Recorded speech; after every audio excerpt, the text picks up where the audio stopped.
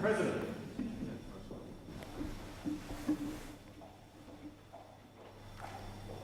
Almighty God, we humbly beseech Thee to vouchsafe Thy special blessing upon this Parliament, and that Thou wouldst be pleased to direct and prosper the work of Thy servants to the advancement of Thy glory and to the true welfare of the people of Australia.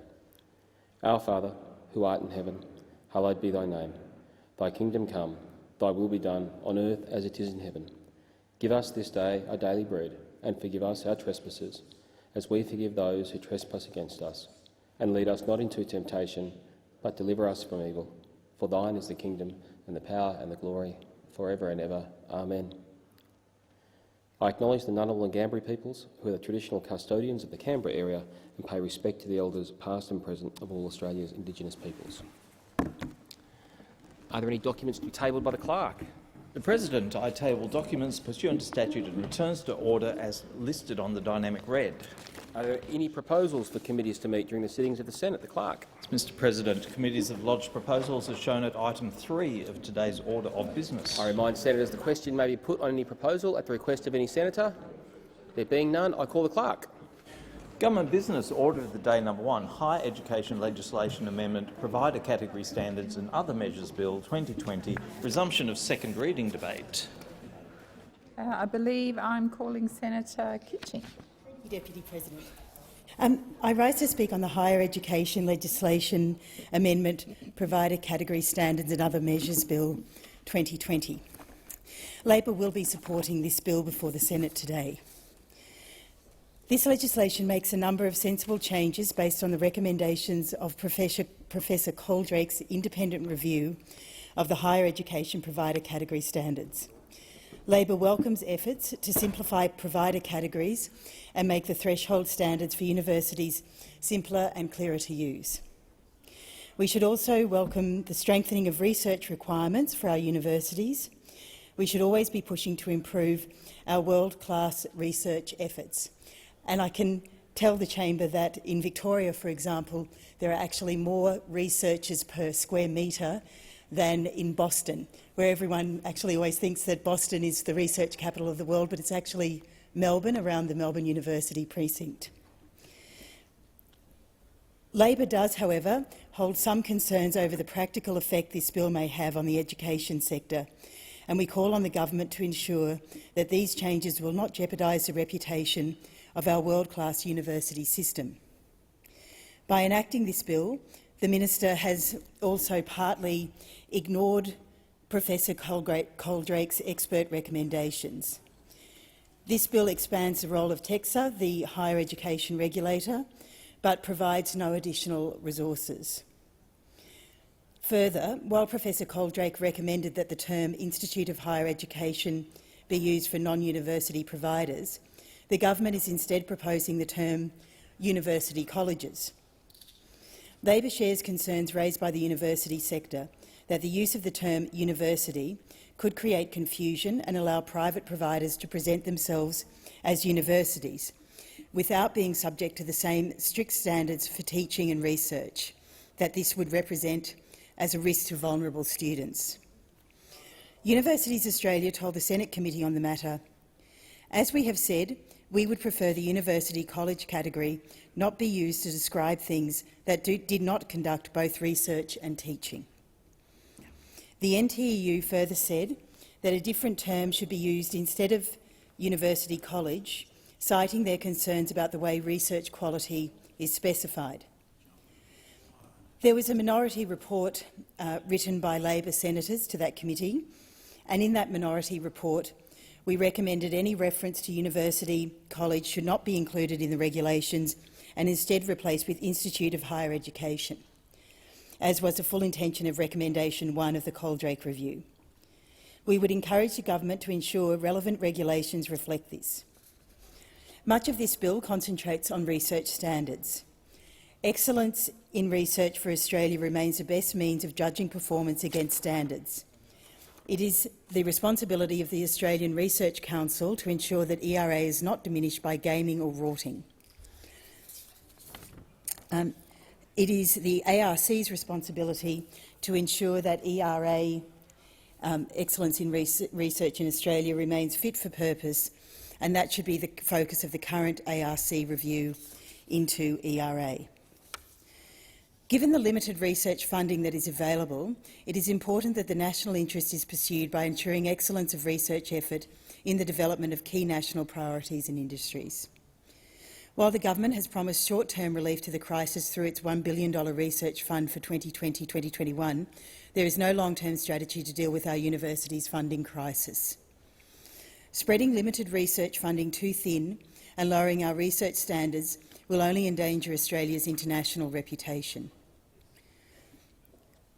Labor does support the Provider Category Standards Bill. We know that the Liberals this current federal government has really underfunded Australia's world-class university sector. At the end of last year, there was a deal done in this chamber with Centre Alliance, which hiked up fees for thousands of students, many of whom will now be paying more than double. Madam Deputy President, I myself was the recipient of quite a classical education, and I think it's incredibly important to maintain that, to maintain critical thinking, Socratic method in our universities and, in fact, in the students that we produce in this country. That kind of learning is very important in order to have a civil society and, in fact, to ensure that our civilisation, a Western liberal democracy, is maintained. When I look at the cabinet of this government, every single member of that cabinet went to university. But what we want to ensure is that all children can have the opportunity and the same chance to go to university. The proportion of people in this parliament who have received a tertiary education would be far higher than the average in the community. And I think that we all deserve, and all children deserve, that opportunity.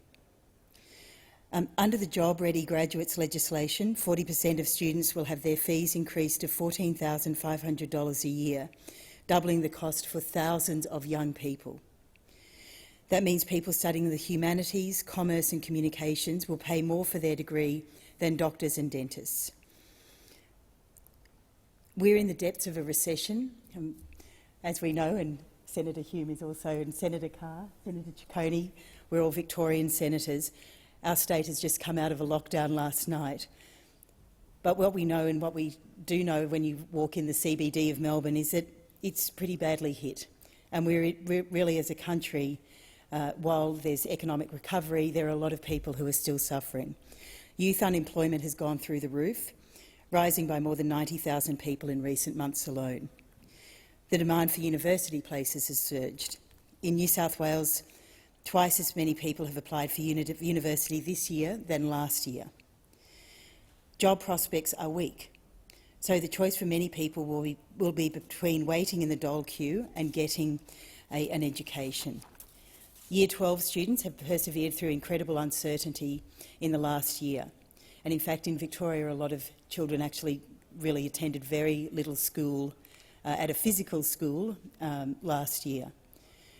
So the last thing we should be doing now is making it harder and more expensive for children to get an education and get into university. We have been urging the federal government to finally step in and help universities to save jobs. Since then, more than 17,000 university staff have lost their jobs around the country, with thousands more to come. So, for example, University Australia forecasts 21,000 job losses in coming years. What we do need to do, and what this government needs to do, is step up to ensure that these job losses are sort of ceased, are as minimal as they can make it. They've done nothing to stop these job losses. In our fourth largest export industry, the Prime Minister has shown really very little interest in the thousands of university staff losing their livelihoods or the communities that depend on their jobs. The federal government has actually excluded public universities from JobKeeper. The rules have been changed to ensure that those employed at universities don't qualify for JobKeeper. When I think about regional universities, the impact of the coronavirus pandemic is going to be devastating upon them, and is in fact already so. Universities support 14,000 jobs in regional Australia. We're talking about academics, tutors, the admin staff, library staff, catering staff, ground staff, cleaners, security. All of these people depend, in regional towns, depend on those universities for their jobs. All of those people, remember, have families. They're all trying to make ends meet. We're relying on our brilliant universities and their researchers to find a vaccine for COVID-19. But in fact, this government has done very little to protect their jobs. Our record on universities is good. The last Labor government opened up universities, giving an additional 190,000 people a higher education. And that is what we should still want, what this government should want. We boosted investment from $8 billion in 2007 to $14 billion in 2013. Under these policies, we saw a new diversity in our universities. Because of Labor's policies, the number of students from poorer backgrounds was up by 55%. Indigenous student numbers had jumped up by 89%. Enrolments by students with a disability had more than doubled, and enrolments by students from country areas had grown by 48%. These are the kind of goals that should be driving any government's education policy, and they're the aspirations that will continue to define Labor's policies at the next election. I commend the bill. We support the bill, and thank you, Deputy Thank President. you, Senator Kitching. Senator Faruqi. Thank you, Madam Deputy President. I rise on behalf of the Greens to speak to the Higher Education Legislation Amendment, Provider Category Standards and Other Measures Bill 2020. This bill seeks to make changes to the TEXA Act to implement recommendations of the Provider Category Standards Review undertaken by Emeritus Professor Peter Coldrake. The bill will facilitate the overhaul of higher education provider categories and the standards to which higher education providers are held. The government claims the main goals are to raise standards and simplify the processes for universities to follow in order to meet those standards. Other proposals in the bill are to ensure prospective First Nation students are eligible for student assistance grants, give TEXA the ability to regulate undergraduate certificates, make changes to provider registration, take control of student records when an institution shuts down, and ban the inappropriate use of the word university in domain names. While the Greens will be supporting this bill, we are concerned about some of the proposals from the government and about what will be included in the eventual regulations provided for by the bill, and about the government's continued use of framework bills to bypass parliamentary scrutiny.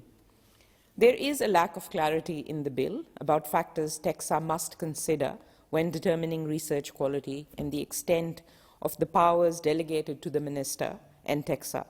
We oppose the government's stated intention to use the category title University College for high-performing non-university higher education institutions in the forthcoming instrument.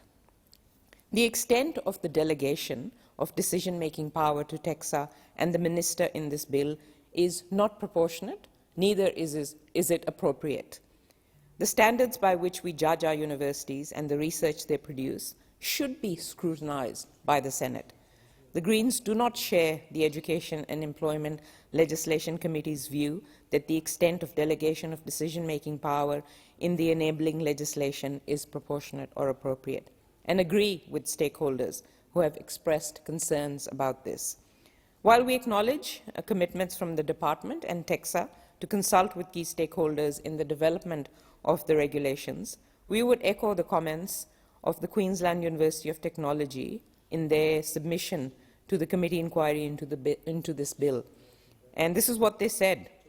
It is surely the Senate's prerogative to consider all sides of a complex argument and exercise its legislative authority when a significant change is on the table that has the very potential to be materially consequential to the management and perception of Australian tertiary sector as a whole. At the very least, the primary legislation should set clear guidelines for the establishment of threshold standards in the regulation to ensure appropriate parliamentary oversight and legislative boundaries. The Greens share concerns expressed by the National Tertiary Education Union with respect to the lack of clarity in the primary legislation about how threshold benchmarks of research quality will be developed by TEXA. At the moment, proposed benchmark standards appear to suggest that Excellence in Research Australia outcomes will be used to determine quality. They don't say much else. I note that ERA is currently under review and that many academics and other stakeholders do have concerns about transparency in regard to the methodology used to assess outcomes, particularly in the humanities, arts, and social sciences. At a time when the humanities are under sustained attack by this government, it is particularly important to ensure the standards used to judge the quality of HAS research are fair and are able to properly evaluate cross-disciplinary research. I acknowledge TEXA's assurances that metrics other than ERA outcomes will be used to determine quality. However, this commitment should be included in the primary legislation rather than left to the discretion of the Minister and the government agencies. I will move an amendment in the committee stage to ensure that that can happen and to make sure that in developing the regulations determining the quality of research, we can actually include that. TEXA must take into account a variety of qualitative and quantitative factors and specify what they are and why they have been chosen. As the committee report identifies, many submissions and witnesses were opposed to the government's proposed use of the category title University College for high-performing non-university higher education providers. I share those widely held concerns that using the term University College risks inaccurately redefining what it is to be a university.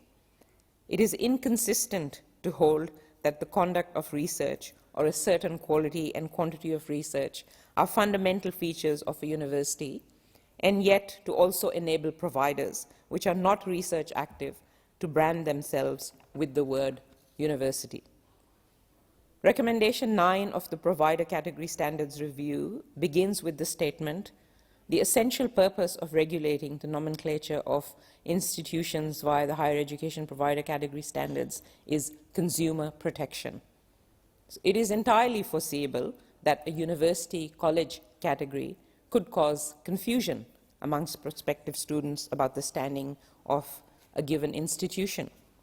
The government has not provided policy rationale for discarding the clear recommendations of the PCS review to title the category National Institute of Higher Education.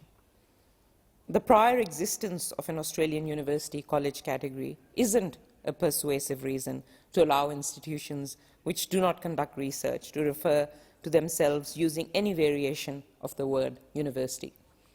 Likewise, we do not consider the desire of non-university higher education providers, many who operate for private profit, to brand themselves as university colleges, a particularly compelling reason to risk confusion among students and the public and a decline in the perception of university quality. In drafting the instrument, the government should implement the original recommendation of the Provider Category Standards Review to title the non-university category of high-performing higher education institutions as National Institute of Higher Education. I will move a second reading amendment to this effect. At the recent Senate inquiry into this bill and the National Aboriginal and Torres Strait Islander Education Consortium spoke to the goal of a future First Nations university in Australia and brought the importance of Indigenous representation in the determination of research standards to the fore. They spoke of the need to consider First Nations research and scholarship against appropriate standards which take into account Indigenous knowledges and are aligned with benchmarks of global Indigenous research. Professor Steve Larkin, CEO of the Bachelor Institute of Tertiary Education, noted that, and I quote, "There has been a history of telling us that research has been quality and having impacts and outcomes that haven't necessarily aligned with our world view or our priorities, and that the analytical framework of research assessment tends a lot of the time to be westernized or oriented. It is almost a subtle form of assimilation in an intellectual space. Our systems of assessing research quality must ensure the unique position of First Nations research and scholarship included in the setting of benchmark standards, and that First Nations voices are prominent in the determination of the standards used to assess Indigenous research.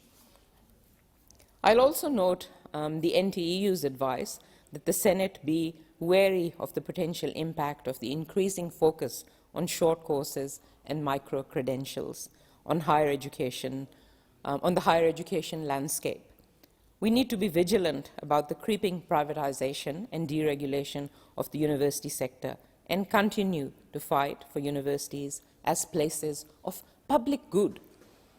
Indeed, the Liberals' willingness to throw money at short courses through the budget and job maker programs without corresponding funding for meaningful long-term qualifications tells us everything we need to know about the fragmented, profit-driven future they see for Australian post-secondary education. And it is an appalling future that we must resist. The Greens value high-quality research.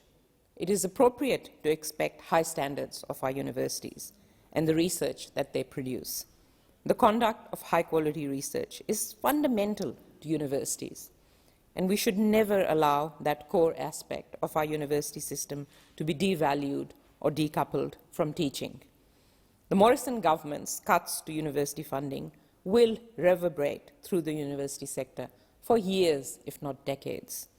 This is a sector already reeling from the effects of the coronavirus pandemic and decades of austerity. The paltry amount of new funding for research in the 2020-2021 budget will not go anywhere near to covering the funding shortfall caused by the COVID-19 pandemic and years of funding cuts.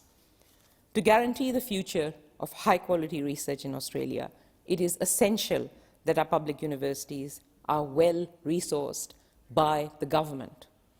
University staff should enjoy secure work and good conditions. Social, economic, and institutional barriers to diversity and inclusion in university education and the field of academia itself should be knocked down.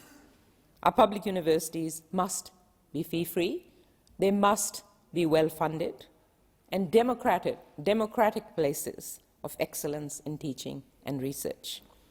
Madam Deputy President, I move the Greens' second reading amendment. Thank you, Senator Faruqi. Senator Chandler. Thank you, Madam Deputy President. My apologies, and it is a pleasure to rise today in support of the Higher Education Legislation Amendment, Provider Category Standards and Other Measures Bill 2020. The bill proposes to amend the Tertiary Education Quality and Standards Agency Act 2011 and will enhance the system design, provider aspiration, research quality and regulatory flexibility within the Australian higher education sector. The bill that we're debating here today will also implement the recommendations of the review of the Higher Education Provider Category Standards, which was completed in 2019 by Emeritus Professor Peter Coldrake, AO. Professor Coldrake recommended amending the provider category standards to clarify and streamline the regulatory framework to ensure it is fit for purpose for all stakeholders, including students, the regulator being TEXA, and current and future providers. The Morrison Coalition Government accepted all 10 of the review's recommendations, with the key recommendation proposing to simplify and enhance the categorisation of higher education providers in Australia. A key recommendation from this review has reduced the number of domestic university categories from 3 down to 1, being an Australian university, and has reduced the number of overseas university categories from 2 down to 1, being an overseas university. In addition, a new university college category has been created to better recognise high-quality non-university providers. The university college category will introduce a mark of quality and better signal diversity and differentiation in the non-university sector. It will provide an opportunity for the highest quality providers to operate in regional and thinner markets without the burden imposed by the need to undertake research that other university categories might have. The new categories also clarify how the quality of research activity will be assessed in the Australian university category, giving more certainty to institutions about the expectations of research quality. The bill that we're debating here today will also make provisions to protect the word university from being misused in internet domain names, and I think this is a really important provision to be included. This will limit the ability of an organisation to mislead the public by claiming to be something that they are not. Use of the word university for an Australian internet domain name will require ministerial consent, and this measure is consistent with the existing provisions that protect use of the word university in company and business names. Where a domain name has been issued with university somewhere in it and there is no record of the minister having provided consent, the purchaser will be asked to seek that consent retrospectively. If consent is not provided, use of the domain name will be suspended by the domain administrator. As I said, fundamentally, Madam Deputy President, this is about ensuring that the public is not being misled as to what may or may not be considered a university, and these changes align with similar provisions that protect the use of the word university in company and business names. The Higher Education Legislation Amendment Provider Category Standards and Other Measures Bill 2020 also will include reference to the Australian Qualifications Framework qualification type undergraduate certificate in the definition of higher education award. It will allow the Tertiary Education Quality and Standards Authority, TEQSA, to extend the period of a provider's registration or course accreditation more than once, which will help TEQSA manage its regulatory workload better and provide low-risk providers with additional flexibility, including in response to the COVID-19 pandemic, and allow review by the Administrative Appeals Tribunal or the AAT of a decision by TEQSA not to change a provider's category if this was requested, to ensure that there is an appropriate review and appeals mechanism in place. The Morrison Coalition Government, Madam Deputy President, understands that higher education plays such an important part in Australia's future, helping to educate and upskill the next generation of workers for life in the workforce. And this bill that we're debating here today is just one part of our broader policy agenda in this space. It is so important right now that we ensure that Australians are being trained with the skills that our community and our country will need now and into the future. History has shown us that the makeup of the workforce changes over the years, so we need to be continually wary of what skills the workforce requires and ensure that our higher education providers and our skills and training providers are equipping the next generations with the right skills for the workforce that they will be entering. This is something I spoke about in my first speech in this place. We need to ensure that growth occurs in the areas of the greatest need and demand. And it's therefore, I think, Madam Acting Deputy President, incredibly prudent that our higher education institutions deliver training in these growth areas of the economy. In September, the Morrison government announced funding of $326 million for an additional 12,000 new supported university places from this year. And in October last year, the Parliament passed the government's Job Ready Graduates legislation, which will grow the number of university places for domestic students by 100,000 in 10 years. That's more young Australians who are going to benefit from the opportunity to get a university education. And it will also make degrees more affordable in areas of expected job growth to encourage students to tailor their studies to learn the skills that will be in demand. Students will pay less to study in areas including teaching, nursing, agriculture, maths, science, health, environmental science, information technology and engineering.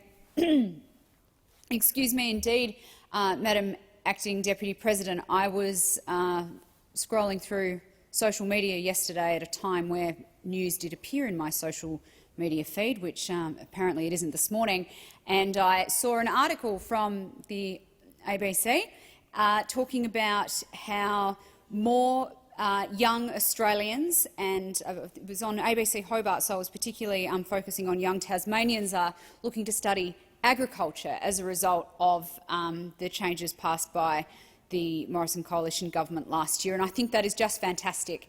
Coming from Tasmania and knowing the strong agricultural background of our state, I'm so pleased to see that more young people are looking to agriculture as a potential career path, because not only is it a great industry to be working in, and I know many who do work in the agriculture industry, but it also ensures that we are getting more young people out into the regions where agriculture plays such an important part of the local economy, and encouraging young people to live in regional areas, which, I mean, I was very lucky to grow up in a regional area, and I know what an amazing experience that was. So I hope many young Australians and many young Tasmanians will now look at agriculture as a career path and choose to pursue that, and hopefully live in some of the more regional spots in Tasmania, because it really is a beautiful place to have a life.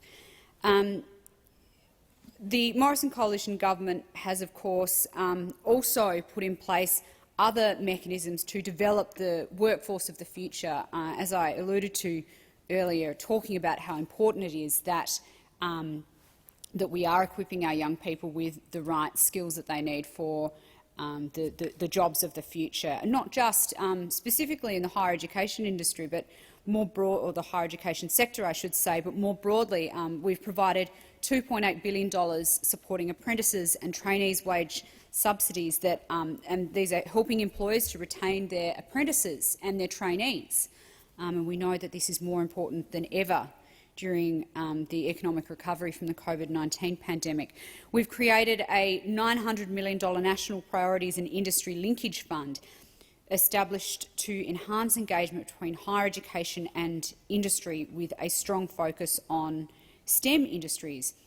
And we provided $7 million to subsidise short courses in areas of national priority. So, as I said, Madam Acting Deputy President, the Morrison Coalition government has always been committed to ensuring that our young people have the appropriate skills that they need for the future workforce, and given what has happened in the last 12 months with the COVID-19 pandemic, we know just how important it is that those linkages are supported, and that young people are provided with good options in terms of study that will link them to a job in the future. And these education and training opportunities, I think, will make Australians job ready, and particularly will make young Australians job ready, and will help our country bounce back from the global pandemic. So, in conclusion, Madam Acting Deputy President, the Morrison Coalition government is continuing to work hard to deliver better education and training outcomes for Australians, to ensure they have the skills they need to successfully find a job, to succeed in the workforce, and to contribute to the future of our country, because I think there is no greater dignity than the dignity of work. And the Higher Education Legislation Amendment, Provider Category Standards and Other Measures Bill 2020, which we are debating here this morning, will reduce red tape and simplify the regulation and administration of Australian higher education. And anything that we can do to be reducing red tape within the sector, I think, will only increase our ability for our higher education sector and our training sectors and our education sector more broadly to be responsive to the needs of the future. And as I've said many times already in this contribution, that is more important now than ever. I commend the bill to the Senate, Madam Acting Deputy President. Thank you. Senator Carr. Thank you, Madam Acting Deputy President. I just indicate to Senator Faraki the Labor Party will be supporting your second reading amendment and your amendments. We participated together in this inquiry into this bill, so we're familiar with the terms of engagement. And as Senator Chandler's indicated, much of the matters that are before us involve technical, non-controversial matters. But more substantially, there are questions that this government claims this bill is about, that is particularly those in regard to the raising of standards in universities, which do require closer examination. And this is in the context of a government approach to universities, which I say involves a consistent and systematic hostility to the way in which this government has approached universities, and therefore it's appropriate that we view the claims about the raising of standards with some scepticism. It's claimed that this bill applies to the findings of the review of higher education provider category standards undertaken by Professor Peter Coldrake, which reported back in 2019. It's also claimed that the bill will simplify the processes that universities need to follow. It is doubtful whether the bill, as it stands, will do any of these things. To understand why, it is necessary to consider how this bill works alongside the related bill of university funding, which passed the parliament last year in this chamber by one vote as a result of some of the shifty arrangements entered into with the cross benches. Consequence of the bill becoming law led to a substantial cut in funding of about $1 billion a year. And the link between the funding of student places and the funding of research was also severed. The government also provided a stopgap funding of 1 year. There was to provide support for some research projects. So we have before us now a bill that purports to raise university standards, including the setting of revised research requirements, in the context where universities are being asked to do more with less. So we have a bill that appears to confuse the aims of the simplification with the aims of enhancing research performance.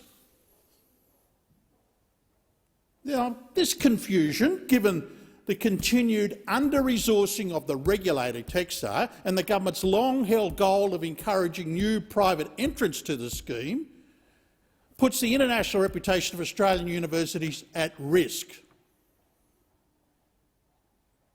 And this is in the context where the government is having a persistent war against our researchers in the name of national security.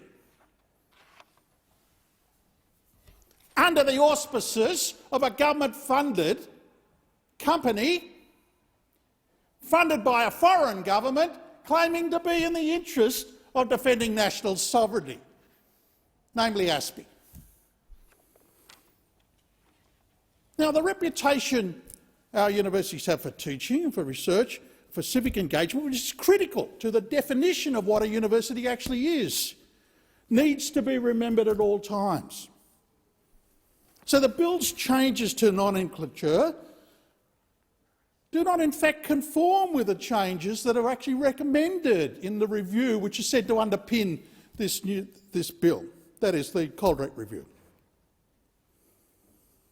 So it does raise the question whether the government's real motive is the declared aim of raising standards, or whether the real purpose of the bill, together with the funding changes, is to increase the role of the private providers in higher education.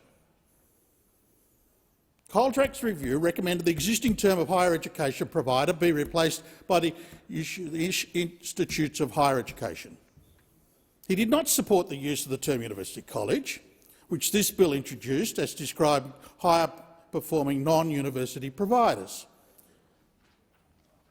Is it little any wonder that this term creates confusion? Is it reasonable to suggest maybe that's deliberate?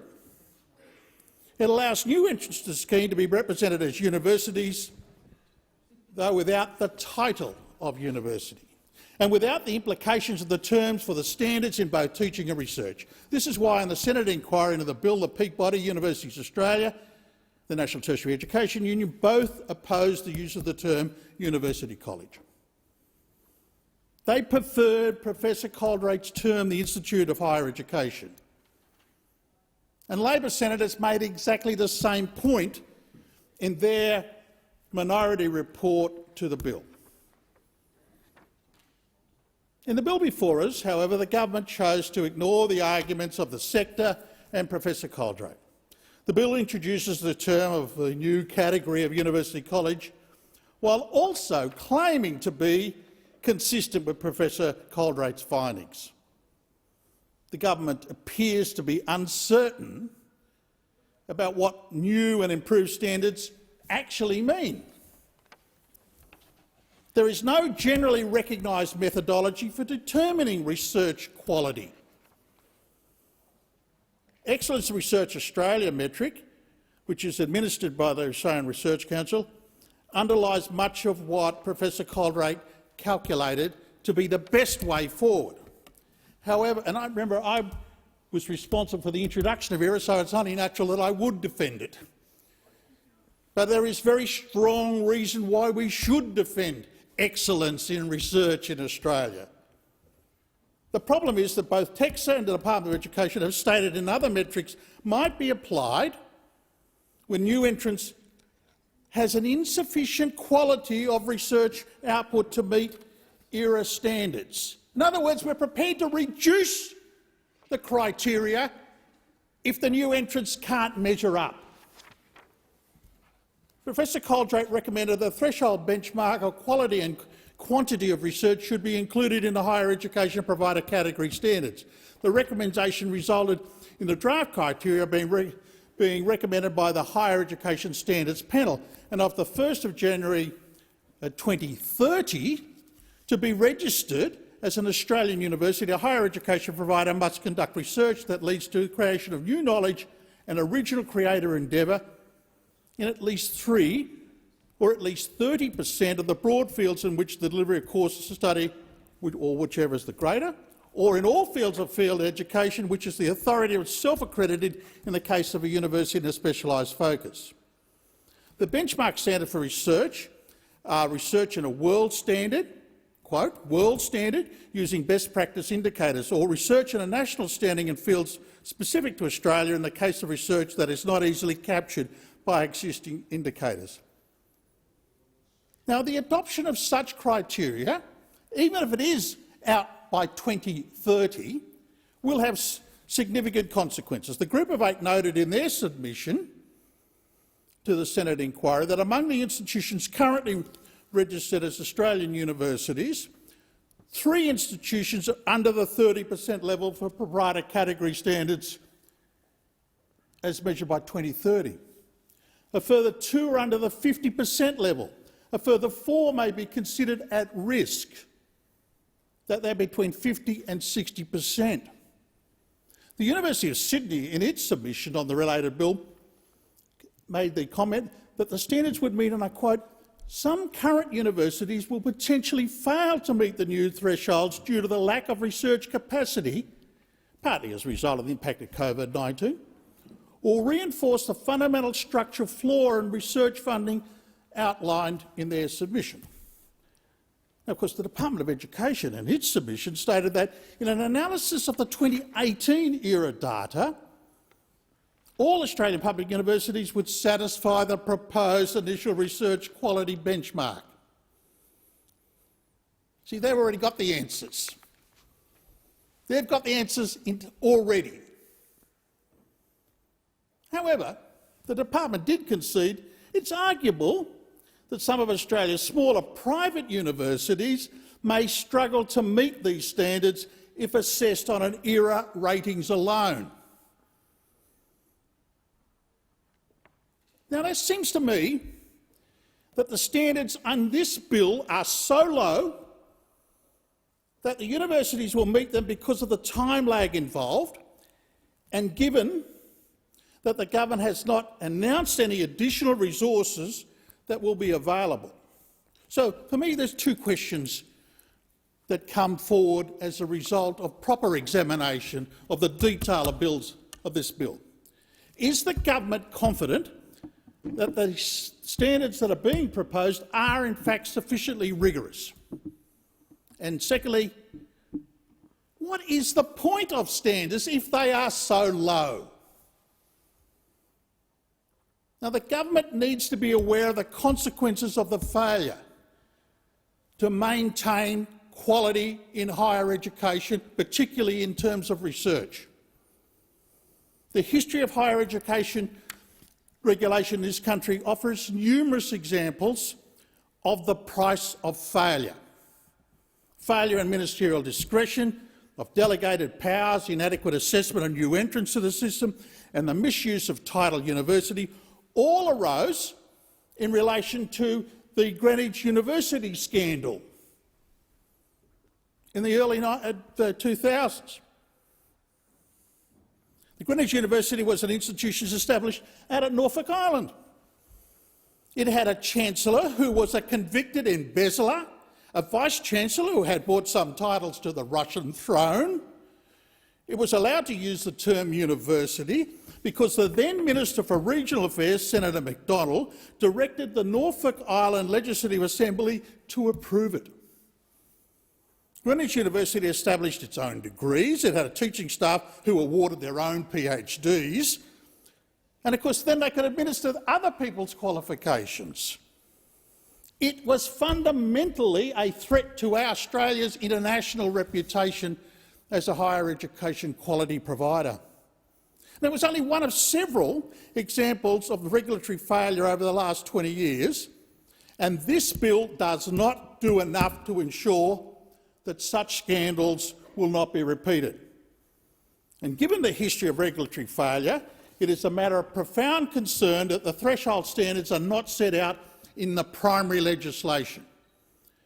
The Minister stated that to do so would be an impediment to innovation.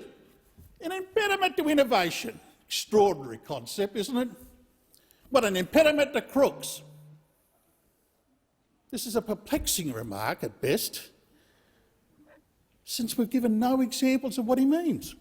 Incorporating standards in primary legislation would not prevent changes being made to them, but it would allow a higher level of parliamentary scrutiny and oversight than is possible in delegated legislation.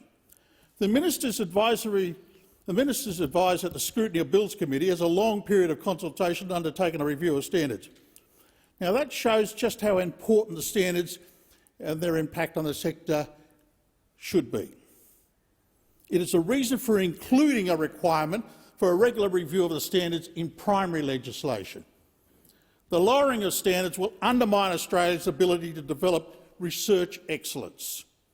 It will weaken our international research collaborations and make this country less attractive to international students. The application of provider category standards is not an abstract or obscure policy matter. It is not just a technical question. It's about, and in fact, if we repeat the failures of regulatory disasters like Greenwich University, or repeat the previous farcical international policies we've seen, the new entrants cannot be allowed to dilute the quality or the reputation of Australia's higher education system. The government's decision to remove research funding from the allocation of Commonwealth supported places has made the problem even more acute. And so despite the government's stopgap measure of providing extra money for 1 year, the long-term funding crisis of our research system in this country remains. The spreading of limited research funding too thinly across the system endangers our international reputation. ERA remains the best means of judging performance against those standards, and the Australian Research Council should do its job properly. I am deeply disturbed that it at the moment is not, and it should ensure that the ARC focuses on ensuring that it is able to build the research capability of this nation and protect the reputation of our researchers and their place within Australia's international research Senator contribution. Carr, your time has expired. Thank you. Senator Davey. Thank you very much. I rise to speak on the Higher Education Legislation Amendment, Provider Category Standards and Other Measures Bill. But before I get into the details of the bill, I do want to pick up on an issue that was raised by my colleague Senator Chandler. Well, it's not an issue, it's actually a success story. And it is a success story of this government's commitment to higher education and reform. Because of changes that this government passed last year, we are already seeing the results of those changes. The ABC reported this week that the enrolments in agriculture courses in the university sector are booming.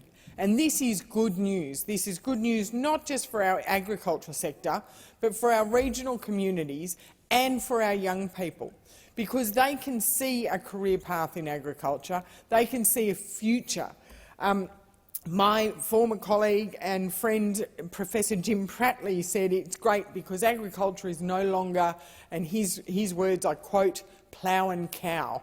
I thought that was a great quote. Agriculture is all-encompassing. It is now high skill, high technology, and a real career option for young people who don't want to spend their futures locked in an office working 9 to 5. They want the challenge, they want the excitement, and they want the variety that agriculture provides. And agriculture in particular is so exciting. There are so many innovations happening in agriculture at the moment, and it is all-encompassing. You can work in agriculture and IT. You can work in agriculture and climate change. You can work in agriculture and product innovation. So I am very pleased that as a result of this government's reform, we are already seeing that have real outcomes on the ground, and this is practical outcomes. And this I am sure that we will see further results from our reform in higher education to get more job-ready graduates, to have more people go through the higher education system and come out the other side actually qualified to work and ready to work. I think it is fantastic, and it is proof also that our government is absolutely committed to trying to reduce the education gap between regional and urban students. Our government will be spending more than $400 million over the next 4 years, including for more university places for Australian students, and the fastest growing part of that will be in regional universities. And we know if you learn in the regions, you earn in the regions. We have seen it time and time again. If people go out to the regions, experience regional living, they love it out there. So I'm very proud of our government and the National Party's commitment to regional education. And we are increasing the Commonwealth Grant Scheme funding to regional university campuses by 3.5% per annum. Our annual grants for regional universities to enable them to develop research partnerships with other education providers and/or industry collaboration is going to be over $48 million. And that's really important. The industry collaboration part of that is so vitally important because that is research that will make a difference. It is research that industry knows is needed to fill the gaps. We've also got new regional partnerships project pool to support activities aimed at young regional school students to increase their participation in university. We've allocated $21 million to establish additional regional university centres, and the Education and Employment Committee heard last year from Mr Duncan Taylor of the country university centres just how important it is for people to be able to progress a university course from their home base. We know access to university is one of the biggest impediments for regional people seeking to get higher education. We're spending almost $178 million from 2021 over 4 years to support higher education students from outer regional and remote areas who have to relocate to undertake full-time study. And early this year, we hope to establish a Regional Education Commissioner to monitor the government's regional education strategy and to provide further advice to address the barriers for regional and remote students that face to access higher education. All of these are critical initiatives that make a difference in the education attainment and opportunities for people who live in country Australia. And so, to complement all of that work, we need this bill to pass. It simplifies university classifications. I mean, who knew I always thought a university was a university. Who knew that we had multiple classifications of university? It is common sense to streamline that and to just have a single category of what is an Australian university. And the ability to then have to identify the highest quality higher education institutions that don't do research, so they don't fall into the university category, but allow them to be called university colleges. This will have very good outcomes in regional Australia, because we all know that when it comes to education, one size fits all, doesn't fit all. And we also know that being able to undertake university quality research and development, but research in particular, is not a simple process. And so by allowing university colleges to exist, we are allowing people to access high-quality education without also having those increased burdens, and allows our universities to concentrate and focus and be the preeminent institutions of research that they are. This, however, the university college category will allow a pathway for institutions to grow and to develop, and maybe, if it is their goal, maybe then progress to becoming a university.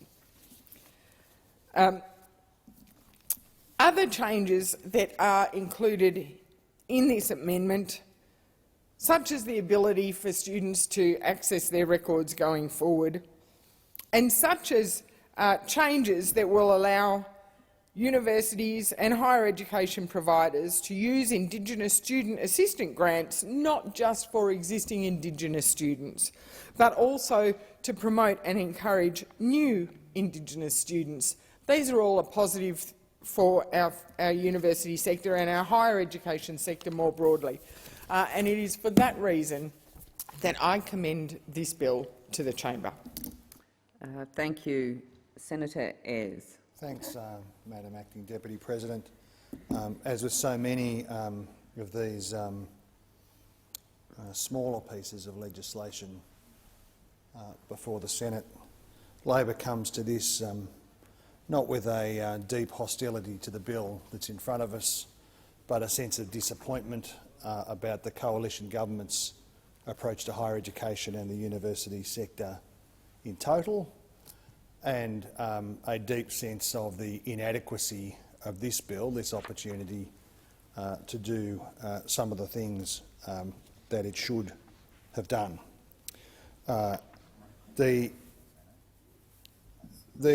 So many of this government's approaches to issues are driven by the bigotry and prejudice of dominant members of its backbench to particular sectors of society. We saw that last night in the passage of a bill that abolished the Family Court of Australia, which has been a mainstay of modern Australia's approach to family law, to treating men and women equally and looking after the interests of children. And we see it more broadly because of the issue in the area of higher education, because of the prejudice of some, the scepticism of others, and the ignorance of the bulk of the coalition backbench, that hostility is borne out in a hostile legislative agenda to the university sector. And, you know, you only have to listen to the bellowing out during question time, the scepticism towards experts, the hostility to expert advice and research, the weird muttering about cultural Marxism. I mean, I've hung around with a lot of Marxists in my life. I've never really known what a cultural Marxist is, but apparently it's a bad thing. It's a bad thing, and it's part of the sort of sneering of those opposite about the university sector as if they are some kind of privileged elite. Instead of what they actually are people who have worked hard all of their lives to get the qualifications that are necessary, to have done the actual research based upon the evidence, to have engaged in a battle of ideas to deliver research that matters whether it's in agriculture or science or business or commerce or law or indeed foreign relations, into defence, into a whole range of questions that are vital for the future of our country and the communities that we seek to represent in this place, and vital for our national interest. Of course, universities also do teaching that matters to domestic graduates, and as my colleague Senator Davey pointed out, that matters in particular in a regional context. She is right to say that if you learn in a regional university, you are most likely, much more likely than other school leavers, to continue to work in the community that you've got your higher education in. Universities are of immense economic and cultural and research and teaching and learning benefit to the communities that they are in, no more so than those universities that exist in our regional centres. And Senator Davey is also correct to point to the vital role of agricultural research in our publicly funded universities. It is a shame, of course, that under successive governments over the last 30 years, the amount of publicly funded agricultural research in Australia has declined significantly, and that the uptake by the private sector of privately funded agricultural research and product development research has not filled that gap. And what that means is that in agriculture we've got much more short-term research focused on the interests of business rather than the long-term public research that is required to deliver a long-term benefit for Australian farmers and Australian agriculture more broadly, and to anticipate the kind of threats and the kind of challenges that our agricultural sector faces. The government's legislation, the government's legacy, I should say, on higher education is a disgrace. And it will be regional universities that will be the hardest hit. And this bill does nothing to develop a stronger policy platform in universities. Regional universities support 14,000 jobs. They're critical to the future development of regional Australia, and they are already reeling under the impact of government cuts. Charles Sturt University, $80 million revenue decline, nearly $50 million projected budget deficit, up to 110 full-time equivalent jobs gone in June, second round in September, an estimated $73 million worth of extra debt under the fee changes that this minister has presided over, and 63% of that additional debt will be paid by female students. 48 courses cut, 7 revitalised, 61 modified. Not modified to make them better, modified to make them worse. At the Wagga Wagga campus, cuts to psychology, business, IT, creative industries. Psychology courses have been moved to different campuses or gone online. The Wagga Wagga campus of Charles Sturt University has a proud tradition of theatre. Their community has had to come together to save the theatre at Charles Sturt University, and in particular the Riverina Playhouse. Dr Dominic Sweeney said, "Creative arts has been slowly wiped out in Wagga over the last 15 years. It feels like we're getting closer to losing it altogether. But we're an integral part of the community. We're not a waste of money." The response of the local member, Mr McCormack, who, as I understand it, is still the Deputy Prime Minister, said, "I would not expect any institution or business to offer services or goods which are not financially viable. In this case, taxpayers' money should not be wasted to support a course which is not adequately patronaged." To this day, until today, wasn't aware that patronaged was a word. The psychology degrees, he went on to say, and others besides, will still be offered online, which will mean students looking to study these degrees will stay in Wagga and look to seek employment here when they complete their degree. Well, what a mean-spirited, shallow response. The richness of country communities comes in no small part due to where there has been a capacity, sometimes levering off the university system, sometimes levering off people in our high schools, sometimes the endeavours of local creative arts people brings life to country towns. And here we have the federal government delivering cuts that have taken this away. In Dubbo, the Bachelor of Education, Early Childhood and Primary, and the Bachelor of Educational Studies cut. Port Macquarie, Exercise Science, the Bachelor of Human Services axed. Orange, cuts to science, postgraduate sustainable agriculture, courses axed. There's been a report on the roundtable meeting with regional universities. The acting Vice-Chancellor, Charles Sturt, said increasing the cost of studying social work, behavioural studies and psychology as part of the federal government's proposed fee restructure could have adverse impacts on the rural and regional mental health workforce and the community. Mr G, in response, said he would take all of the issues raised at the roundtable back to the National Party room to get the viewpoints of other country MPs on what our position should be. I mean, what a stimulating discussion that must have been, if it ever, in fact, happened. Southern Cross University, in the electorate of Mr Hogan. In fact, I noticed Mr Hogan was the only MP who wasn't on the list of who was for or against or unsure in terms of nuclear power this morning. I wondered, he often goes missing when the hard questions are asked, Mr Hogan. Senator McGrath was there, long-term proponent of expensive nuclear power stations in coastal areas in Queensland. We saw Senator McGrath there. He's always blowing hard on these issues, particularly when there's a pre-selection coming up in Queensland. In Southern Cross University, $58 million funding shortfall. Over 25% of students in 2019 were international. No action from the Commonwealth Government to deal with this.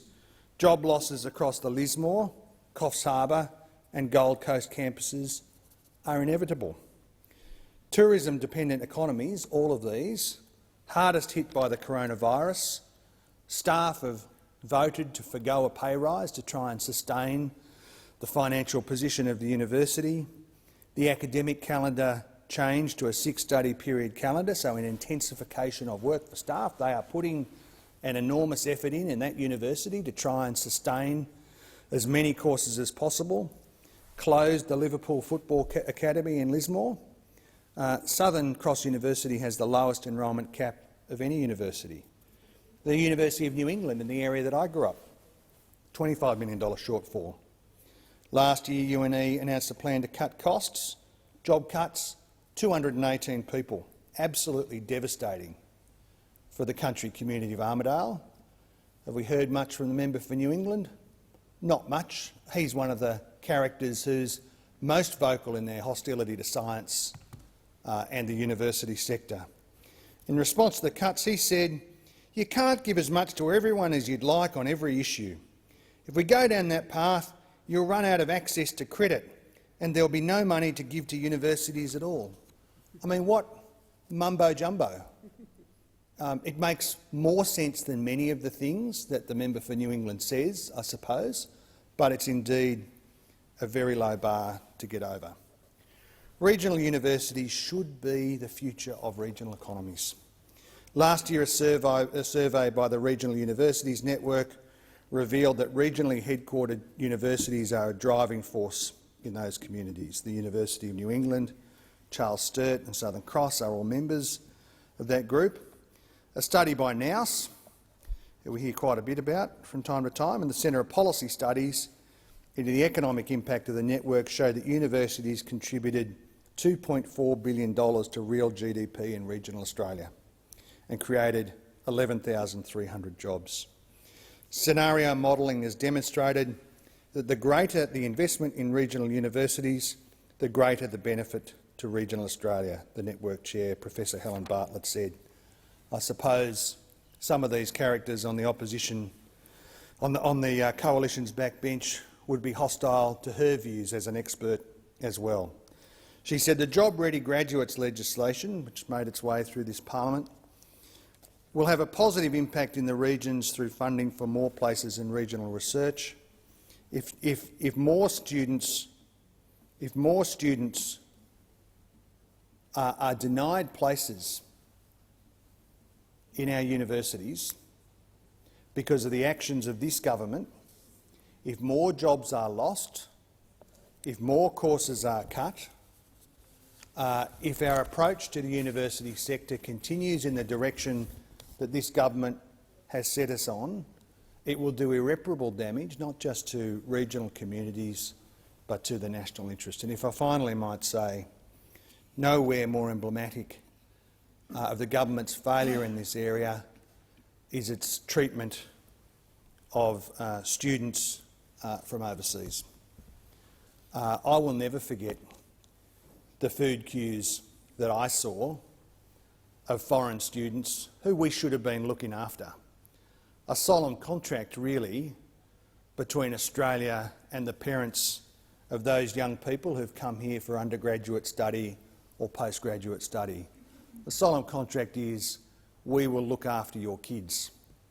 And I don't know how it is possible for anyone to conceive of their own kids studying in a foreign university being forced into food queues to sustain themselves, but the enormous reputational damage that has been done by the last Minister for Education, the new Minister for Education, the Prime Minister in this government to the reputation of Australia's higher education sector and its capacity to do its job on behalf of all Australians will be long-lasting and very difficult to reverse in what I hope is a future Albanese Labor government. Thank you, Senator Ayres. Senator O'Sullivan. Thank you very much, Madam Acting Deputy President. I rise today to speak on the Higher Education Legislation Amendment Provider Category Standards and Other Measures Bill, and I intend, unlike speakers before me, to actually speak about the particular subject of the bill and to really focus on what the Morrison government is intending through this bill and what we'd like to see achieved to improve, continually improve the university and education sector more generally. This government is incredibly focused. Everything that this government, the Morrison Liberal government, everything that this government does has one identifiable goal. That is to make life better for Australians. Whether that be lowering the cost of living or making it easy to find a job or making and keeping Australians safe or supporting the country, as we're doing right now through this once-in-a-century pandemic, the Morrison government stands with and for Australians. And that is why we are introducing this bill. Working in concert with existing legislation, this amendment will future-proof Australia's higher education system, cutting red tape and simplifying regulation. This bill complements the other reforms to higher education undertaken by this government, including steps to ensure free speech is protected on campus and adjustments to fee structures to ensure that our universities are training Australians for the jobs of the future, for jobs that actually exist, not just jobs that are in the never and that aren't actual practical and are actually going to lead somewhere. The jobs that exist and jobs that we're predicting will exist into the future. We are setting Australians up for the very best opportunities in their lives. The Morrison government wants to ensure that we support school leavers, international students and those looking to gain new skills or to reskill through higher education in Australia. Now, our education system is, of course, an extremely important pillar of our national economy. Pre-COVID, it was one of our largest export industries. with hundreds of thousands of international students enrolled in Australian universities, an increasing number of Australian school leavers enrolling in courses to improve their employment prospects and their horizons. Over 50% of Australians now hold some form of tertiary education, with over 30% gaining their qualifications at university. Now, nothing is more important to Australia's future than a resilient and diverse economy, and our education sector is both a part of this economy and is an enabler of economic diversification. Now, I'm a product of the vocational education system. I didn't go to university. I completed a trade once I finished school. Went to Midland College of TAFE and did my electronics servicing training there. And that might put me in a minority in this place, having not gone to university. Thank you, Senator Searle. I'll take that. But its benefits certainly do not escape me, because Australia, as I was pointing to, the success in seeing many students, many people, a long history going through university, and that you think about the research and the developments that have occurred as a result of a highly educated nation, we certainly bat way above our average. But we owe it to future generations to make tertiary education efficient, robust and effective. This will not only benefit future generations who enrol in courses, but answers to our obligations to the broader taxpayer public who fund the system. So this bill will amend the Tertiary Education Quality and Standards Agency Act 2011 to implement recommendations of the review of the higher education provider category standards. It will introduce a measure to preserving the academic records of students whose higher education provider has ceased to exist. Very important, so there's that portability of that record and that information. It will better recognise high-quality non-university providers, also an important reform in enabling specialised and boutique and unique providers to be able to get the status to be able to provide a quality education. We will recognise through this bill formally to include the new undergraduate certificate qualification type with the higher education system. We'll be making a small number of other adjustments to the legislation intended to improve the regulation of Australia's higher education sector by strengthening the Tertiary Education Quality and Standards Agency registry role. We'll also, through this bill, give effect to an outstanding recommendation from the review of the impact of the TESQA Act on higher education sector report to refer to the threshold standards as a single unified framework, and we'll be replacing references to Indigenous students with the term Indigenous persons to provide clarity around the scope of Indigenous student assistance grants. Now, this final change really is just a simple administrative change referring to an existing definition already defined in the Indigenous Education Targeted Assistance Act 2000. This definition is the standard legislative definition of Indigenous persons used across the Commonwealth Statute Book. So a very minor change, but nonetheless important. The government is confident that our universities will have little trouble in demonstrating the quality and significance of their research against the benchmarks laid out in the threshold standards. The government has ensured that research of national standing in fields specific to Australia is also considered within this benchmark. This will encourage research to and in the national interest and not unfairly penalise smaller regional universities. Now, regional universities form an integral part of our regional economies, as they are, among other things, drawcards for younger people who are vital for a flourishing local economy. It's of utmost importance that these smaller campuses are considered in any changes to higher education legislation. And I'm reassured that the government has undertaken this due diligence. Having sat on the committee, Senate committee that this legislation was referred to, we heard from the regional university sector, and their support of this bill was made very clear. I had the privilege last year of visiting the Pilbara University Centre. Now, Western Australia, as Senator Sterle, my colleague from Western Australia, knows, our population is very much centred down in the south-west corner. Over 80% of West Australians live in the south-west corner, and we have this enormous, vast state that takes up more than a third of the continent, and yet our population is centred in that bottom corner.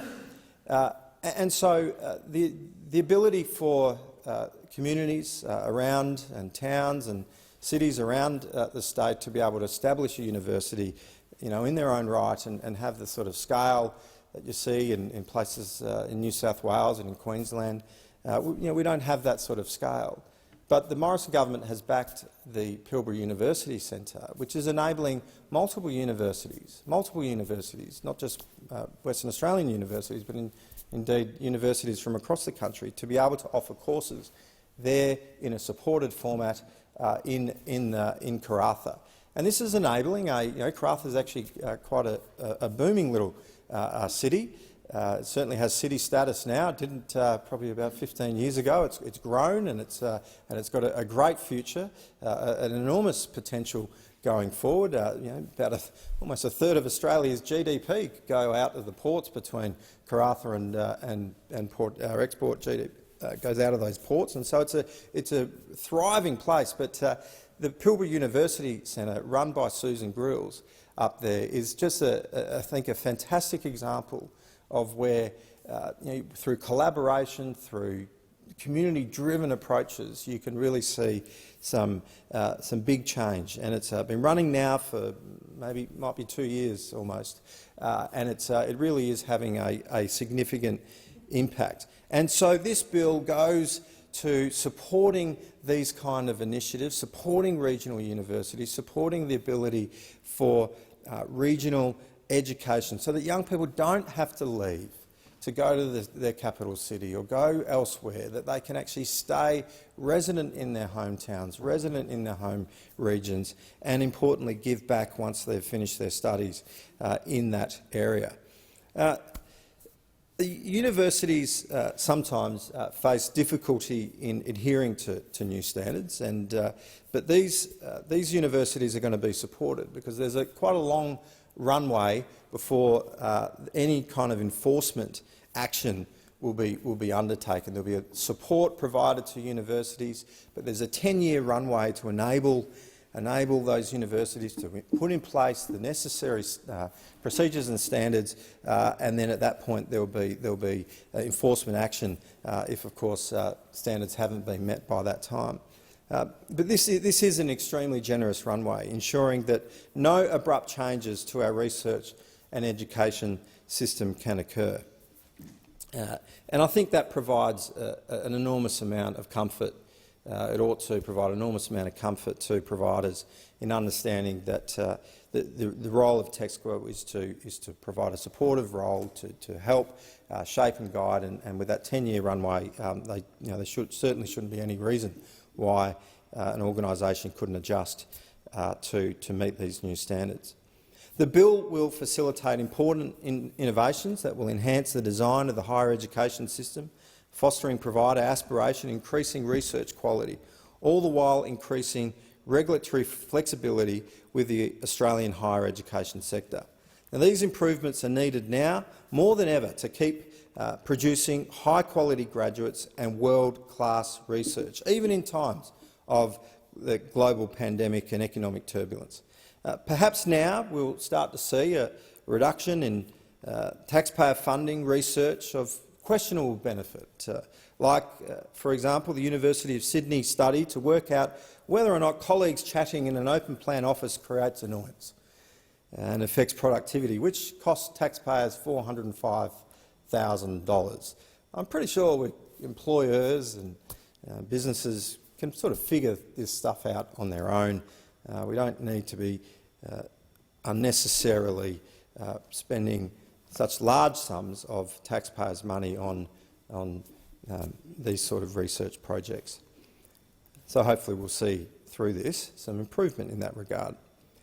Now, some will attack these amendments as the government moving the goalposts on universities, but it's simply not the case. These amendments simply clarify already existing requirements for taxpayer-funded university research. That is, universities already have a requirement to demonstrate that they undertake research that leads to the creation of new knowledge and original creative endeavour. This requirement, however, is not currently defined. And so these amendments will remedy this. Stakeholders have expressed strong support for the direction of these proposed clarifying changes, no doubt. Finally, Madam Acting Deputy President, I want to assure Australians that there will be no change to their privacy with TEQSA collecting and holding their records. This change will, in fact, centralise the database for Australians to access their education records. And it will mean that Australians who attended the now defunct institutions will still be able to access their transcripts. TEQSA will undertake a privacy impact assessment as part of its implementation of this measure, and it will ensure that this handling of personal information under the new provisions in the bill complies with the Privacy Act. And I think that should provide good comfort to Australians wondering about this.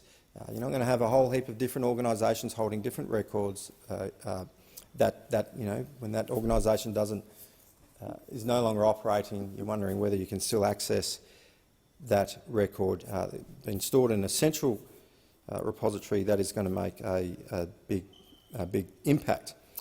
So this comprehensive amendment to our higher education legislation will streamline and improve the sector, and it's pivotal to our future economy. And it is for that reason that I do, in fact, commend this bill to the Senate. Thank you, Senator O'Sullivan. Minister. Thank you, Madam Acting Deputy President, and I thank all senators for their contributions to this debate. The Higher Education Legislation Amendment Provider Category Standards and Other Measures Bill 2020 will amend the Tertiary Education Quality and Standards Agency Act 2011, known as the TEQSA Act, to facilitate implementation of the recommendations of Emeritus Professor Coldrake AO's review of the Higher Education Provider Category Standards. It also makes a number of other amendments to the TEQSA Act and the Higher Education Support Act 2003 to firstly simplify the structure of the Higher Education Standards Framework threshold standards, to guarantee that higher education students will have future access to their student records even if the institution ceases to operate, to protect the use of the word university in Australian internet domain names, and finally to confirm that higher education providers can use Indigenous student assistance grants to assist prospective as well as existing Indigenous students. The bill also demonstrates the government's commitment to the needs of students, employers, higher education providers and the wider community through the creation of higher education standards that support a diverse and high-quality education sector and underpin the reputation and quality of our world-leading universities. I would like to thank the Senate Standing Committee on the Scrutiny of Bills for its consideration of the bill and of the Minister's response to its questions. I also thank the Senate Education and Employment Legislation Committee for its consideration and inquiry report and welcome its recommendations that the bill be passed. In response to the committee's comments, in particular at paragraph 3.93, where a student has transferred to a new higher education provider, the government considers it is reasonable to assume there is an implied consent to access academic records from a previous provider. Indeed, these records will be needed to justify graduating the student in the new provider's name. The government notes the comments and additional recommendations from both Labor and Greens senators. As requested by the Scrutiny of Bills Committee and as recommended by the opposition, the explanatory memorandum has been updated to include the Minister's response to the Scrutiny of Bills Committee. On other matters raised, Madam Acting Deputy President, the government has accepted the view of key stakeholders that retaining a category with the title University College is important to both the reputation and aspiration of high-quality independent higher education providers. A category of this name has been part of the Australian higher education sector since at least 1935, when New England University College was established, which of course became the University of New England. So while it wasn't specifically recommended by the review, it is a reasonable and appropriate response to the review. The Labor Party's call for additional resources for TEXA to administer the new provider category standards is, in the view of the government, unwarranted. As those opposite would be aware, the need for TEXA to assess research quality is not new. The new research quality benchmarks will, however, provide clarity both to TEXA and to institutions on the quality of research required to both achieve and maintain university status. The government considers that the appropriate place for those benchmarks to be specified is in the Threshold Standards legislative instrument, along with all other thresholds and baseline requirements. TEXA's consultative process to develop guidance on how it will assess the benchmarks will provide a further opportunity for universities to contribute their ideas on factors and measures that should be considered and how different disciplines should be assessed. There's no need to specify, indeed, that TEXA take a variety of factors into account, as the Greens suggest, as that's actually the only way that such a threshold can be assessed. Different providers will have different evidence to offer. Again, Madam Acting Deputy President, I thank all senators for their participation in this debate and I commend the bill. Thank you, Senator Payne. I remind senators that the question before the chair is that the second reading amendment moved by Senator Faruqi be agreed to. All of those of that opinion say aye. Those against say no. I think the noes have it.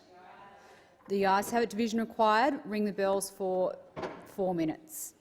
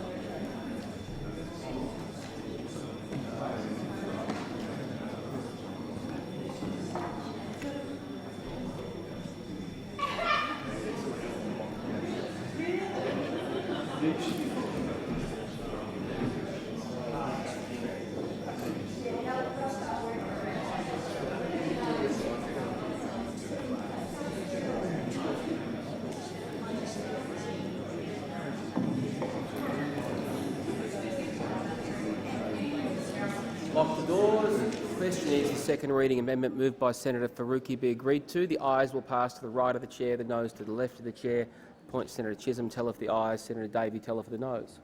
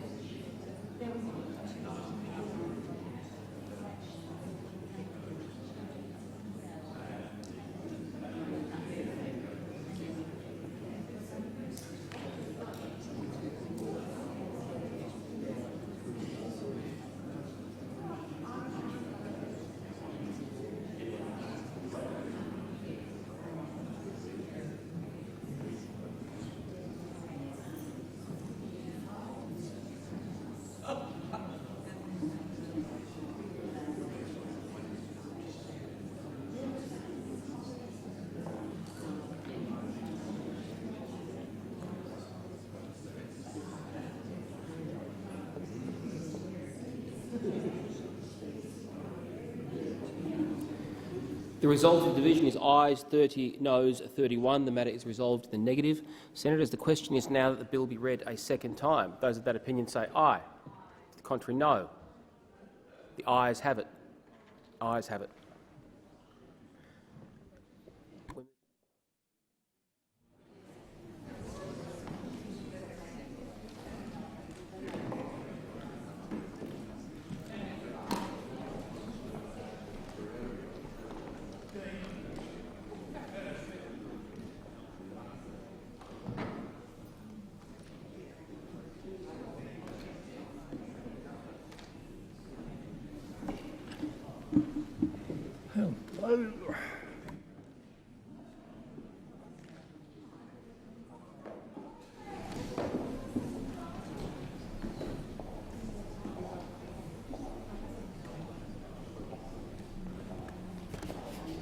Is it the wish of the committee that the bill be taken as a whole? There being no objection, it is so ordered. The question is that the bill stand as printed, and Clerk. Oh, sorry, Senator Faruqi. Thank you, Acting Deputy President. I rise to move Greens' amendment on sheet 1130. The metrics used to determine research quality shouldn't be left up to the Minister and government agencies. They should be in the primary legislation, and I disagree with the Minister when the Minister says they shouldn't be, because the Senate should be able to scrutinise the metrics that are being used to assess research. And the standards to judge the quality of research must be fit for purpose, and they must be fair. They must take into account the diversity of research across and within disciplines and account for cross-disciplinary research. So these broader overall metrics must be included in the primary legislation. This amendment really seeks to ensure that the higher education regulator, TEXA, takes a variety of qualitative and quantitative factors into account when they set the benchmarks for research quality. And it is also to provide clarity on what those factors are. When TEXA would need to specify the factors taken into account for different discipline areas and specify the benchmarks. And this amendment would make sure that they do that, and that should include weightings that are given to each specific factor. And by including these requirements in the primary legislation, we can have greater confidence that the standards that the standards against which the research in universities is judged are appropriate, that these standards are fair, and especially that these standards are transparently developed. And the Senate is going to make sure today, and I hope the crossbenchers, opposition has already indicated that they will support this amendment. I hope the crossbenchers do as well. I commend the Greens amendment to the Senate. Senator Pratt. Thank you, Mr Acting Deputy President. Well, the Labor Party supports this amendment. We need much greater transparency in decision-making by our regulator, TEXA. In particular, we need to strengthen, not undermine, the research quality and the auditing of that research quality across institutions. TEXA told the inquiry that it would be absolutely essential to take into account measures beyond the Excellence in Research Australia methodology. Given TEXA would be the organisation required to make judgments about that research and its national standing. And they told us that it requires using approaches, metrics, indicators, both quantitative and qualitative, that sit outside the ERA processes. So this is indeed a grave concern when it comes to the kind of legislation that's being put forward today. We, along with the Greens, and I hope the crossbench also, are asking for transparency about the factors that TEXA is looking at when making these decisions. It means that we need to see Australian institutions have the highest standards for Australian research, and it's difficult to see how those high standards will be maintained if the metrics that the regulator has available to them don't tell the full picture. Australia will only be able to trade on its international reputation for good research that's supported by strong regulation for so long, until the metrics that we put forward are no longer trusted by institutions here in Australia, the Australian public, and indeed internationally. And this will affect the global standing of our research, and I would expect in time the quality of Australian research as well.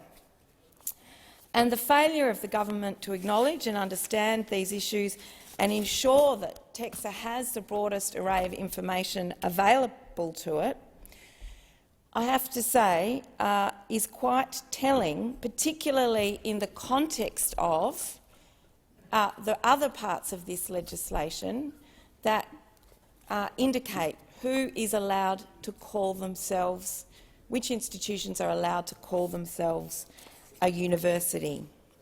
Because as we know, this Provider Category Standards and Other Measures Bill also allows colleges and institutes of higher education colleges to now call themselves universities. Now, in the Australian tradition, as is the tradition in many other countries, places are only called universities if they do both research and they do teaching as well. You can't be a university unless you do both teaching and research. And so this bill, not only in failing to put forward the sufficient standards around the assessment of research quality and depth, etc., is also at the same time confusing the field around what a university looks like. Perhaps they think that the Australian public will be able to distinguish between an institute of higher education and a university, as we've done in the past, and they'll see an institute of higher education in the same way as they see a university college. But I don't think that that is the judgments that the Australian population will see. I think we are in danger of culturally kind of adopting far more American norms around this, which as yet have not been part of our tradition here in Australia. I have to say it appears to me like the government, in putting this legislation forward, which indeed Labor has said that it supports because there's some necessary things that need to happen, but they've gone in their own direction. The Coldrake Review, for example, they said, along with teaching, the undertaking of research is and should remain a defining feature of what it means to be a university in Australia. A threshold benchmark of quality and quantity of research should be included in the higher education provider category standards. It should have its own distinctive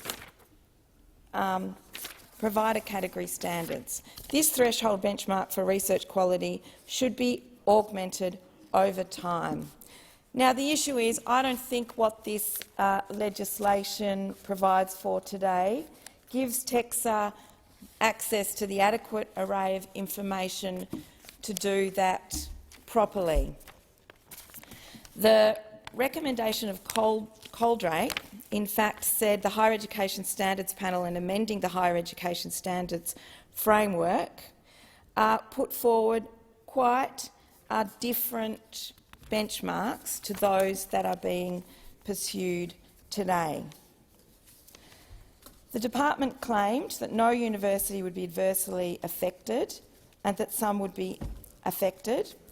And I have to say, when you look at the assessment of this by the Department of Education, Skills and Employment, they say analysis of ERA data suggests that all public Australian universities would meet the proposed initial research quality benchmark, requiring research at or above world-class standards that leads to the creation of new knowledge and original creative endeavour in at least 3 or at least 30% of the broad fields of education they deliver. And I won't repeat the whole quote, but they did highlight, the department highlighted, that it was arguable that some of Australia's smaller private universities might not meet those standards if assessed on ERA ratings alone. And yet the department then also goes on to say no universities indicated any concern or risk that they would not satisfy the benchmark. And they say that it's a testament to the high quality of research in Australia. And so it says to me, if the university, if the department is saying that no one's got a problem with their assessment in meeting these thresholds, and yet no one's got a problem in meeting these thresholds, and yet small institutions might struggle to meet that threshold, I have to say, what does it mean about the standards of quality for research that TEXA will be prepared to support as a result of using those ERA ratings? So I myself and the Labor Party don't believe that those ERA ratings are enough to make quality judgments about the quality of research going on in our institutions. We're concerned that the standards are so low that universities will meet them, given the time lag involved in this implementation and given the government has not spelt out any additional resources that would be available to TEXA to put in higher quality assessments. And it raises questions for me and for the Labor Party about the extent to which this government can and should be confident that the standards are sufficiently rigorous. So before we vote on this amendment, I have a few questions to ask along these themes, and I'd like to ask the Minister, please, whether extra resources will be made available to TEXA as part of the implementation of the responsibilities in this legislation. Minister. Thank you, Chair. The resources to TEXA will remain as they are. Senator Pratt. Can you give me a detailed assessment of how TEXA will be able to juggle the new responsibilities, please, under this bill within its existing resources? Minister.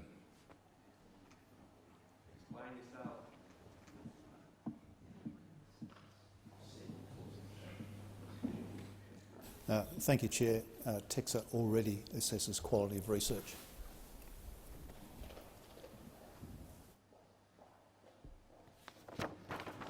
Senator Pratt. Thank you. Indeed, they do already assess research, but this changes the framework and it also changes the kinds of institutions that will have to apply to TEXA to have their research quality judged and their teaching quality judged. So can I ask if you're expecting more institutions to become universities using research? They also have to, regulate institutions as to whether they become self-regulating or they become. So currently, universities are self-regulating and higher education institutes are not, and the playing field here is being changed in relation to who gets to be a university and who and how they are assessed by.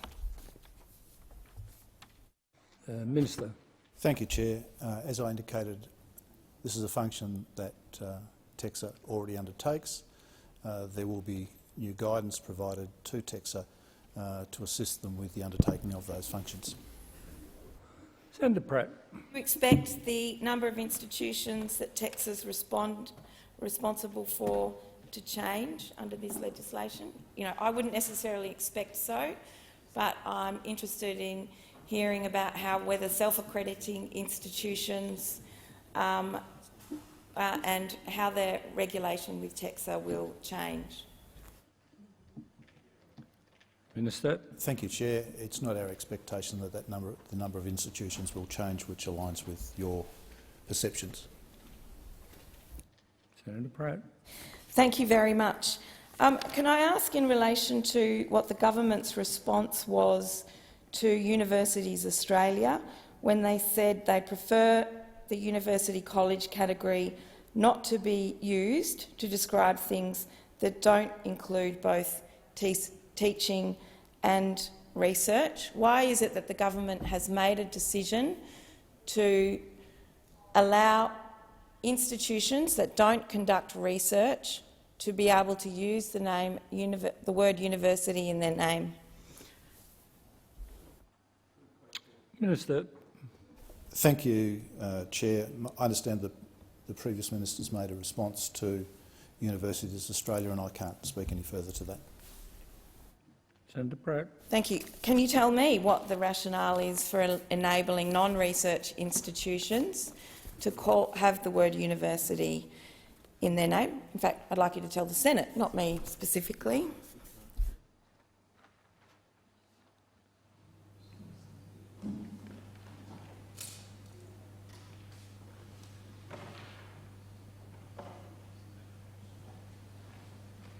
Minister. Thank you, Chair. The government has accepted the view of stakeholders, and this is from the summing up speech for the information of the chamber. The government has accepted the view of key stakeholders that retaining a category with the title University College is important to both the reputation and aspiration of high-quality independent higher education providers. A category of this name has been part of the Australian higher education sector since at least 1935, when New England University College was established, which became the University of New England. So while it was not specifically recommended by the review, it is reasonable and appropriate. Is a reasonable and appropriate response to the review. Senator Pratt. Can you tell me when the University of New England or the University College of New England, did it conduct research during all of that time, or was it, it had the name college, but I expect at the time, did it undertake research or not? Minister.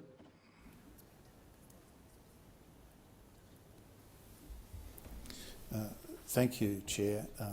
Because there was no specific requirement at the time, I can't speak to that as a specific matter. Senator Pratt.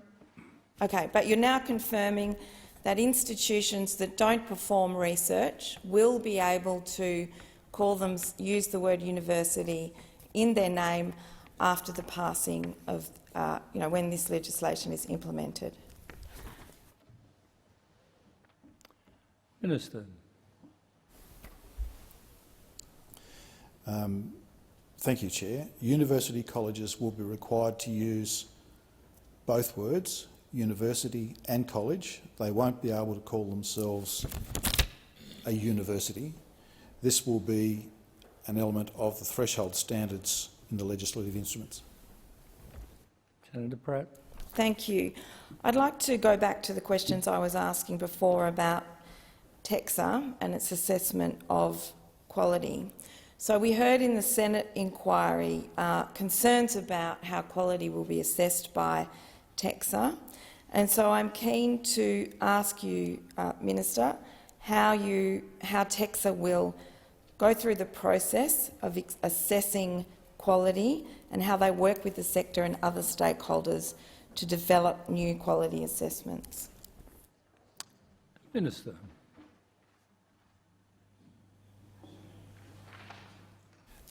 Thank you, Chair. My advice is that TEXA will undertake the same stakeholder consultations as they do currently. Senator Pratt. Can you tell me what those... It seems I asked you, Minister, how they will work through the sector and other stakeholders to develop new quality assessments. I guess using the word that it's the same as they do it now doesn't actually explain to the Senate how they do it.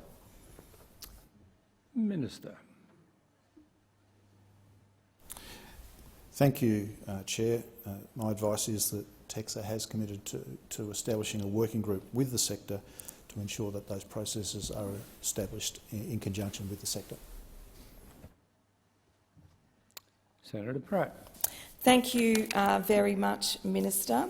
May I ask you, in terms of what consultation took place with institutions that do call themselves university colleges, but that are not teaching institutions at all, but are residential colleges and other colleges that are affiliated with universities and teaching institutions? And how are you dealing with the confusion between an organisation like St Catherine's College, which might be, which is a residential college affiliated to UWA, versus and other higher ed sectors, versus other residential halls? You know, they call themselves university colleges because because they're residential.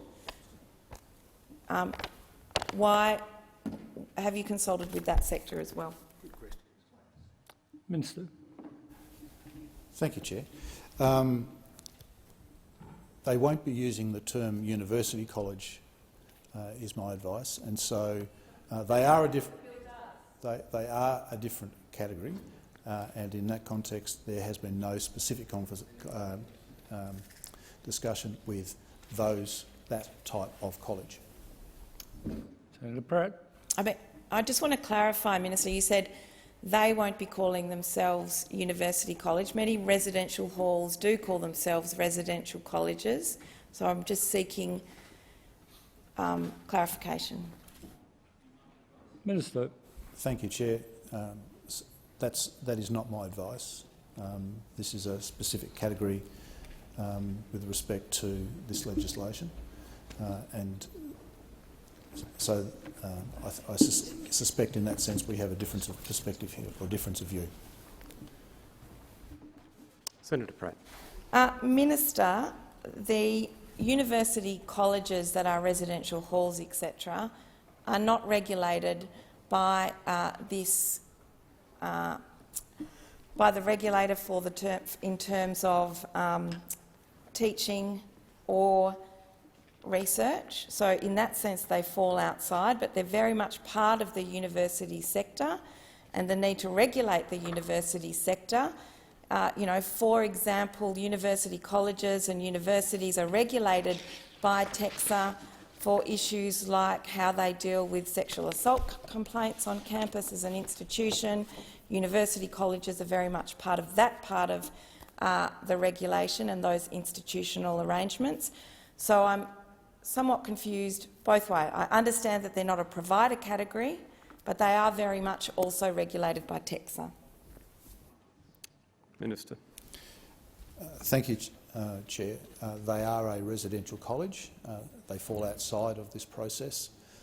If they were to change their operations and seek to move into this space, they would then have to comply with the regulatory frameworks that apply under this legislation. Senator Pratt. Minister, are you telling me that any institution that currently calls itself a university college will be regulated under this framework? Minister. No, that's not what I'm saying. I'm saying if they want to provide services that are regulated under this legislation, they will have to comply with the legislation. Senator Pratt. And that would be true of any institution that wanted to provide services under this. What if they already call themselves a university college? They provide some of those services, but they don't currently provide them to the standard required by this legislation. Minister. Thank you, Chair. If they want to provide these services, they will be required to meet the standard. If they're not providing services that is impacted by this legislation, then they won't be impacted. Senator Pratt. Can I ask, so for example, the University College, University of Melbourne, University College, University of Canberra, Canberra University College, there are many such institutions. Have you checked with them whether they provide, they're independent from they're affiliated with the university, they're independent institutions? Have you consulted with them about whether they do in fact conduct any of the activities that will be regulated under this legislation?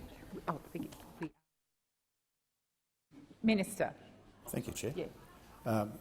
My advice is that if they're not education providers, they're not impacted by the legislation. Senator Pratt.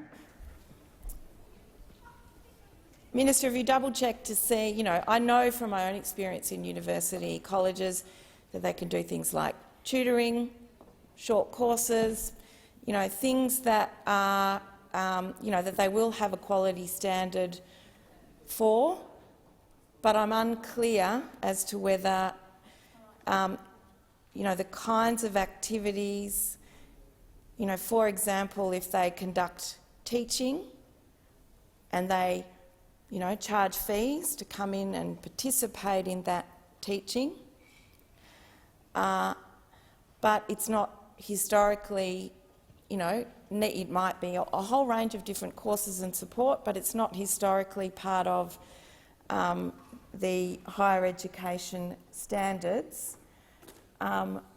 whether those courses will be required to meet the current standards of TEXA. Minister. Thank you, Chair. If these organisations are seeking to supply services that fall within the realms of the legislation, they will have to apply to register with TEXA. Senator Pratt. Thank you for that answer. But nevertheless, they'll be able to call themselves university colleges while continuing to market themselves, for short courses or other kinds of activities as well. Minister. Thank you, Chair. I think I've actually quite clearly already answered that question. But I will say residential colleges that are not subjected to the TEXA Act, they don't all use University College in their name. For example, St Catherine's College doesn't call itself St Catherine's University College, but I think I've actually, in my previous answers, answered the questions that relate to this matter. Senator Pratt. Oh, you don't. Yeah, no, Senator Ayres. As the Minister would know, Emeritus Professor Coldrake was commissioned in October 2018 and reported in late 2019 with a set of recommendations that go to some of the issues that the Minister has been canvassing. Can you outline to the Senate what relationship recommendation 5 of the Coldrake report has to the legislation?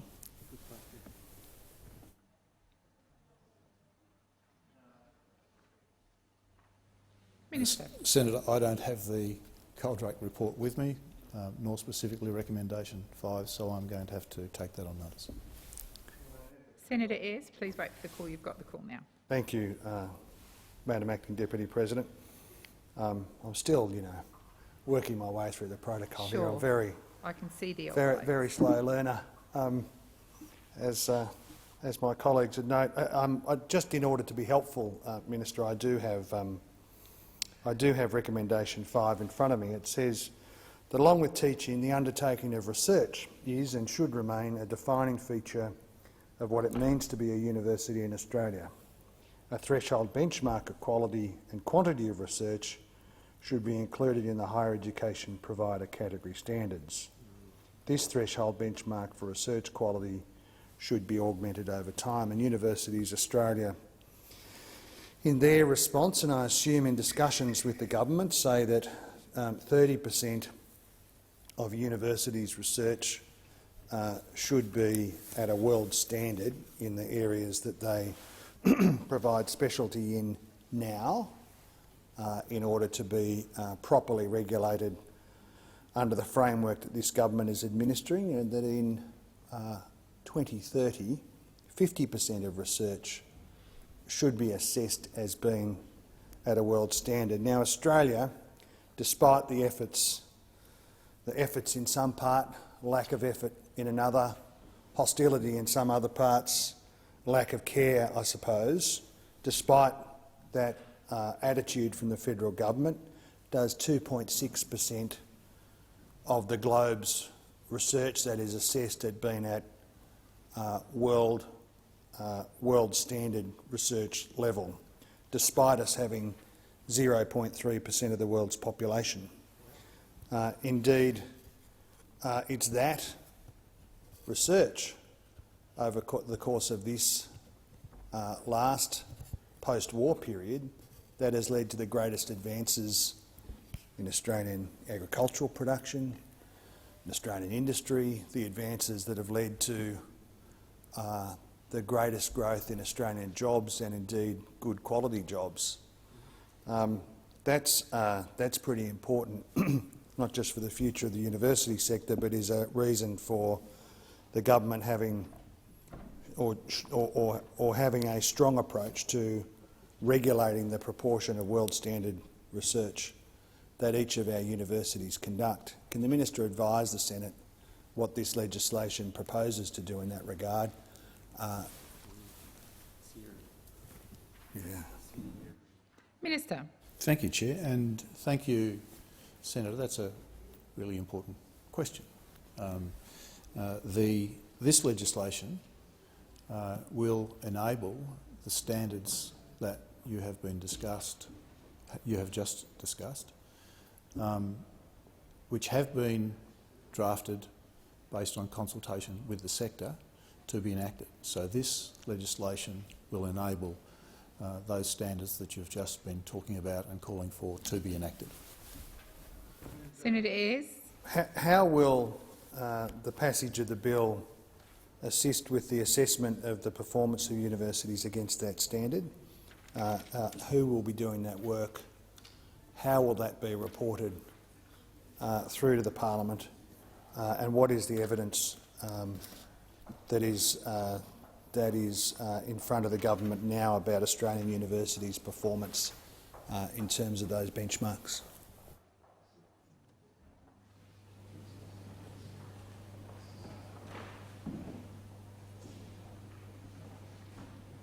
Minister. Thank you, Chair. That assessment process will be undertaken by TEXA, as we have discussed earlier in the debate. TEXA must have regard, and this is from the legislation, to the quality of the research undertaken by the entity or provider, and TEXA may in writing determine matters relating to the quality of research for the purposes of this section of the Act. Senator Ayres. As you outlined to Senator Pratt in response to her questions, the proposal is, as I think you've agreed, absolutely critical for the future viability and reputation of Australia's universities, absolutely critical for the development of Australian research and the future prosperity of Australians, absolutely vital for the future of Australian businesses that need good quality Australian research in order to develop products and develop equipment and to lift productivity, absolutely vital to our agriculture sector in particular, where the level of public funding for Australian agricultural research has fallen through the floor, not only under this government, but under successive governments at the Commonwealth and state level, leading to long-term problems, a crisis, in fact, in agricultural research in Australia. Despite the importance of that regulatory assurance work, is it really the case that the government proposes no additional resources for the oversight body to perform that important work? Minister. Thank you, Chair. Senator, I can say I'm not sure that I completely agree with you with respect to what's been occurring within the agricultural research sector. The government has continued through its interactions with agriculture, particularly through the agricultural levy process, continued to facilitate the investment of something of the order of $700 million plus in agricultural research on an annual basis. And as I did discuss in a previous question, and this is something that we are in agreement on, the number of institutions that are being subject to the oversight of TEXA is not expected to change, and on that basis the government is maintaining the level of resourcing that is provided to TEXA to undertake its work under the new regime. Senator Ayres. Wait. Sorry, I've done it again. I'll continue to do so until it's beaten out of me, Madam Acting Deputy President, probably. Can the Minister advise, I'm sorry, at a Senator future juncture in time? Yes, if you resume your seat, we've reached the hard marker of 11:45. He demoted you. Again, he called you acting. Did he? No, it wasn't.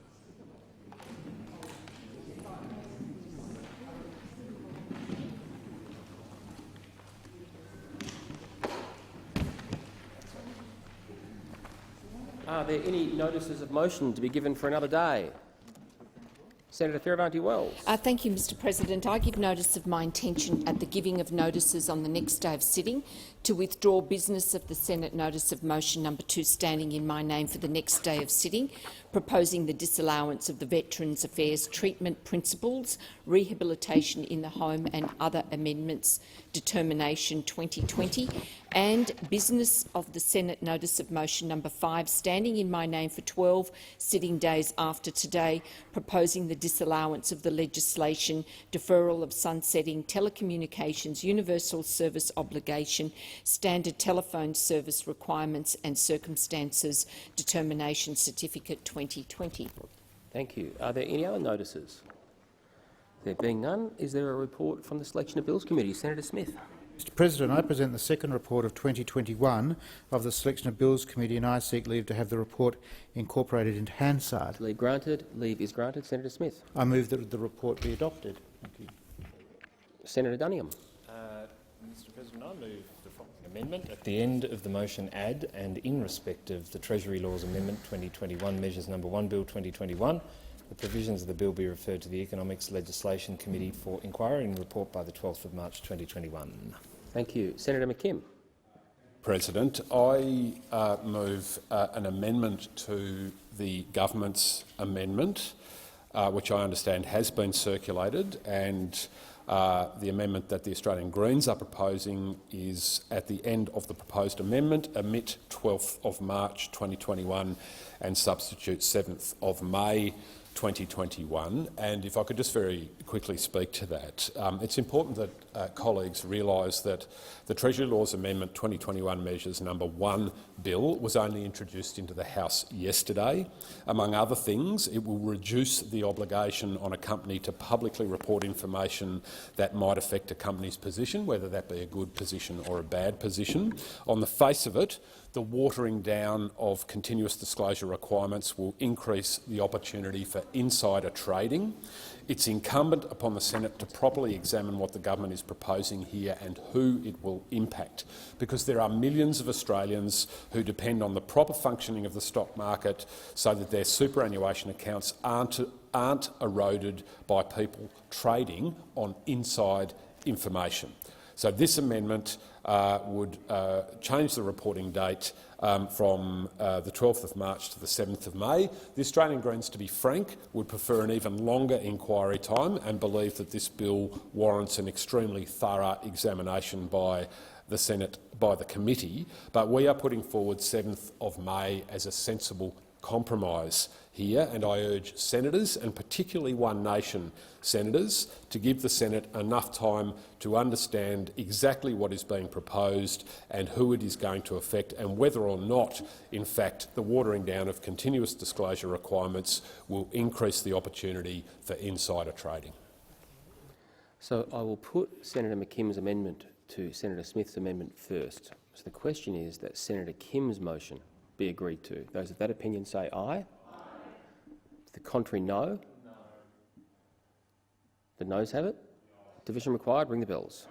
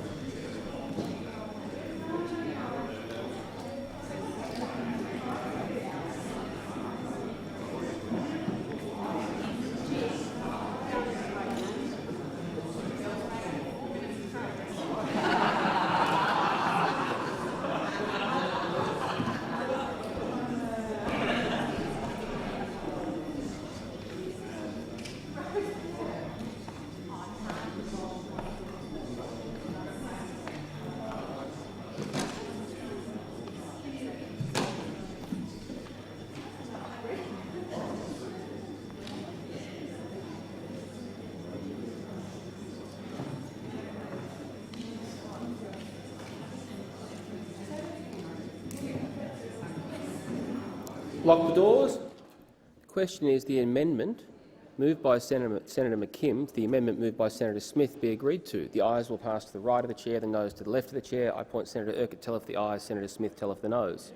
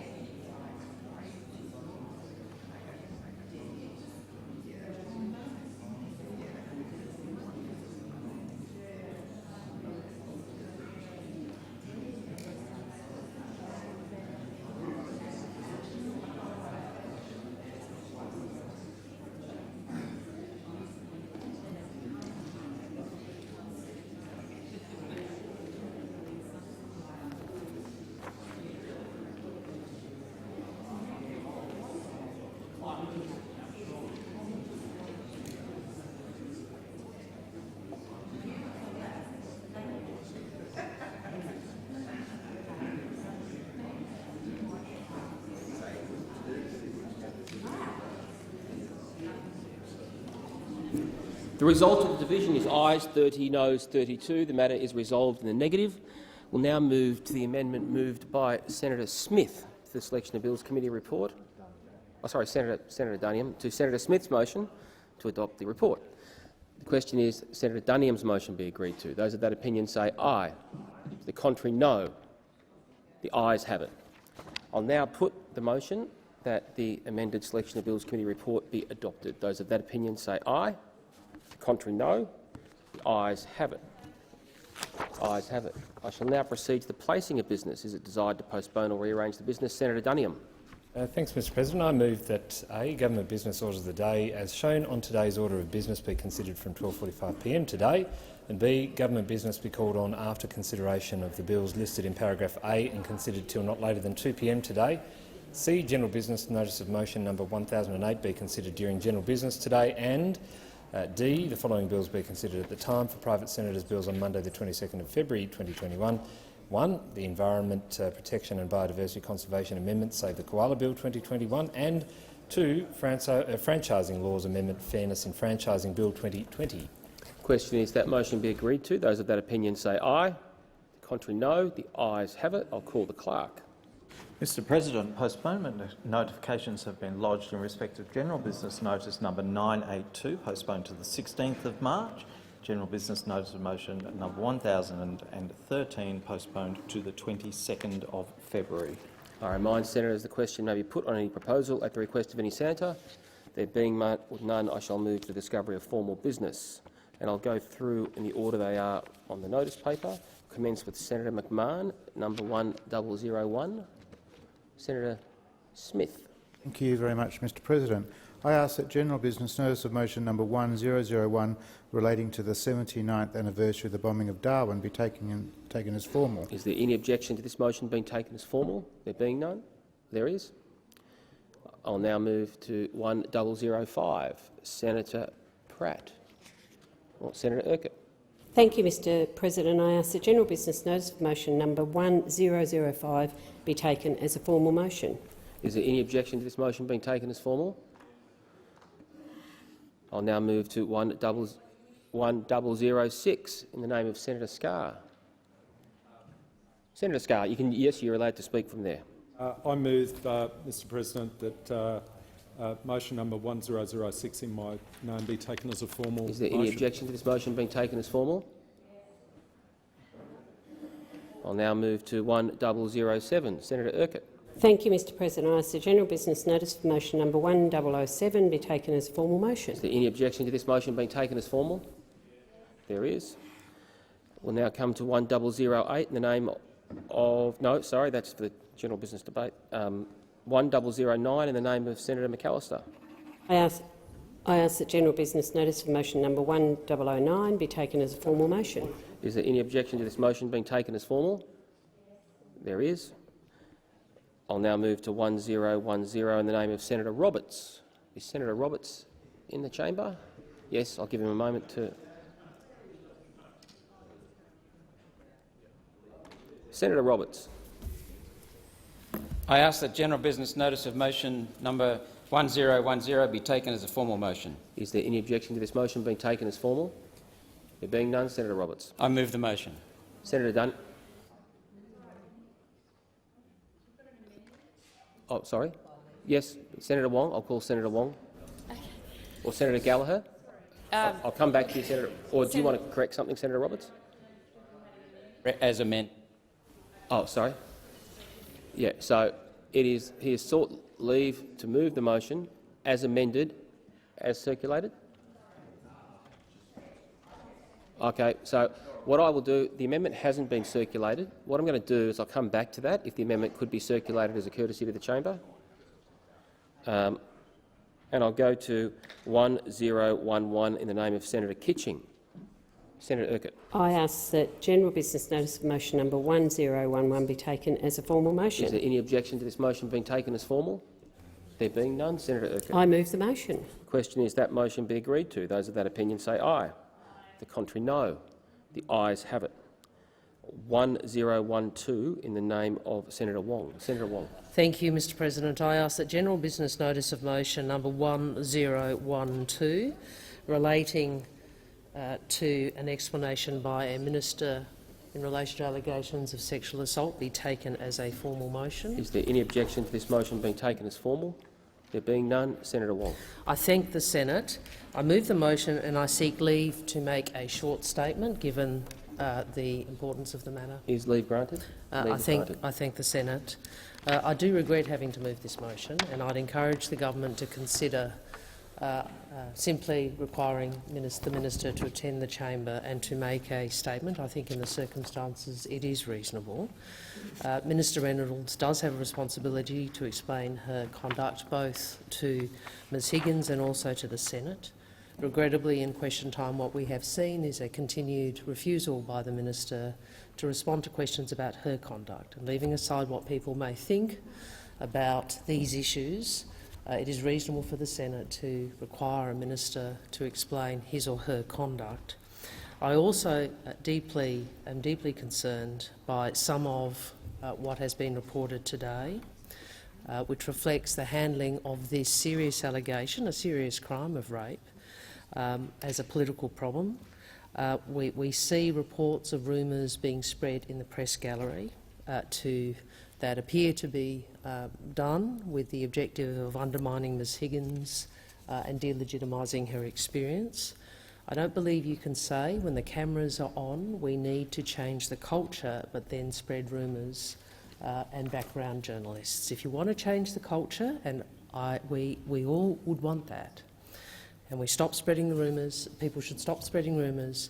They should stop treating this allegation of rape as a political problem to manage. They should front up to this chamber, be accountable. Ms Brittany Higgins deserves nothing less. Senator, I'll go to Senator Birmingham first. Senator Hanson. Senator Birmingham.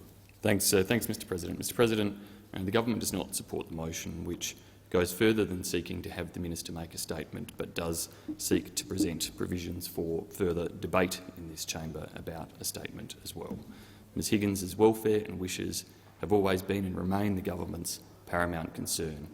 This includes not prejudicing any potential further police inquiries. Minister Reynolds has already answered a number of questions on these matters. Minister Reynolds will further update the Senate in relation to any matters on which she has sought advice later today. Senator. Oh, sorry. I said that she would update the Senate. Senator Hanson. I seek leave to make a short statement. Leave is granted. Senator Hanson. Thank you. Senator Roberts and I have the greatest sympathy for this young woman. It needs to be noted that it takes an enormous amount of courage to speak out as a victim of any sexual offence, especially in Brittany's circumstances where politics has cruelly thrust her into the media spotlight. I am quite disgusted with Labor's exploitive behaviour on this matter, particularly from Senator Wong's, whose own Chief of Staff lost his job following a claim reported in The Australian on 30th of July 2020 with the headline, "Quit After Sex Claim." Anthony Albanese brings shame to this place for allowing Senator Wong to bring on his behalf these predictable actions. It is not already, if it's not already, it should be a federal police matter, and therefore One Nation will not support this notice of motion. Senator Wong. Well, I regret having to respond to that. I'd seek leave to make a very short statement. Leave is granted. My view and the Labor Party's view, Senator Hanson, is in these matters we should always act in accordance with the views of the complainant and respect the wishes of the complainant. That is the approach, in fact, we've taken in relation to Ms Higgins, which I think Senator Gallagher put, and that is the approach I took in relation to the matter you raise. The question is the motion moved by Senator Wong be agreed to. Those of that opinion say aye. The contrary, no.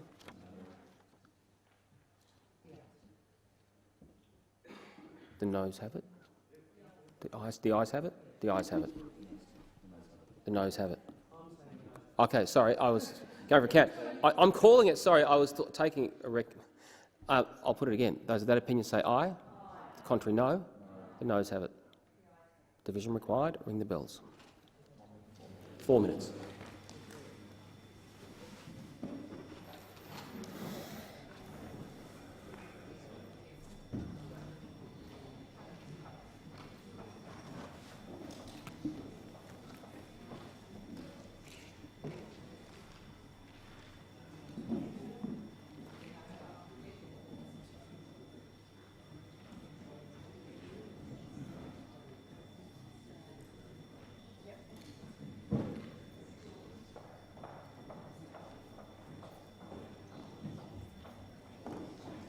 Sorry.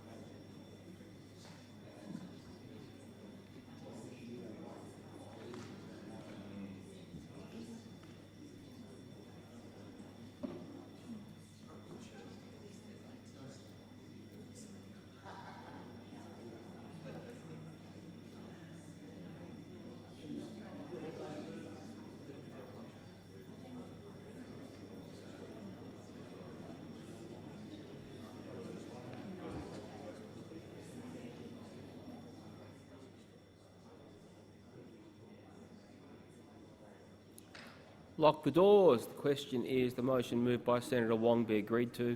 The ayes will pass to the right of the chair, the noes to the left of the chair. I appoint Senator Urquhart teller for the ayes, Senator Dean Smith teller for the noes.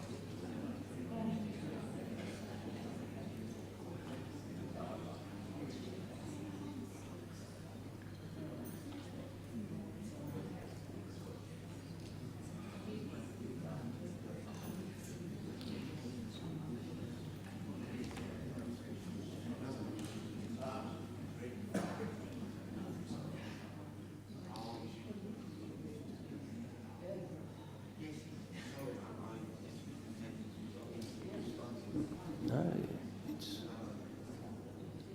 2020. The result of the division is ayes 31, noes 31. The matter is therefore resolved in the negative.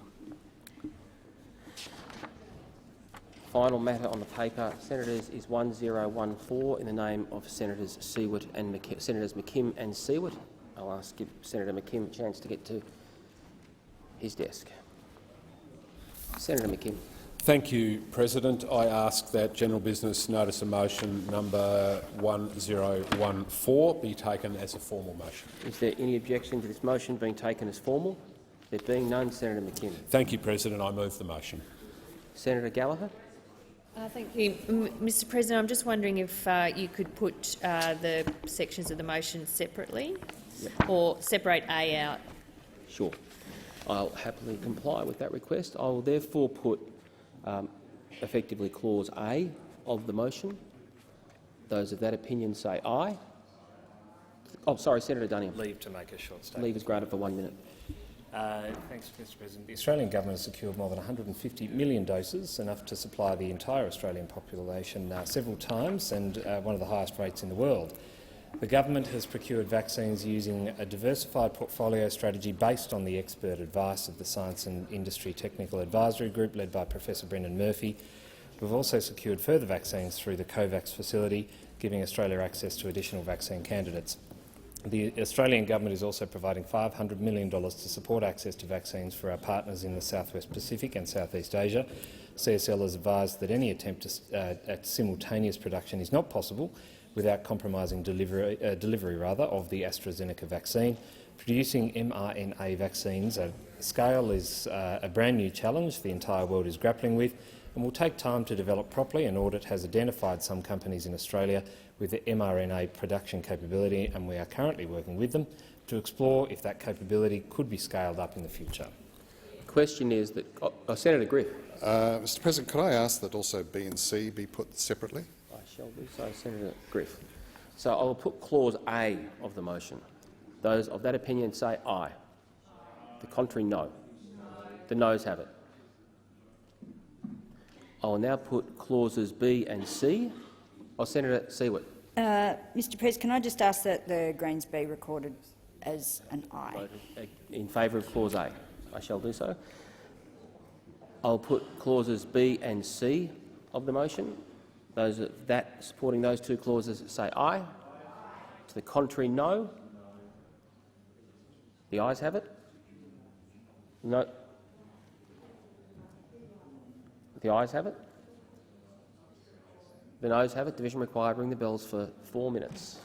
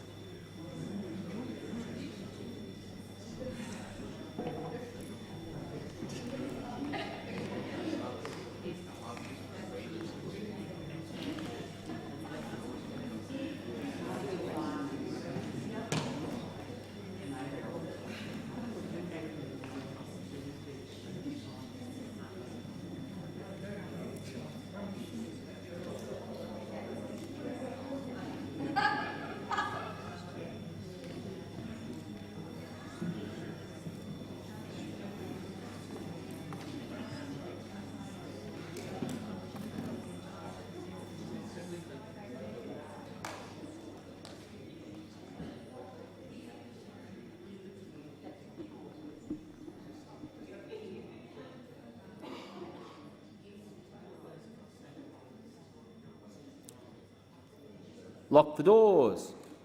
Question is that clauses B and C of motion number 1014 be agreed to. The ayes will pass to the right of the chair, the noes to the left of the chair.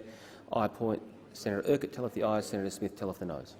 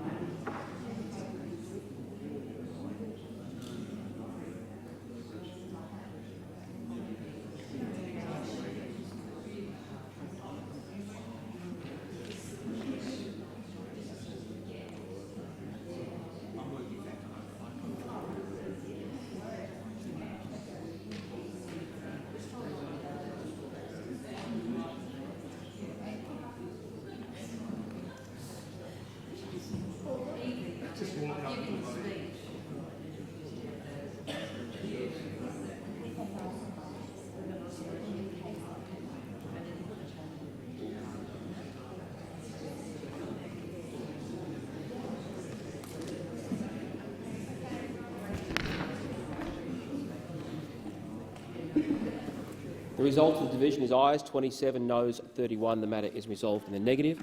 I will now put clauses D and E. Those in support of those clauses say aye. To the contrary, no. The ayes have it. The ayes have it. Now I'll return to Senator Roberts' motion. If I could give Senator Roberts a moment to return to his seat. The amendment has been circulated for 1010. Senator Roberts. Thank you, Mr President. I seek leave to amend General Business Notice of Motion number 1010 before asking that it be taken as a formal motion. And I want to thank Senator Wong for her interest and her support in this and for her Senator help Roberts, in changing it. Is leave granted to amend the motion? Leave is granted. Senator Roberts. I amend the motion in the terms circulated in the chamber, and I ask that it be taken as formal. Is there any objection to this motion being taken as formal? There being none, Senator Roberts. I move the motion as amended. Senator Duniam. Make a short statement. Leave is granted for 1 minute. Thanks, Mr President. Anzac Day commemorations in states and territories are managed by the state branches of the Returned and Services League of Australia in conjunction with state and territory governments. Capacity restrictions for events held on this important day would be based on expert health and medical advice, as they've been for gatherings over recent months across Australia. Question is the motion as amended, moved by Senator Roberts, be agreed to. Those of that opinion say aye. The contrary, no. The ayes have it. Senator Gallagher. Thank you, Mr President. I seek leave to move motions 1005, 1007 and 1009 together, and that they be determined without amendment or debate.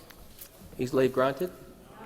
Leave is not granted. Senator Gallagher. Thank you, Mr President. I move that so much of standing orders be suspended as would prevent me from moving these motions, and that be determined without amendment or debate. Question is that motion moved by Senator Gallagher be agreed to. Those of that opinion say aye. The contrary, no. The ayes have it. Division required. Ring the bells for 1 minute. I will say 1 minute until the whips ask for otherwise.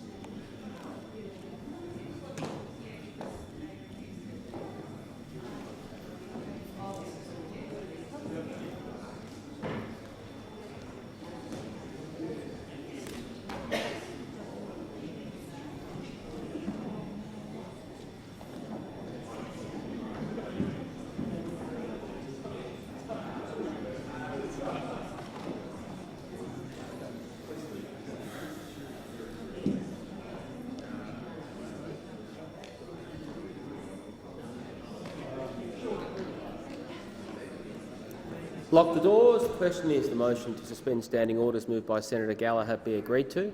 The ayes will pass to the right of the chair, the noes to the left of the chair. I appoint Senator Smith teller for the ayes and Senator Patrick teller for the noes.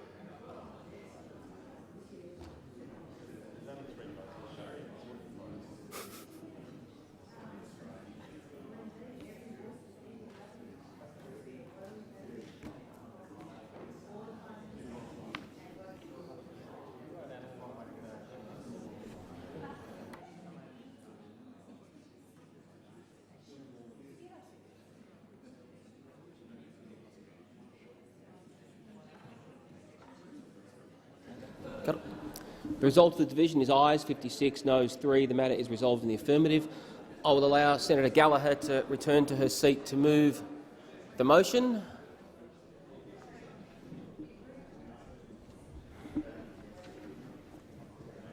Thank you, Mr President. I move the motions 1005, 1007, 1009 that have been circulated in the chamber. And I will put them separately with the courtesy of the Senate to allow people to vote separately as they would on a single motion. Senator Duniam. Thanks. And I table government statements relating to motions 1005 and 1009. Thank you. To the question, I will first put 1005. Those of that opinion say aye. To the contrary, no. The ayes have it. I will now put 1007. Those of that opinion say aye. The contrary, no. The noes have it. The noes have it. Division required. Ring the bells for 4 minutes.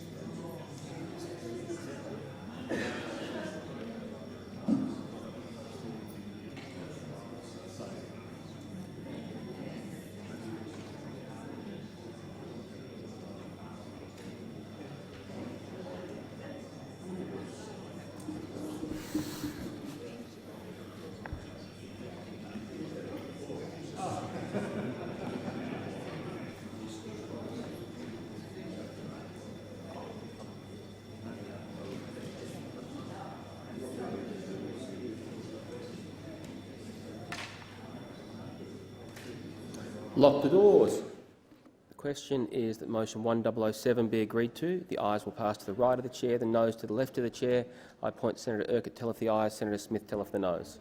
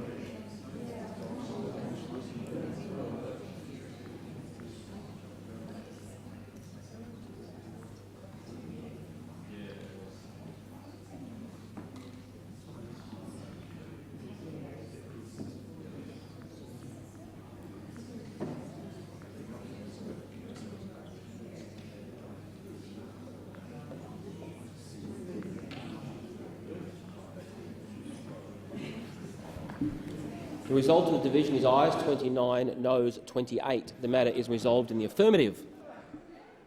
Now I will put matter number 1009 in the name of Senator McAllister. Those of that opinion say aye. To the contrary, no. The noes have it. Oh, sorry, Senator Lambie, my apologies. I was just wondering whether I'd be able to separate Part B, please. Okay. Yep, I will. Sorry. No need to apologise, Senator Lambie. So, the question is, so you are okay, Senator Lambie, for A and C to be considered together, but just not B. So the question is that clauses A and C of motion number 1009 be agreed to. Those of that opinion say aye. To the contrary, no. The noes have it. Division required. Ring the bells for 1 minute.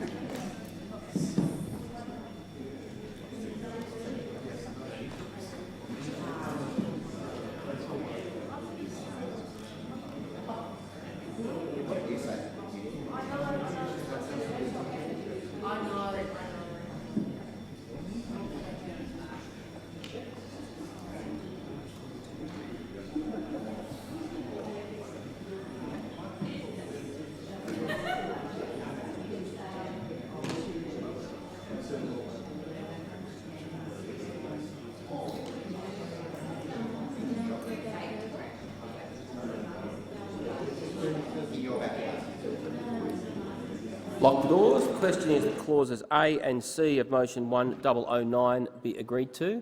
Those of that, the ayes will pass to the right of the chair, the noes to the left of the chair. I appoint Senator Urquhart telleth the ayes, Senator Smith telleth the noes.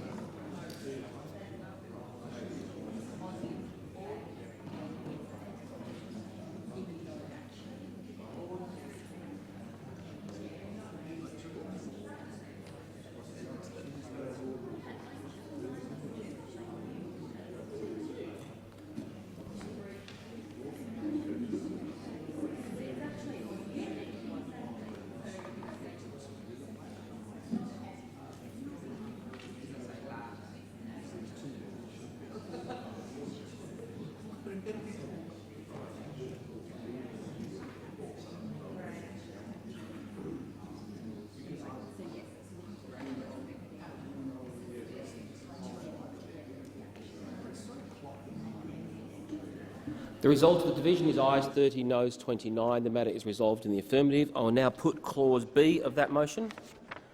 Those of that opinion say aye. To the contrary, no. The ayes have it. Division required. Ring the bells for 1 minute.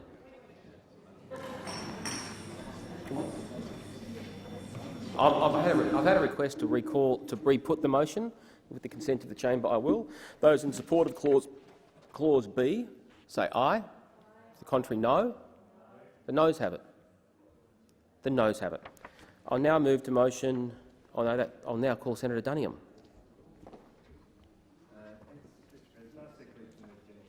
Notices of motion numbers 1001 and 1006 together, and for the motions to be determined without amendment or debate. The question was to move. I'll ask you to do it again, Senator Duniam. I seek leave to move general business notices of motion numbers 1001 and 1006 together, and for the motions to be determined without amendment or debate. Is leave granted? Leave is not granted. Senator Duniam. I move that so much of standing orders be suspended as would prevent general business notices of motion numbers 1001 and 1006 being moved together immediately and determined without amendment or debate. Question is that motion be agreed to. Those of that opinion say aye. To the contrary, no. The ayes have it. Division required. Ring the bells for 1 minute.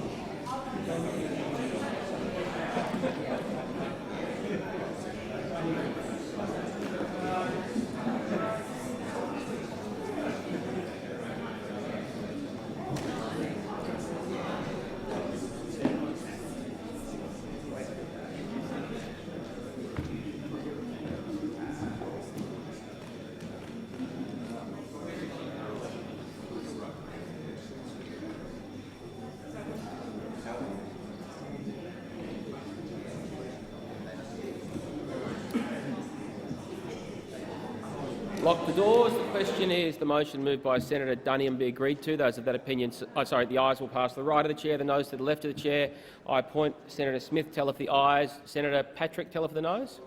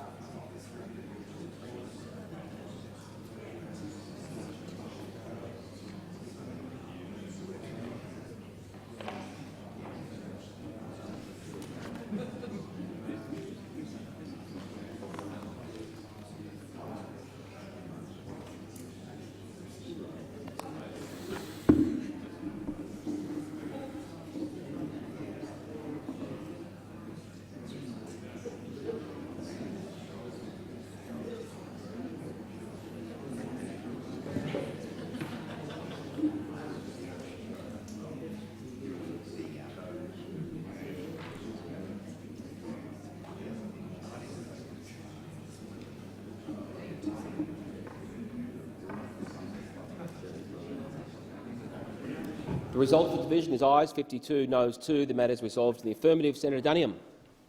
I move the motions and, just in doing so, wish to inform the chamber that Senator McCarthy is adding her name to motion 1001.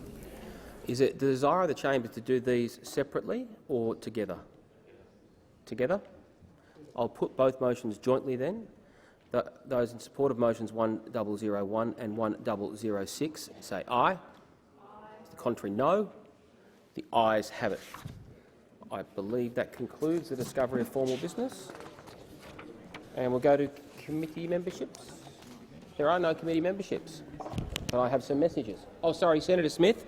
My apologies for not doing this earlier in the day, but if I may, I would like to seek leave to move a motion relating to a leave of absence for Senator McMahon. Is leave granted? Leave is granted. Senator Smith. I move that leave of absence be granted to Senator McMahon for today for personal reasons. Question is that motion be agreed to. Those of that opinion say aye. Contrary, no. The ayes have it.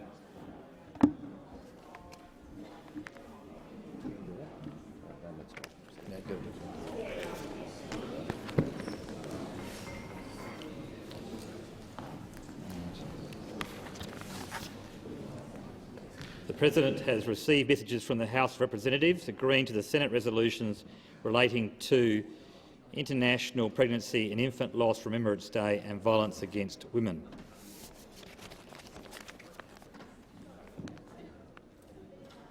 Sorry, I'll read it again. I'll just wait till the chamber clears. The President has received messages from the House of Representatives agreeing to the Senate resolutions relating to International Pregnancy and Infant Loss Remembrance Day and violence against women.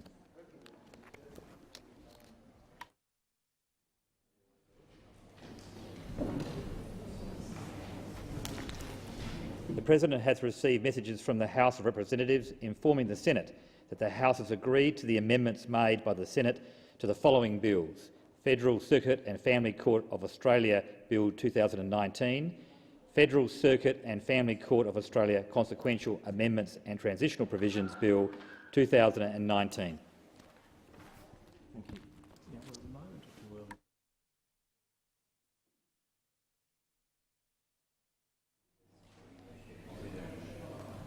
With the leave of the Senate, we may go to non-controversial legislation. Clerk. Government Business Order of the Day number 4, Therapeutic Goods Amendment 2020 Measures number 2 Bill 2020, resumption of second reading debate. Senator Brown. Thank you, Mr Acting Deputy President. Labor supports this bill and Labor supports this bill. It will assist the rollout of Australia's vaccine program and as such should be supported by the entire Senate. However, this bill will not ensure we have a well-trained workforce ready in place to administer vaccines. It will not ensure GPs will be registered to administer vaccines, and will not ensure the online vaccine booking system will function smoothly. The Prime Minister has said all Australians who wish to be vaccinated by the end of October. We want the Prime Minister to keep his promise. We urge the government to address all the logistical issues around the vaccine rollout urgently. Senator Griff. Thank you, Mr Acting Deputy President. Look, this bill makes a number of practical and sensible amendments to the Therapeutic Goods Act 1989. Some of these amendments respond to the challenges COVID-19 has created, including to the ongoing secure supply of certain medicines. The bill also ensures Australia is able to ratify international treaties such as the Minamata Convention on Mercury. And importantly, it allows for the establishment of a medical device identification database to track and monitor all implanted medical devices in Australia. In 2018, the collective efforts of the International Consortium of Investigative Journalists highlighted how much little protection was offered to patients globally from poorly manufactured and tested medical implants. Whilst the series of stories, dubbed the implant files, showed problems globally with the industry and regulatory environments, they also raised a number of questions about Australia's responsiveness and its approach to quality assurance.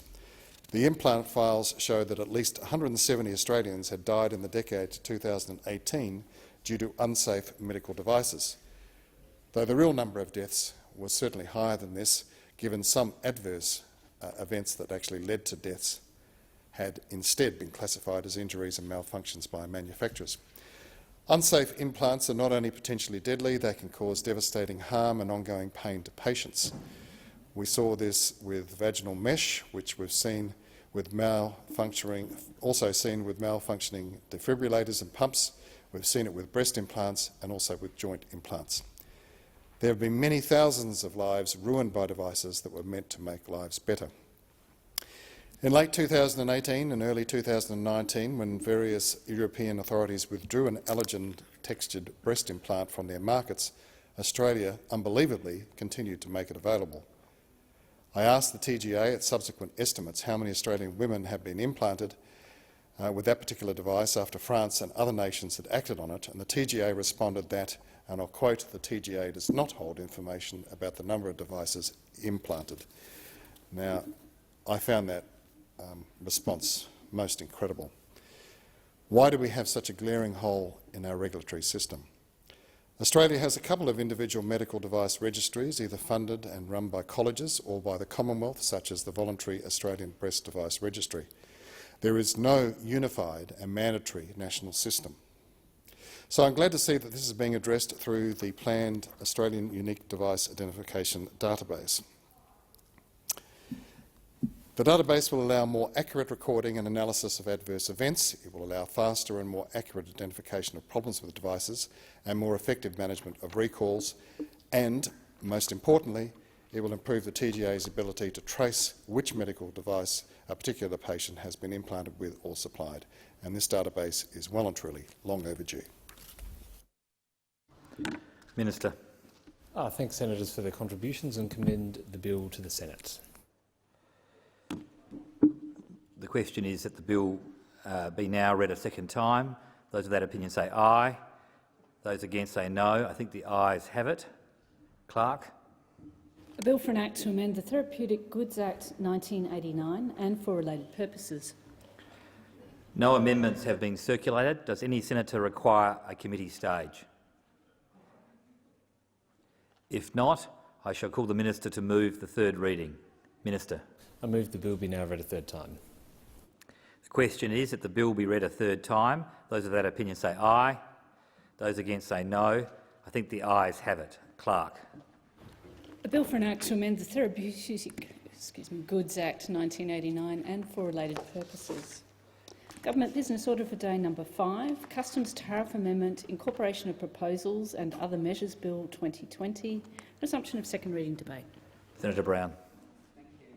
This bill amends the Customs Tariff Act 1995 to incorporate customs tariff proposals that provided concessional rates of customs duty for goods required to combat the COVID-19 pandemic. The bill will also make a series of changes to the operation of the Customs Tariff Act to improve the functionality of the Act and bring it back into line with international practice.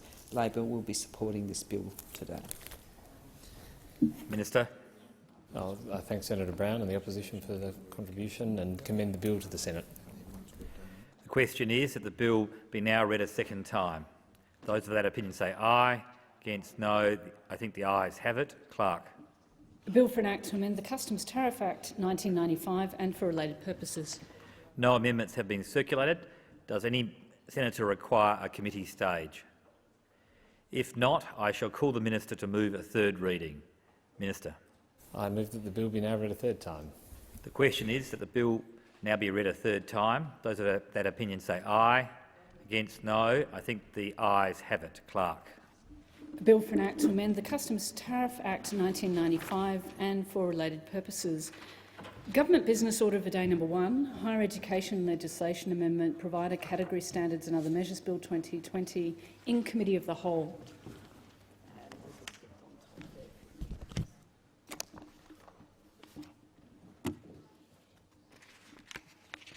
Senator.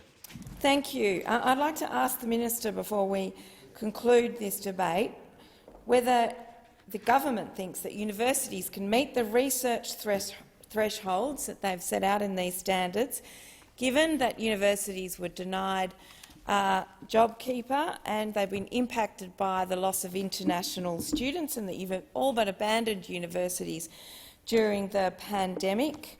What assessment has the government made and what inquiries has the government made about the impact on research thresholds and the assessment of that research under this legislation?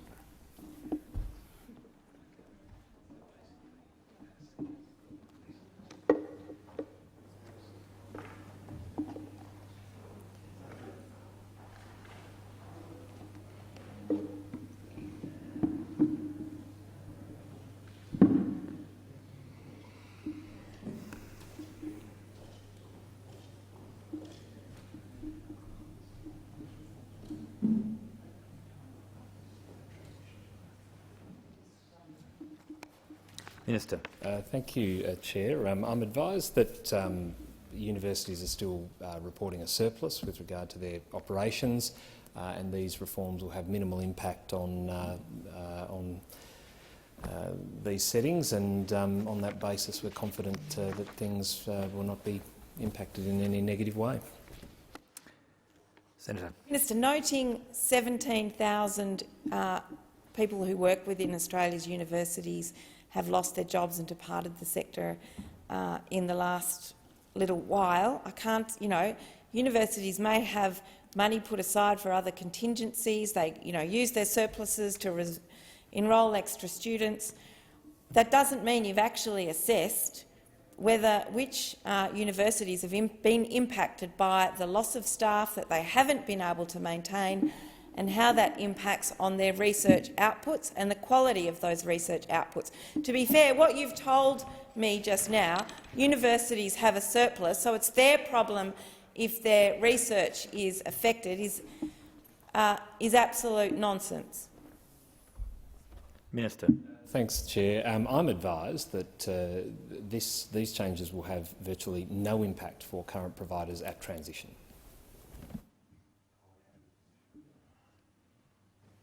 Senator Pratt. Look, I don't think we're going to get anywhere with the government here. They've sent in numerous ministers who aren't across the legislation, but I appreciate that they've been here so that we can scrutinise these issues. We've seen thousands of people lose their jobs from the university sector. They've been unable to account for the impact of the loss of those jobs on research, and whether the assessment tools contained in this legislation, what they expect they will find the loss of those jobs, what the impact is on the quality of research, which TEXA is supposed to investigate what will be as a result of the COVID pandemic. So we know this is an ideological war from the government against Australia's universities in terms of funding cuts, allowing the private sector in to take up more of the field by allowing private players to call themselves university colleges. But I don't see, sadly, any reason, given the government's been so unforthcoming, to keep this debate going. Does any other senator wish to make a contribution in the Committee of the Whole? If not, I intend to put the question in relation to the Australian Greens amendment. The committee is considering the Higher Education Legislation Amendment, Provider Category Standards and Other Measures, Bill 2020, and the question is that the motion moved by Senator Faruqi on sheet 1130 be agreed to. Those for the question say aye. Aye. Against, no. I think the noes have it. Division required. Ring the bells.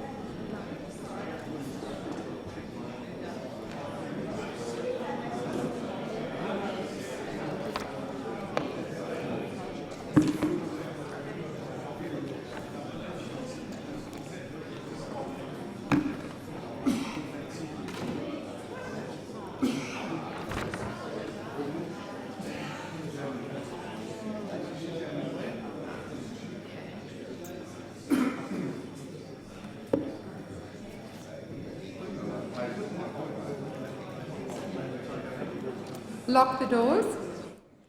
So the question is that the Greens amendment, as moved by Senator Faruqi, number 1 on sheet 1130, that amendment be agreed to. The ayes shall move to the right of the chair, the noes to the left. I appoint Senator Urquhart as teller for the ayes and Senator Brockman as teller for the noes.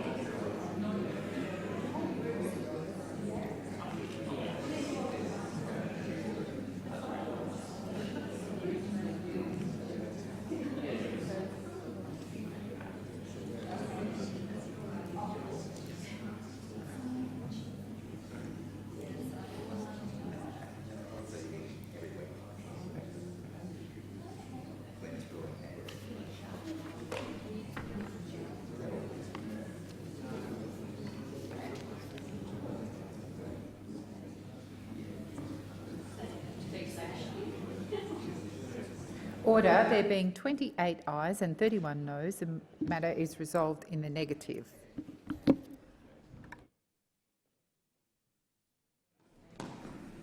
The question now is that the bill stand as printed. Those of that opinion say aye. Against? I believe the ayes have it. So the question now is that the bill be reported. Those of that opinion say aye. Against? I believe the ayes have it. The committee has considered the Higher Education Legislation Amendment Provider Category Standards and Other Measures Bill of 2020 and agreed to it without amendments. Minister. I move the bill now be read a third time. No. I move the report of the committee be adopted. So the question is that the motion as moved by the minister be agreed to. Those of that opinion say aye. Against? I believe the ayes have it. Minister. I now move the bill be read a third time. Yes. So the question is that the motion as moved by the minister be agreed to. Those of that opinion say aye. Against? I believe the ayes have it. I call the clerk. A bill for an act to amend the law relating to higher education and for related purposes. Government Business Order for Day No. 2, Transport Security Amendments, Serious Crime Bill 2020. Resumption of second reading debate. Senator Keneally. Thank you, Madam Deputy President. I rise to speak on the Transport Security Amendment Serious Crime Bill 2019. Transport security, the security of our ports and airports, is fundamental to controlling our borders and to our national security. In this time of COVID, this fact has been made even more acutely clear. As we saw when a breakdown of our maritime security clearance processes with the Ruby Princess, which saw passengers allowed to disembark and take COVID-19 with them around the country and around the world. One might think that a competent, responsible federal government would recognise the mistakes of the Ruby Princess and prioritise any further transport security legislation appropriately to avoid any further bungles. Instead, what we have here is this bill today, poorly thought out, ill-defined and inadequate tinkering with the regime covering the Aviation Security Identification Card, ASIC, and the Maritime Security Identification Card, MSIC. Both of these cards are an important part of securing the aviation, maritime and offshore oil and gas sectors from acts of terrorism and unlawful interference. Labor supports these schemes as an important tool to ensure that workers hold a valid background check and are not a threat to aviation or maritime security. We know that there are people who want to try and use air and sea transport and travel to bring contraband, such as drugs and weapons, into Australia or take contraband out of Australia. It's the federal government's responsibility to take sensible measures to deter and detect these crimes and to bring the perpetrators to justice. And Labor would support sensible measures. But this bill, the Transport Security Amendment Bill, has a number of serious flaws the government has failed to address. It leaves a big hole in our border security by completely failing to address the issue of foreign crew on ships operating on Australian domestic routes. And it adds an extra level of uncertainty for Australian workers who already struggle with bureaucratic delays and inconsistencies. The government's own bureaucrats have warned that foreign crew on board vessels that use flag of convenience registration to operate in Australia are likely targets for organised crime syndicates and terrorists. The then Department of Immigration and Border Protection very clearly said in 2017 that the reduced transparency and secrecy surrounding the complex financial and ownership arrangements of these vessels make them and their crew attractive for use in illegal activity, including by organised crime or terrorist groups. The department went on to say that these ships may be used in a range of illegal activities, including illegal exploitation of natural resources, illegal activity in protected areas, people smuggling, and facilitating prohibited imports or exports. In fact, we know that there is no may about it. Take the case of the ship Sage Sagittarius and its master, Captain Salas. In 2012, he became a person of interest in the New South Wales coroner's investigation into 3 highly suspicious deaths aboard the Sage Sagittarius. Captain Salas admitted to the coroner that he was involved in gun trafficking and trading in alcohol. Despite this evidence in front of the New South Wales coroner, the Liberal government still let Captain Salas back into the Australian waters in December 2015 as master of the Kypros Sea. That ship travelled between a number of Australian ports, primarily Gladstone and Weipa, in early 2016. Other examples of rogue elements on flag of convenient vessels include illegal fishing and people smuggling. In August 2017, there was the incredible story of a North Korean crew exploiting the flag of convenience arrangements to smuggle 30,000 rocket grenades. In fact, Tonga shut down its use of flag of convenient vessels because at one stage al-Qaeda was actually found to own the vessels and were transporting weapons, ammunition and crew to Europe. Despite this proof of risks, this government has done nothing to ensure that these foreign workers are subject to robust background checking. Australian workers can be subject to a 3-month wait for their MSIC, but foreign crew can currently get a maritime crew visa and come into Australia with as little as 24 hours' notice and with no MSIC required. The inconsistency is brought into sharp relief when we look at the 8 Rio Tinto ships trading in Queensland waters in 2020. 4 of these ships had Australian seafarers, and all of them require an MSIC card. However, another 4 ships used the flag of convenience arrangements with foreign crew, who do not need an MSIC. And this is why I have introduced a private senator's bill to close this gap. The Migration Amendment New Maritime Crew Visas Bill 2020 will require the relevant minister to replace the current Maritime Crew Visa with 2 new categories of Maritime Crew Visa. The first, an International Seafarers Transit Visa, which can only be used for crew entering Australia on a continuing international voyage, and a second visa, the International Seafarers Transit Visa. This second visa will ensure that foreign seafarers who work, often for years and years, off our coastline on flag of convenience ships are subject to the same kind of background checking that Australians are subject to when applying for an MSIC. This is a common-sense piece of legislation, one to level the playing field to make sure that foreign workers are subject to the same kind of background checks that hard-working Australians face when working in our seaports and off our shores. I'm also introducing an amendment to this bill that delays the introduction of the bill, should it pass the parliament, until my private senator's bill is passed into law. Any risks to our transport security cannot be dealt with in isolation. The Prime Minister and the Minister for Home Affairs should not be turning a blind eye to the risks posed by foreign crew, and this amendment will force him to take these national security risks seriously. While addressing transport security risks makes sense, what does not make sense is the way this government made a last-minute and dramatic change to their own legislation by introducing criminal intelligence assessments as part of the ASIC-M6 scheme. I want to be clear that Labor supports well-targeted measures to address serious crime. But serious crime deserves serious responses. This government cannot be taken seriously when their response is to introduce an entirely new function to the Australian Criminal Intelligence Commission without any real examination of the legislation. The Minister for Home Affairs rammed this last-minute amendment through the House of Representatives after allowing members only minutes to consider its ramifications. There has been no Senate inquiry to consider if the government's criminal intelligence assessment legislation will do the job the government says it will. There has been no consultation with industry or workers, as there is with every other change to the ASIC and M6 scheme.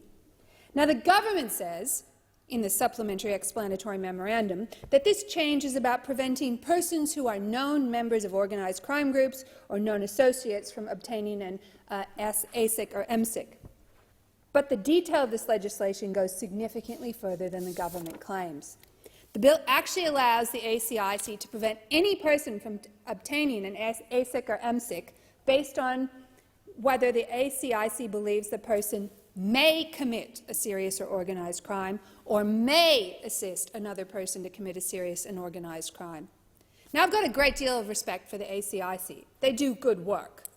But this bill is asking the ACIC to predict whether someone will commit a serious and organised crime. Not if they have already committed a crime, not if they are a member of an organised crime group, but to predict that at some point in the future they'll commit a serious and organised crime. I mean, for all of ACIC's fine qualities, I doubt that fortune-telling is one of them. Labor has been advised by experts that merely a suspicion that someone may commit a crime is a very low standard for denying a person an ASIC or MSIC.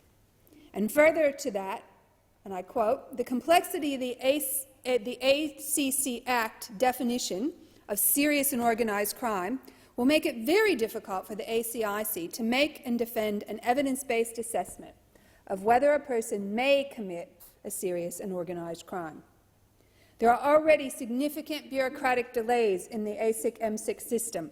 All too often, Australian workers can't go to work because the Department of Home Affairs contractors have bungled their paperwork or not finished it on time. 250,000 Australian workers currently hold an ASIC or MSIC card. These Australians deserve a system that treats them with respect, that allows them to do their job while also protecting our national security. The changes the government proposes will not produce that system.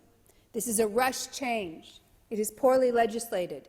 The government must take its drafting of criminal intelligence assessments back to the drawing board. As I said, Labor supports well-targeted measures to address serious crime. But serious crime deserves serious responses, and this bill cannot be considered a serious response. In fact, it does not even have a definition of serious crime in the legislation. Instead, the government simply asks us to trust that they'll get it right in the regulation. It's a very big ask for the Morrison government. I mean, get it right like they got right the price of the Leppington Triangle land, or like they got right the illegal automated robo-debt scheme, or like they got right the response to COVID-19 in aged care.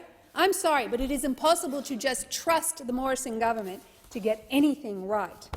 And that is why Labor will seek to amend the legislation to ensure the scope of the crimes covered under this legislation are targeted and not so unfairly broad that a range of workers are unnecessarily disqualified from the maritime and aviation industry when they do not present a specific security threat, and to ensure that there is a legislated avenue of appeal for those who have been determined to have an adverse security status. People deserve to know why they cannot get a job, and to mandate processing times for ASIC and MSIC cards. This is a system that is plagued with bureaucratic bungling and delays, and it needs to be improved. Other amendments will prevent the bill from being enacted until the Migration Amendment, New Maritime Crew Visa Bills, has passed into Parliament, putting more rigorous assessments, as I spoke to earlier, on foreign crew, to introduce a statutory review, independent review, of the Act 2 years after it's passed the Parliament and every 5 years after that, to ensure oversight of the work of the ACIC by expanding the Inspector General of Intelligence and Security's jurisdiction to include the ACIC as recommended in the 2017 Independent Intelligence Review, and to remove Schedule 2 of the bill that introduces criminal intelligence assessments. Our national security, the security of our ports and airports, is too important to get wrong. But this legislation is just another example of a government that isn't even getting the basics right. This is a bill with no maximum time frame to ensure that bureaucrats do their job on time and hardworking Australians don't miss out on work, no legislated right of appeal, no background checks for foreign workers, but tougher checks for Australian workers, no definition of serious crime in a bill about, supposedly, serious crime. Improving the security of our ports and airports is a great announcement. It gets a headline for the Minister for Home Affairs and the Prime Minister. But our border security is too important for laws protecting it to be based on what simply makes up a good press release.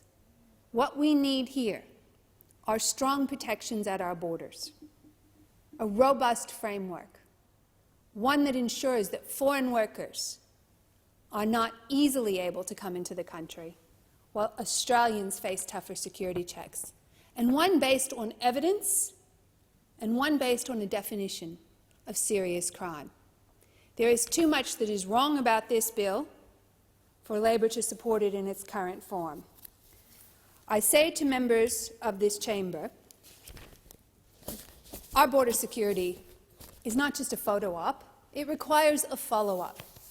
It requires a government attentive to the challenges at our border. What we know from COVID, the Ruby Princess bungle,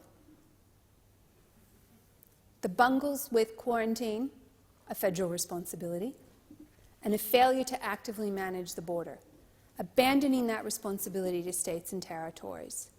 And here, a bill that purports to address the risks and threats of serious crime amongst the workforce on our borders, but doesn't define serious crime and doesn't address the significant threat posed by foreign workers. For these reasons, Labor will be moving these amendments. I ask members of the chamber to consider them, and I ask members of this chamber to ensure that whatever comes out of this debate improves the security at our borders, at our ports and at our airports. Senator Rice. The bill that we're debating today, the Transport Security Amendment Serious Crime Bill 2019, it's very similar to an earlier bill in the previous parliament. The Transport Security Amendment Serious or Organised Crime Bill 2016 in fact passed the Senate and it returned to the House of Representatives with amendments for them to assent to, but it languished there for several years until it lapsed at the end of the previous parliament, because I think those opposite were basically, at that stage, too busy undermining each other to actually address some of the serious issues and the substance of these issues. I spoke several years ago to the earlier bill, and look, I'll just reiterate some of the points that we made there. That first up, and critically, preventing serious and organised crime in our ports and our airports is a critical issue that needs to be done well. It needs to be done well, it needs to be done appropriately, with a framework that protects workers and protects our security. And in particular, it's an important question and something that we need to do, to be expanding a framework that was but what we need to be asking is whether it's appropriate to expand a framework that was legislated to address terrorism risks, whether that's an appropriate way to be addressing the issues of serious and organised crime. We've got two major concerns with this legislation, and unless these concerns are addressed, we cannot support it.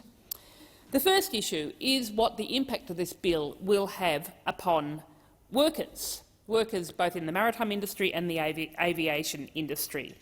As the Maritime Union of Australia, the MUA, have noted in their submission, the two cards are at core to this legislation, the Maritime and Aviation Security Identification cards, M6 and A6, are right-to-work cards. You can't work in our ports, you can't work in our airports unless you've got one of these cards.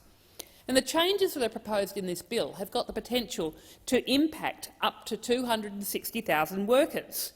So you've got to get it right. There are a lot of workers whose very livelihood and their very ability to work are going to be impacted by this legislation.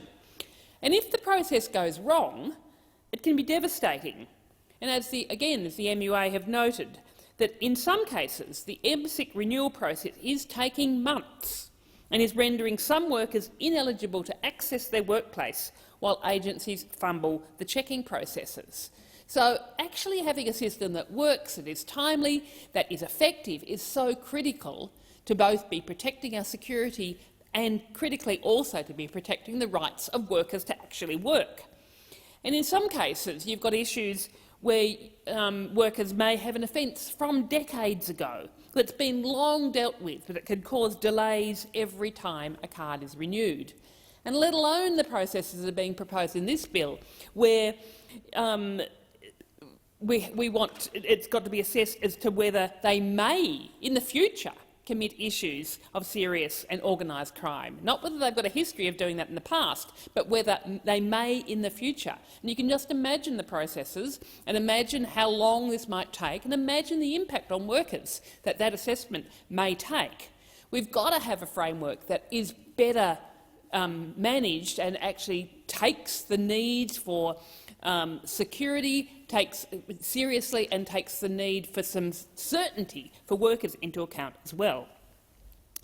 And the second major issue that we've got with this bill is here it's a focus to be aiming to improve security by tightening up the conditions as to which workers can get an MSIC or an ASIC, whereas at the same time we have got workers on foreign-owned vessels, on flags of convenience vessels, that are able to access the country without these checks and balances. And so I reckon it's really reasonable, before you tighten up the controls on our domestic workers and make it more difficult for people here to get work, that you actually have to be addressing some of the huge security holes in our framework as they apply to foreign seafarers. And so I think this is something that this legislation doesn't do. And if you just think about one of the issues that has been raised with us again is the poor storage of ammonium nitrate, and that there was a tragic blast in Lebanon last year, massive, huge blast that involved poor storage of ammonium nitrate. And one of the issues that the MUA has raised is that the government continues to issue temporary permits to ships that carry dangerous goods such as ammonium nitrate without checking if they adhere to the safety standards of Australia and without carrying out crew safety inspections.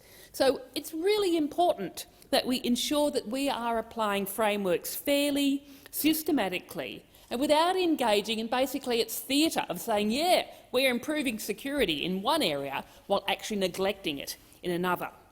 And I think this Senate has done quite a lot of work over the last few years looking at the issues associated with foreign flagged ships and flags of convenience ships in particular, and the risks that have been highlighted of flags of convenience shipping are very real, and they have not been addressed by this government, and they are not being addressed in this legislation. We had a Senate inquiry into flag of convenience shipping, and basically nothing has improved since that Senate inquiry.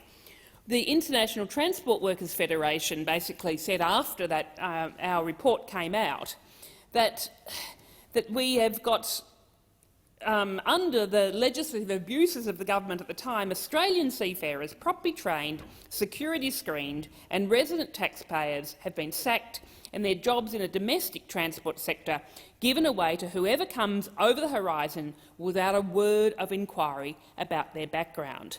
That basically there is so little transparency in flags of convenient shipping, there is so little controls on the background of those seafarers that we have got this huge gaping hole in our security that's not being addressed, that needs to be addressed.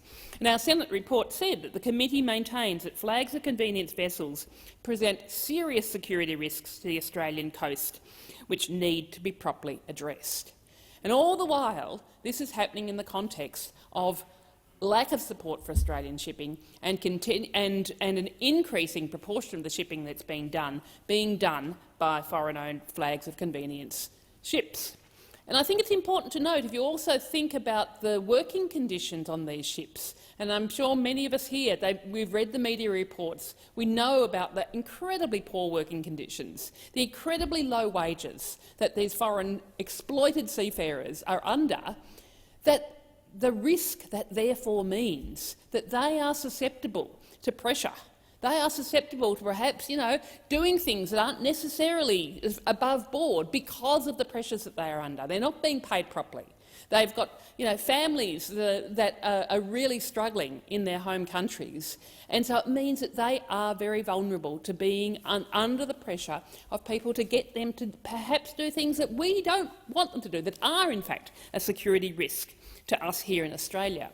So these are some of the really substantial issues that need to be seriously addressed by this government that just haven't been. In the 6.5 years I've been in the Senate and I've been the Greens transport spokesperson, issues relating to Australian shipping and the issues of foreign-owned and flags of convenience shipping, they have been something that we have been hammering away on for those whole 6.5 years, and yet nothing has been done. Nothing has changed. Those risks are all still there.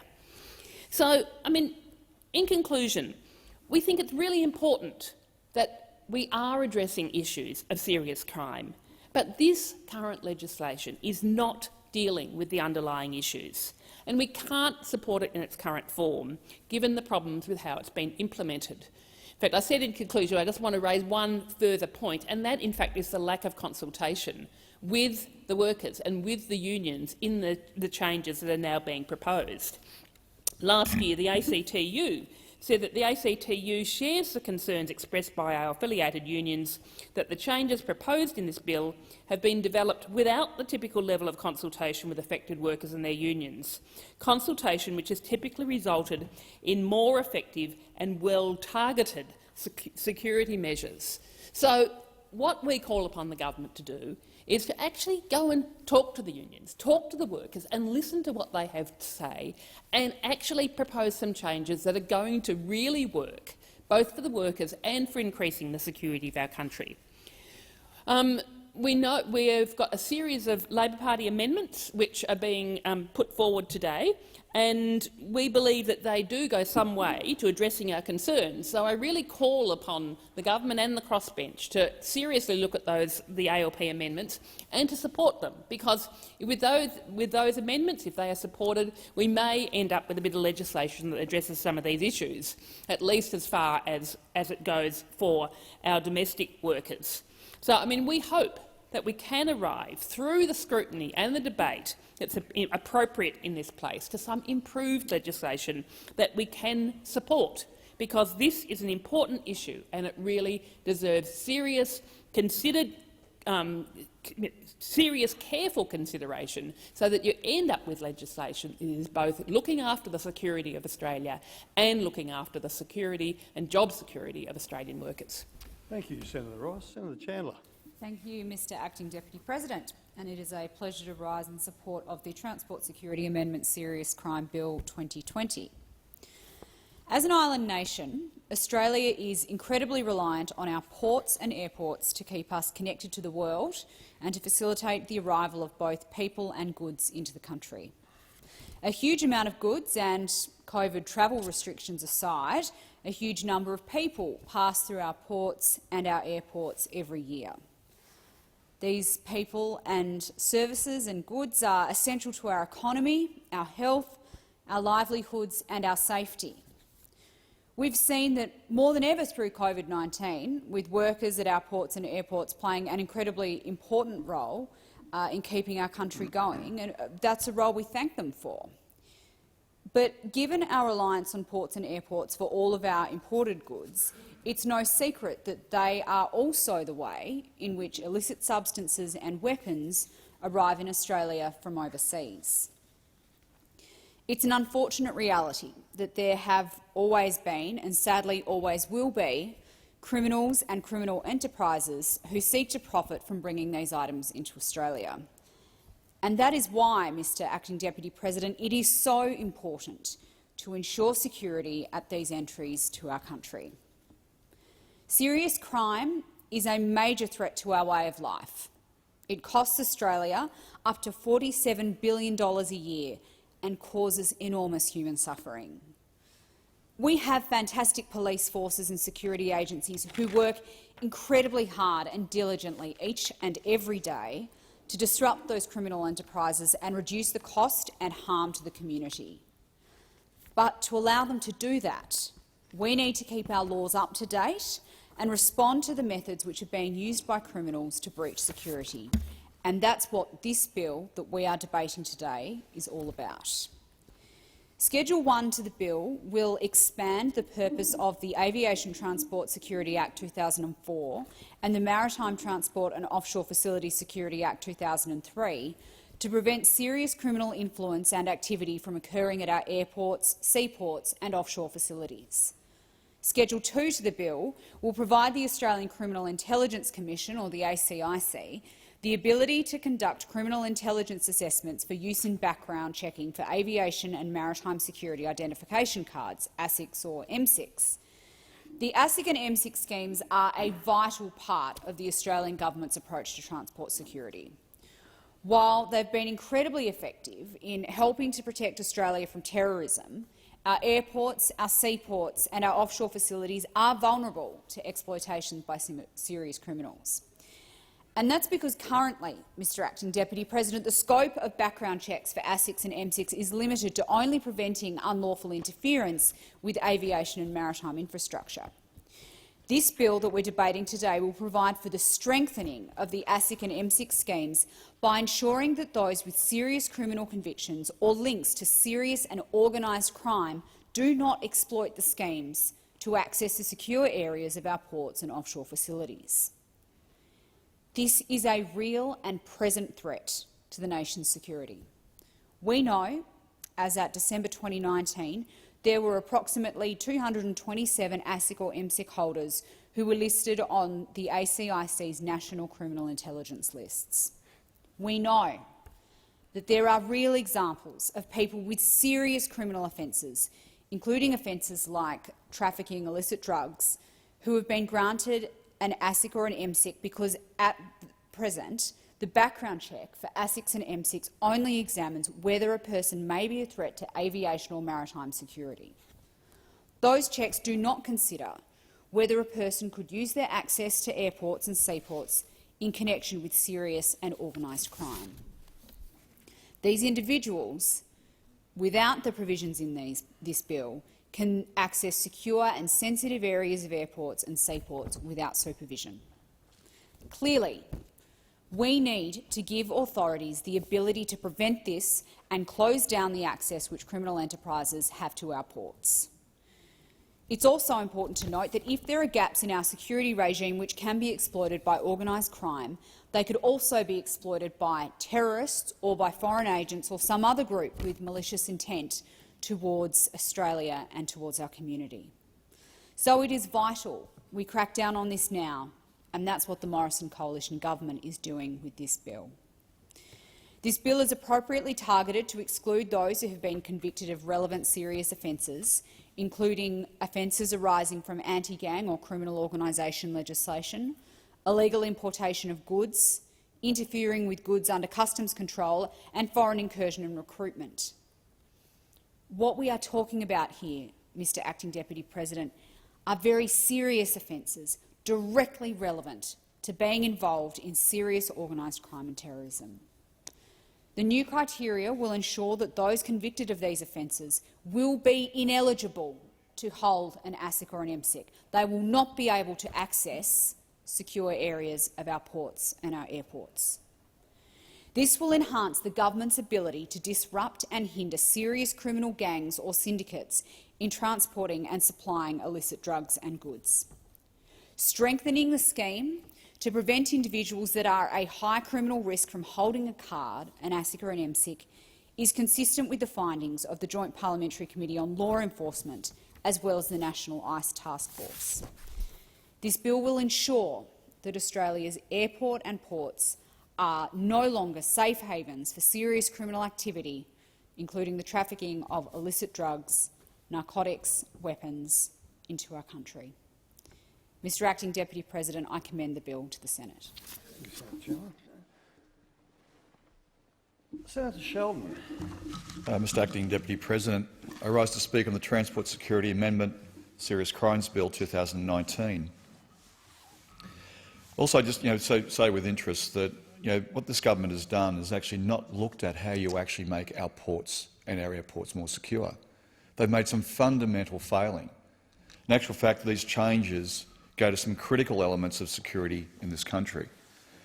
Labor supports, of course, the legislation that will keep our ports and airports safe. As a person who's worked in airports and around our ports, I know how important safety of our airports and ports are to both the national economy and also to those people working, those tens of thousands of people working on and off our ports. But striking the right balance while protecting the human rights of our essential workers in these industries is critical. This bill, however, does not strike that balance. Instead, it compounds many of the existing inefficiencies with the current regime for approval of the Aviation Security Identification Card, ASIC, or the Maritime Security Identification Card, MSIC. We have a number of concerns with this bill, many of which have been outlined in the Labor Senator's contributions to the bill's review by the Senate Legal and Constitutional Committee, namely that the bill would see working people denied natural justice, that would entrench inappropriate standards for domestic shipping workforce, and see an unnecessary and unsettling delegation of authority to the minister on a policy area that demands parliamentary scrutiny. Firstly, the legislation's creation of a greater delegation of authority to the ministers responsible for the definition of serious crime is problematic. It's a problem because it creates additional unsupervised means by which an employee would unfairly be stopped from receiving the ASIC or MSIC cards. Two necessary cards that aviation or maritime workers require in order to work at our airports, ports or offshore facilities. This legislation is outlined in the committee's report and specifically in the Labor Senator's dissenting report is significantly flawed on a number of grounds. Currently, ASIC and MSIC applications are checked by ASIO, the AFP and Immigration. These checks are already time-consuming, sometimes taking up to 90 days or more to complete. Even in instances in which a worker may have been previously approved for their identification card many times over the course of their entire career without incident, they are repeatedly forced to suffer through this limbo. A waiting period that regularly holds up from taking part in their livelihood, depriving them of the work and the resulting income needed to support their family. Particularly now during a period in which aviation and maritime workers are facing job losses, reduced hours and wage cuts, the unintended consequences of this legislation would be a cruel blow to these workers.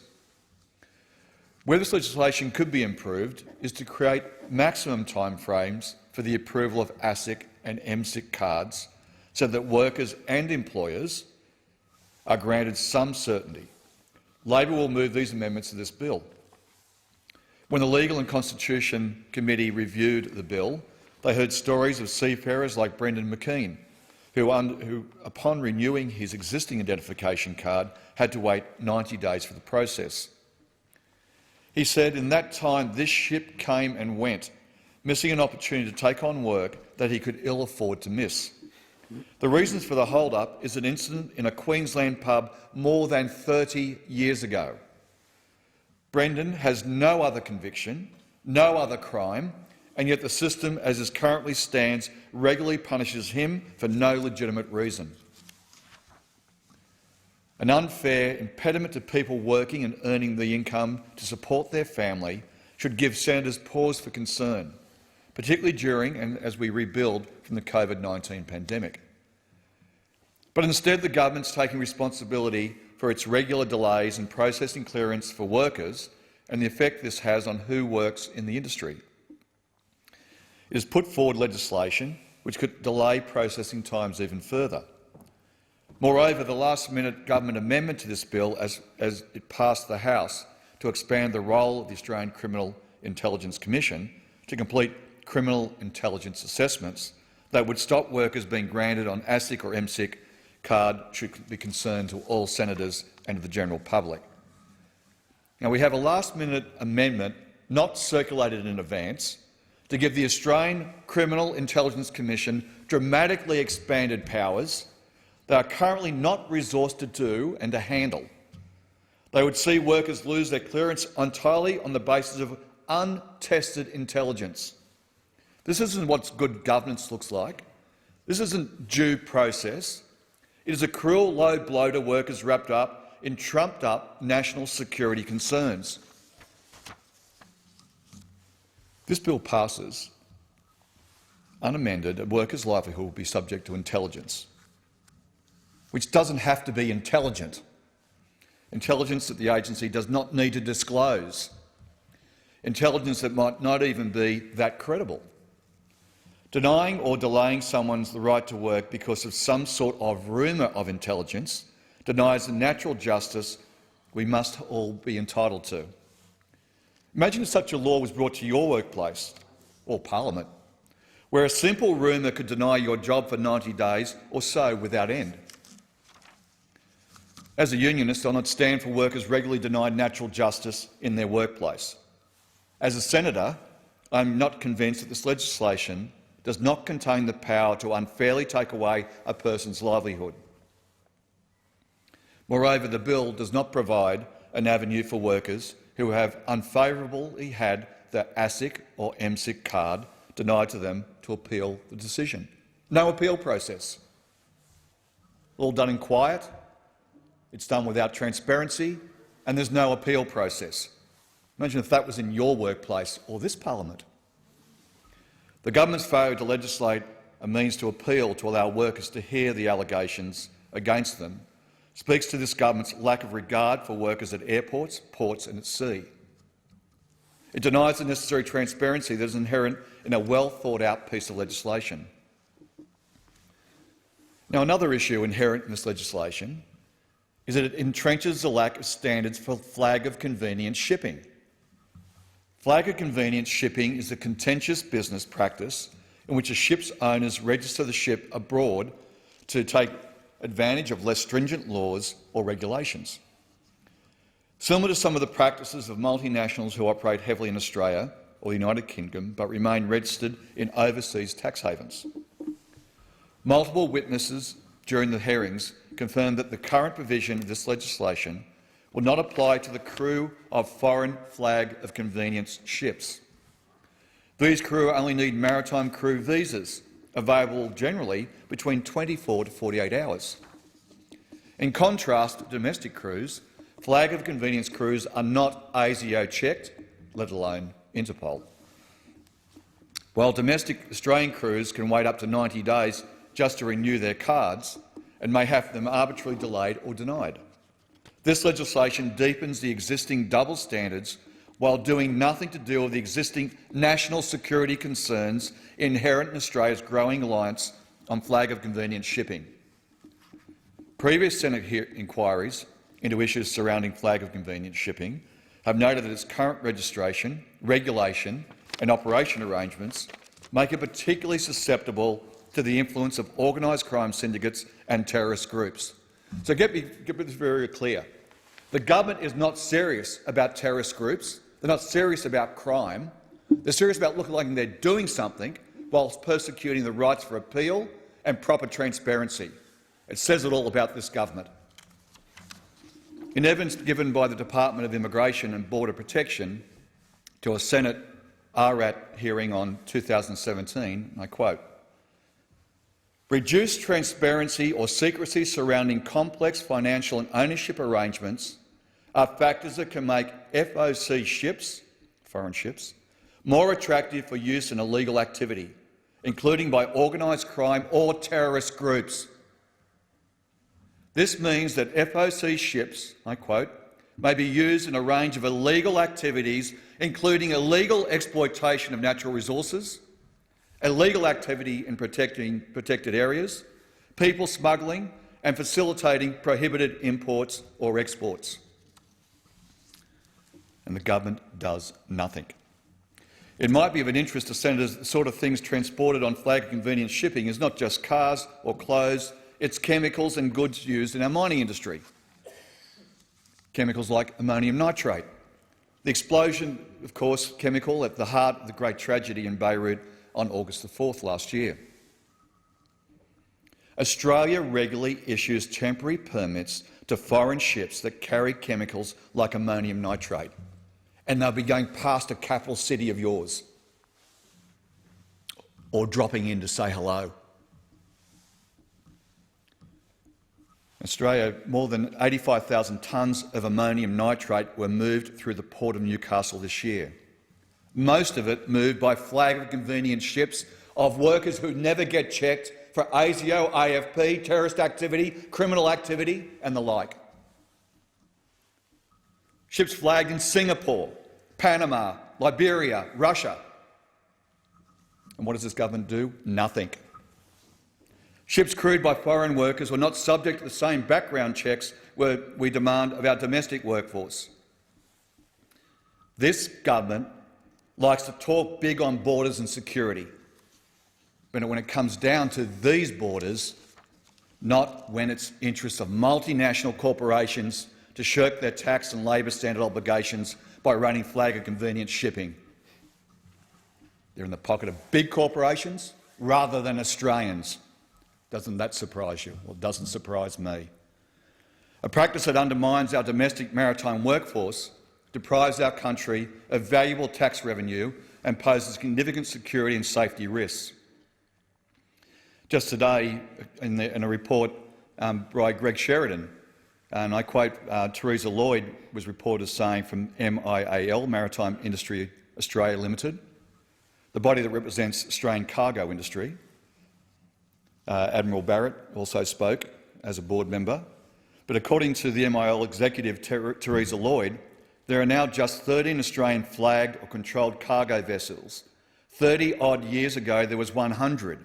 Britain still has 470, such as commercial ships. If you don't have the capacity, she said, if you don't have the capacity to requisition ships, there's not much you can do in an emergency, Admiral Barrett said. A national government has legal authority in a crisis to requisition civilian ships which carry its flag or are controlled by its companies, but no authority over foreign ships. So it goes to a broader issue about how this government operates in the shipping industry and how it operates on behalf of big corporations against our national interest, our employment interest and our national security interests. Already, flag of convenience shipping, as I've just said, have undermined our domestic seafaring industry. This bill will deepen the double standard. This legislation provides additional support to flag of convenience shipping that will further offshore our domestic shipping industry. I'm also concerned about the unnecessary and unsettling delegation of authority to the minister in this matter. It will prevent parliamentary oversight on possible expansions of the scope of requirements to have ASIC or MSIC cards. This is further compounded by the failure of the government to provide an early draft of the regulations that should be associated with this legislation. Despite the idea of this legislation having been in the works since they first promised it in 2013 federal election. The Senate committee reviewing this bill was denied any preview of the accompanying regulations and should give any senator interested in transparency concern about this bill. The distributing trend of governing by regulation denies Parliament the same rights of oversight of legislation. The ability of the minister to expand the scope or definition of serious crime by regulations to change the definition of serious crime and to deny someone their security card grants the senator very blunt powers of oversight, where it must choose to allow or disallow the regulation. Instead, such things should be contained in our legislation to this parliament. Instead, this delegation is unsettling because the Serious Crimes Bill doesn't include a definition of serious crime. Farcical. Instead, that definition is ambiguously left to the department and the minister in question. There are several definitions of serious crime across a number of Commonwealth Acts and regulations the minister might have picked. They haven't. You didn't even have to think about it. You only had to look at the options and consider the best option. 2013, this has been in consideration. We're surely not at a point where ministers should be the right to unilaterally change standards. Sheldon, sadly, your time has expired. Senator Brown. Thank you, Mr Acting Deputy President. This bill seeks to strengthen the regulatory framework surrounding the issuance of aviation and maritime security cards. It also provides the legislative basis for undertaking security checks, including background checks of ASIC and MSIC holders. It seeks to do this by significantly expanding the number of background checks that have to be completed for each applicant. Aviation and maritime security identification cards are required for anyone that seeks regular access to secure areas of Australia's airports, seaports, Australian flag ships and our offshore oil and gas facilities. Workers requiring unescorted access to secure areas of airports, seaports, offshore platforms and Australian registered ships are all required to have a valid ASIC or MSIC card. These workers include aircraft crew, baggage handlers, couriers, security screening staff, security guards, waterfront workers, seafarers, custom brokers, shipping agents, maintenance workers, truck drivers, train operators and anyone who works on an offshore platform. In other words, tens of thousands of Australian workers are required to have one or other of these security cards in order to do their jobs. At the moment, applicants for an ASIC or MSIC are required to complete an identification verification, a security assessment conducted by ASIO and a migration status check by the Department of Home Affairs.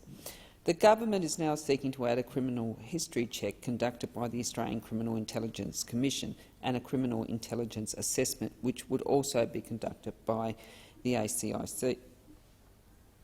The problem is that this bill doesn't get the basics right, Mr Acting Deputy President, when it comes to securing our important aviation and maritime infrastructure industries.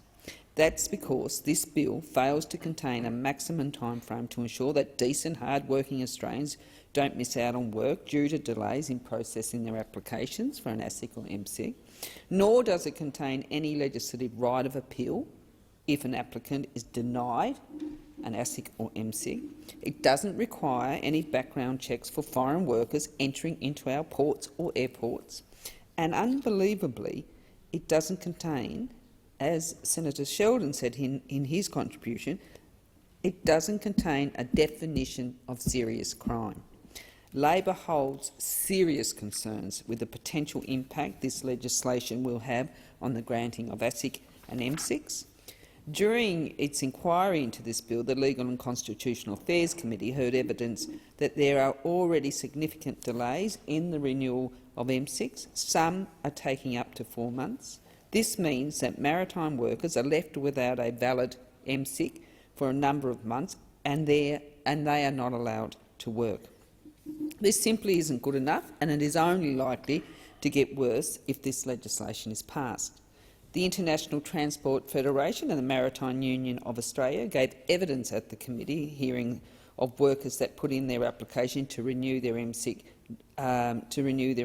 90 days before having to join a ship. However, the card was not renewed in time. Put in their application 90 days before, and the card was not renewed in time. In this case, the seafarer had been convicted of a crime over 31 years ago.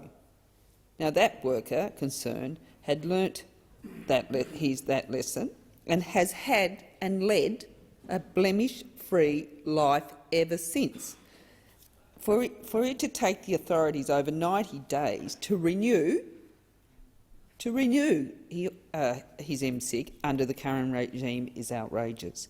That is 90 days where this seafarer was not able to work, and over 90 days to renew his MSIG under the current regime is outrageous.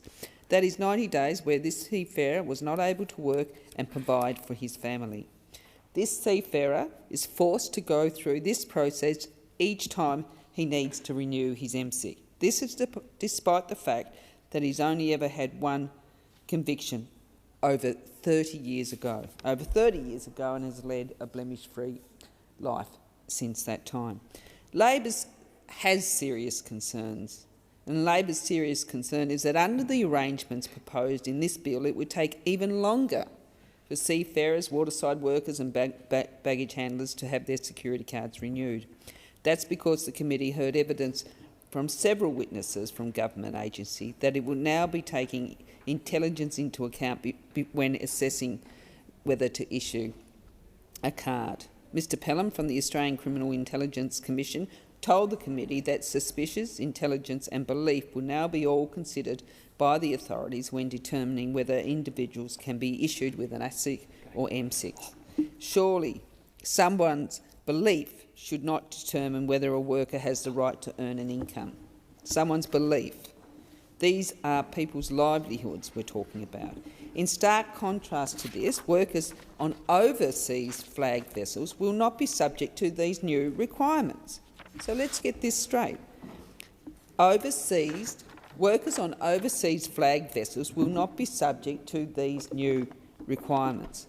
Foreign crews and overseas flagships will still have their maritime crew visas, which gives them access to our ports within 24 or 48 hours of application. They will be able to come and go, associate with whomever they wish to, without any of the checks that are imposed on Australian workers. Australian workers are already subject to ASIO checks, AFP checks and other checks. Most of the ships that pull alongside Australian wharves are foreign flagged with overseas crews. None of these crews are subjected to the checks and balances we place on our own workers. Workers have become accustomed to providing police record checks when applying for or commencing a job. I struggle to think of any other collection of occupations that are subjected to the legislative requirement of a criminal intelligence assessment. One must wonder why this government is so determined to make life difficult for people that work in our aviation and maritime section. A number of years ago, the Rural and Regional Affairs Committee heard evidence from the then Department of Immigration and Border Protection that certain features of a flag of convenient registration of ships with the consequent regulation and operation makes them open to exploitation from organised crime syndicates and terrorist groups. This was brought to the attention of the government in 2017, but they have not acted. Foreign crews and overseas registered vessels will continue to have a much easier path to gaining access to our ports than our own workers, to Australian workers. Like the aviation and maritime workers themselves, Labor believes in a strong, effective and consistent approach to border security. However, this does not mean that Labor will support an identity card regime that seeks to rely on suspicion or belief to determine whether a worker is suitable to have access to our ports, airports and offshore oil and gas facilities. During its inquiry into this bill, the Legal and Constitutional Affairs Committee heard evidence from both the workers and government that there is no definition whatsoever of serious crime contained within the legislation. The Australian Crime Commission Act 2002 did manage to include a definition of serious crime. It is a very detailed definition, as you would expect, This definition focuses on offences punishable by more than 3 years' imprisonment, offences causing high-value loss, and certain money laundering and terrorism financing offences. Surely, if a definition could be included in a 2002 Act, it should not be beyond the wit of this government and their drafters to provide a definition in this instance. In fact, the Legal and Constitutional Affairs Committee was told that it is generally understood definition of serious crime does not apply in the case of this legislation. So not only do we not have a definition in this piece of legislation— Order. Senator Brown, we're moving to questions without notice. Senator Reynolds. Mr President, I seek leave to make a statement. Is leave granted? Senator Wong. Thank you. We will give leave. I would like to seek some clarity, and we can have some discussion across the table about the capacity of the Senate to take note of it and therefore the consequences for question time. But on the basis that those discussions will be had, the Labor Party will give leave as the Minister's requested. Senator Reynolds. Well, thank you very much, Mr President. Mr President, I refer to the serious matters relating to my former staff member, Ms Brittany Higgins, who was employed in my ministerial office when I was the Minister for Defence Industry. And I take this opportunity to provide the Senate with a further statement. On Monday evening, we heard in Brittany's own words the harrowing account of her alleged sexual assault in my ministerial office in 2019. Brittany's story has occasioned a wider reckoning of how women are treated in this building. It has prompted a national conversation about how we ensure women are safe in their workplace, wherever that is, and how we support them when they need our care. As a woman who has spent much of her working life in politics, much of it in this very building, I welcome that conversation, and I welcome the reviews announced by the Prime Minister. My hope now is that we can address this very serious issue as a parliament, away from the politics. Mr President, I've been asked a series of questions surrounding the circumstances of Ms Higgins' alleged sexual assault and the actions that were taken by myself and my then Chief of Staff as a consequence. I will do my best to answer them. I became aware incrementally over a period of days of Brittany's story during private conversations with her and my then Chief of Staff and via reports from parliamentary authorities. On Tuesday the 26th of March, my then Chief of Staff called Brittany and a male co-worker into separate meetings concerning what, at that point, appeared to be a security breach involving unauthorised access to my office. The following day, the Secretary of the Department of Parliamentary Services provided a report concerning the security breach. On Monday the 1st of April, I met with Brittany and my then former Chief of Staff. During this meeting, I made it clear to Brittany that she would have my full support in whatever course of action she decided to take, and that she would have full access to counselling services. My Chief of Staff and I moved quickly to ensure that Brittany was given access to the police should she wish to make a complaint. In terms of the actions taken by my then Chief of Staff and by me in the days and weeks that followed Brittany's alleged assault, we at all times followed the advice of the Ministerial and Parliamentary Services and the Department of Finance, as was appropriate. I have full confidence that my then Chief of Staff and I, at all times, acted in what we believed were in the best interests of Brittany. Mr President, throughout this entire time, my sole desire has been to let Brittany herself determine how this matter would be dealt with. I fully appreciate that it is the proper duty of the Senate, of all of us in this chamber, to ask hard questions about how this incident was dealt with. But at the time, this was a difficult, it was a complex, and it was a highly sensitive matter. At all times, to me, Brittany's welfare and her right to privacy were paramount to me. For my part, I am deeply sorry that Brittany felt unsupported at the time of the incident and in the months that followed, and in fact the years that followed. I'm also deeply sorry that some of my actions and my handling of this matter added to Brittany's distress. The Prime Minister has announced an independent review into the culture of Parliament House and the processes in place to deal with serious incidents such as these. It is a move I welcome. It is a move I think we can all agree that is long overdue. Mr. President, it is now incumbent of all of us in this place to let the independent processes now in train consider these matters. Thank you. Senator Wong. Thank you, Mr. President. Consistent with what I indicated prior to question time, what I'd request of the government is, can I acknowledge the minister's given that statement? I think that is important. I would ask that we allocate a finite period of time on Monday for the Senate to take note of the statement. I think there have been a few things in that which it would be useful for us to reflect on and consider, so I would invite the government to indicate so. Senator Birmingham. Thanks, Mr. President. I thank Senator Wong. The government will facilitate a time-limited discussion in relation to the statement at an appropriate time on Monday. Senator Gallagher. Thank you, Mr. President. My question is to the Minister representing the Prime Minister, Senator Birmingham. The RBA Governor, Dr Lowe, told the National Press Club, and I quote, "When the JobKeeper program finishes at the end of March, we expect some additional job losses." The Secretary of the Treasury also conceded last week that there will be job losses when JobKeeper is axed.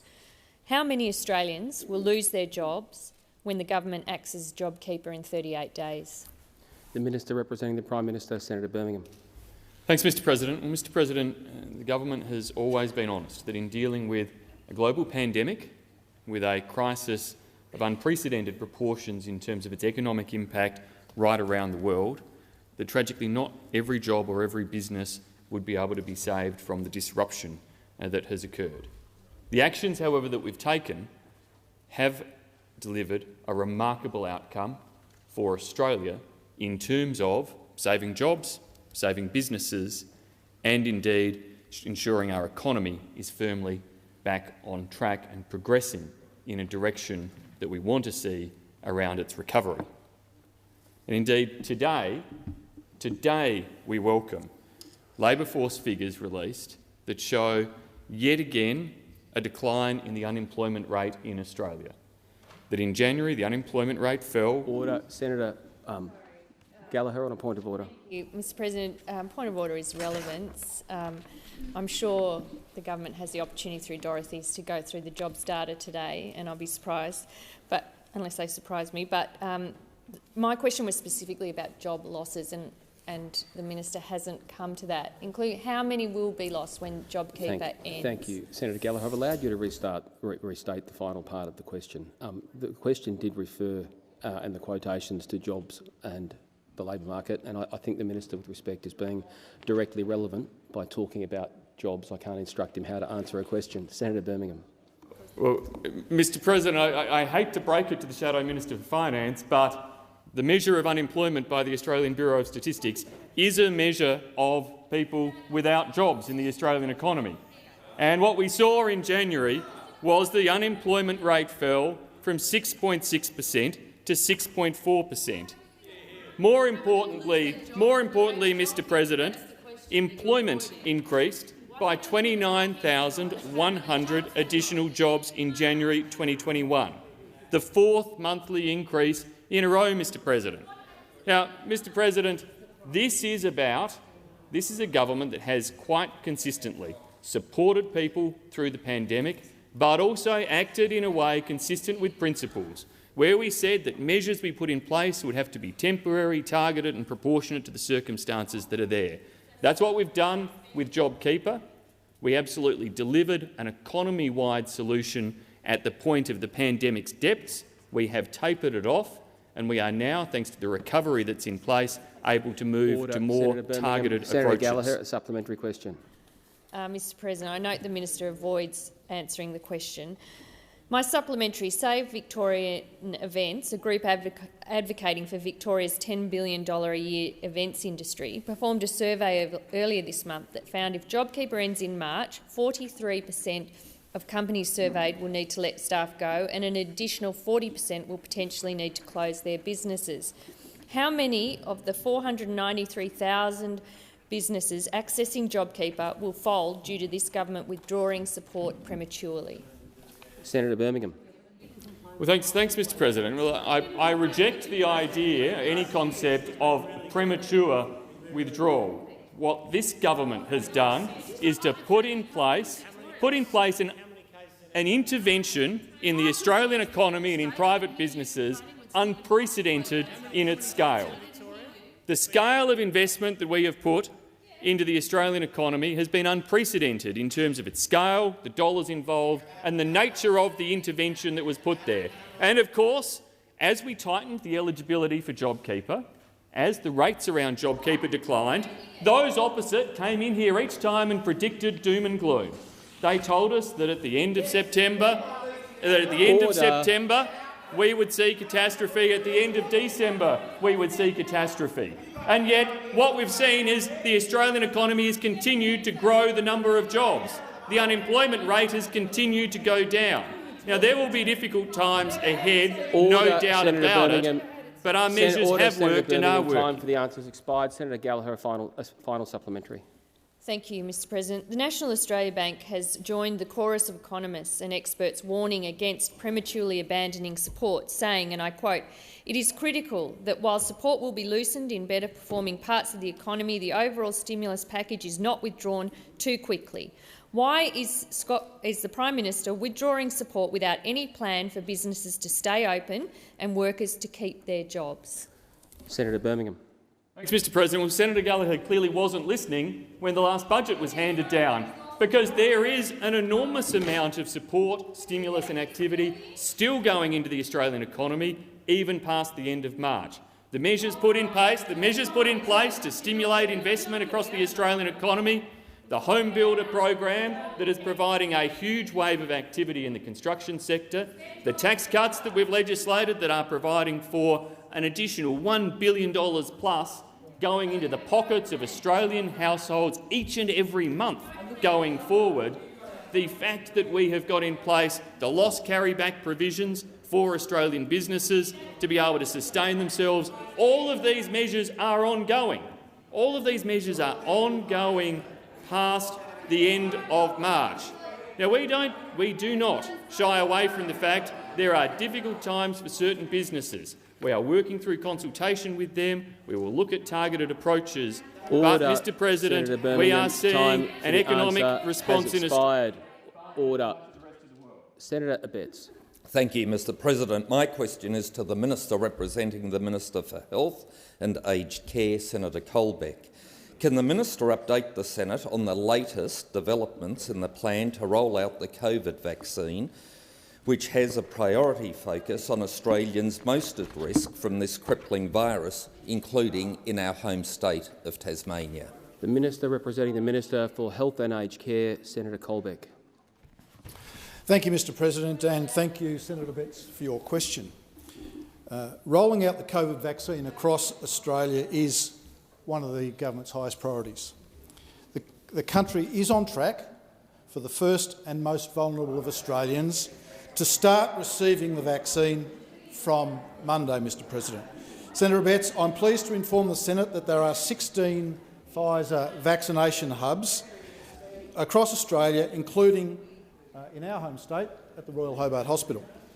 Thousands of aged care residents in Australia at more than 240 facilities will receive their first COVID-19 vaccine dose next week. The facilities are located across Australia in over 190 towns and suburbs, in rural and urban areas, and every state and country. Next week, in our home state of Tasmania, Mr. President, Senator Betts, rollout of the vaccines will occur in aged care facilities in Burnie, Legana, Newnham, Newstead, Norwood, Penguin, Riverside, Somerset, St Leonards, Ulverston and Wynyard, Mr. President. Of the 142,000 doses of the Pfizer-BioNTech COVID-19 vaccine which arrived into the country this week, approximately 80,000 doses will be released next week. Approximately 30,000 vaccines will be made available for the Commonwealth Vaccine in-reach workforce to aged care and disability care residents. Information has been sent out to aged care facilities for residents, their families, carers and loved ones about what to expect in the lead up to and on vaccination day. The Department of Health has sent a readiness toolkit to aged care facilities, including clinical requirements and a checklist for vaccination day. Senator Abetz, a supplementary question. Thanks for that good news, and I ask further, can the Minister outline the government's plan to ensure all Australians are aware of how and when to access the vaccine? Senator Colbeck. Thank you, Mr President. Thank you, Senator Abetz. Mr President, we are investing $31 million on a public information campaign to keep Australians up to date about the COVID-19 vaccines as they become available and when, how and where to get the jab. As part of our public information campaign, we're investing an additional $1.3 million for peak multicultural organisations to help reach culturally and linguistically diverse communities. The campaign will run across a number of channels, including regular website updates, social media, health professionals, local community and grassroots organisations, networks and the mainstream media, Mr President. And will include advertising in 32 languages across radio, print and social media, extending to communities that are harder to reach through traditional channels. Order. Our message, Senator Colbeck, Mr President— time for the answer has expired. Senator Abetz, a final supplementary question. Can the Minister also provide an update on how the vaccine rollout will assist with the government's plan for economic recovery? Senator Colbeck. Thank you, Mr President, and thank you, Senator Abetz. With our economic recovery well underway, Australians can have cause for optimism and hope as we emerge from COVID. Vaccinating Australians against this virus will go a long way to rebuilding confidence in the Australian economy. While we'll always be guided by the best in medical advice from our experts, we know that reducing the risk of COVID through vaccination will result in Australians moving more freely back to work, back to retail and back to supporting our domestic tourism and hospitality sectors. Mr President, our nation has performed and outperformed all major advanced nations with a larger proportion of Australians who were in the workforce before this crisis in work today. This was due to support programs we put in place, which were only possible because we entered this crisis 12 months ago in a position of economic strength. Senator McAllister. Mr President, my question is to the Minister representing the Prime Minister, Senator Birmingham. This morning, Peter Van Onselen revealed that in response to Ms Higgins going public about her alleged rape in Minister Reynolds' office, that, and I quote, the Prime Minister's office has been backgrounding that her now partner has a vendetta or a gripe against the government. Mr Van Onselen labelled the tactics of the Prime Minister's office as, and I quote, grubby. Does the Minister agree that backgrounding against Ms Higgins to delegitimise her experience would be grubby? And does the Morrison government accept that Ms Higgins' claims of rape and her experience of feeling pressured not to report it should be believed? The Minister representing the Prime Minister, Senator Birmingham. Thanks, Mr President. Well, in relation to Ms Higgins's very distressing claims of sexual assault and rape, as Minister Reynolds informed the Senate at the commencement, it has always been the intent of the government to support her and to enable her to make whatever decisions she chooses to make, and that continues to be the position of the government. It's for those reasons that Minister Reynolds and her then Chief of Staff facilitated meetings for Ms Higgins with the police in early 2019, and indeed why parliamentary services and others provided police with access to information to the CCTV footage within this building. Now, in relation to the claims in the first part of the senator's question, I have no awareness of any such activity being undertaken. Senator McAllister, a supplementary question. Will the Prime Minister investigate the claims that his staff are backgrounding journalists against Ms Higgins? If the claims are proved, what consequences will there be for this conduct? Senator Birmingham. Well, Senator, through you, Mr President, Senator, I will take those matters up with the Prime Minister. I am certain that he has no tolerance for such activities. Senator McAllister, a final supplementary question. I would appreciate Order. a response to my question, to my supplementary question, once you've taken it up with the Prime Minister. Yesterday, Ms Higgins said, and I quote, "The continued victim-blaming rhetoric by the Prime Minister is personally very distressing to me and countless other survivors." When will Mr Morrison stop victim-blaming and be straight about the conduct of his government? Senator Birmingham. Thanks, Mr President. Well, Mr President, the government wants nothing more than, in relation to Ms Higgins, for her to be able to make the decisions she chooses to make in relation to whether she takes these matters forward with police, and the government will provide absolutely full cooperation in that regard, as we would have and have had at any point of time in the past. We will continue to provide that support. In relation to the systemic issues in place, my office, consistent with what the Prime Minister has announced, has now reached out across all party lines, groupings and independents to arrange for discussions that I will undertake over coming days to enable us to pursue a true multi-party independent approach to ensure that across this building, regardless of the political party that an individual may work for, they can have confidence in the systems and processes that are in place to support them. Senator Waters. Thanks very much, President. My question is to you regarding Brittany Higgins's rape allegations. Did you or your staff tell the Prime Minister or any of his staff or any other members of the ministry that a request to DPS had been made on the 18th of April 2019 by the Sexual Assault Unit of the AFP seeking access to the CCTV footage of the evening of Brittany Higgins's alleged rape? If so, when? Can I commence, Senator Waters, by saying for the first time this week in this place that I struggle to find the words, be they formal or informal, to fully express my sorrow, occasionally frustration and anger at what has occurred in this workplace, the alleged sexual assault. It's occurred on my watch as a senator and indeed as a custodian of this place.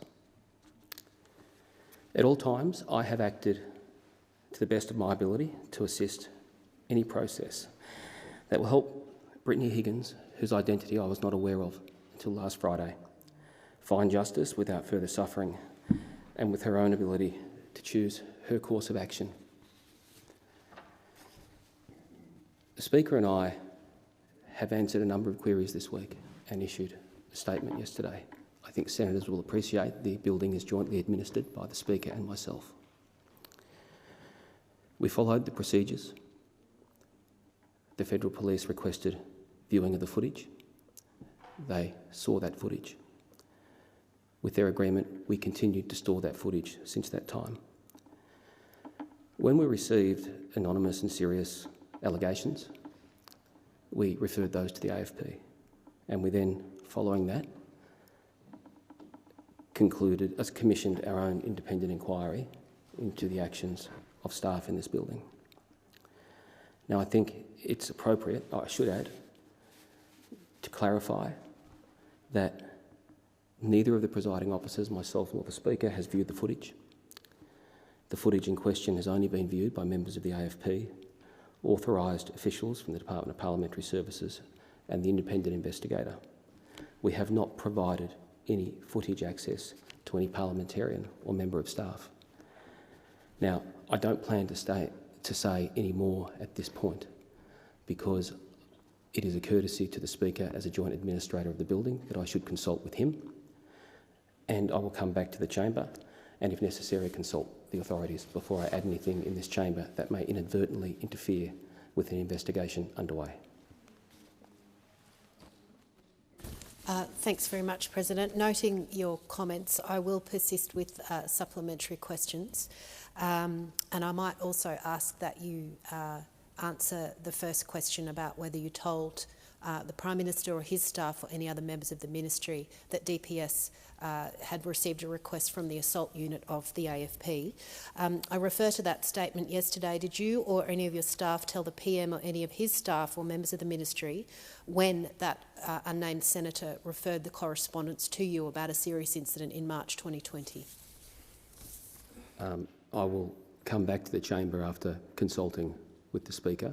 As I said, we jointly administer the building, and it's a courtesy and appropriate, I think, that I consult with him.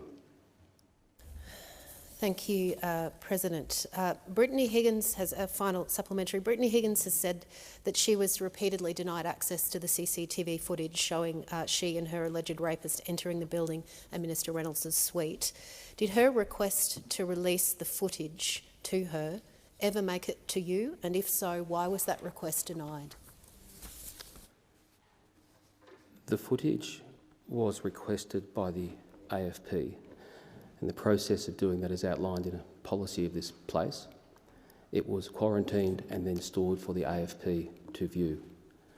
As far as I am aware, there was no request from Brittany to see the footage that came to the presiding officers. But I will again come back to the chamber and correct that or provide further information. Sorry. Yes, sorry, Senator Waters. My question was not so much did the request come directly from her as did a request on her behalf make it to you. There's a subtle but important difference there. I received, again, I will confirm, but we have checked and I have received no request from Brittany Higgins. Or Senator Waters? Is what I'm asking. So, well, I'll look at the Hansard and I will come back. I think it's entirely appropriate that I be precise. Senator Patrick. Thank you, Mr President. My question is to the Minister for Defence and relates to the future frigate program.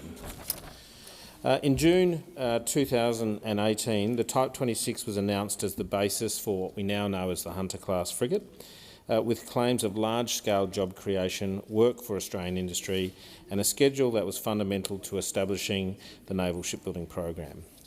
Real Australian suppliers, as opposed to local shopfronts for foreign industry, remain of the view that the opportunities they expected to be able to compete for are being pushed to BAE's systems standard suppliers in the UK and shopfronts here. What action is the government taking to ensure all Australian owned and controlled suppliers are being offered full and fair access to work packages for the project? The Minister for Defence, Senator Reynolds.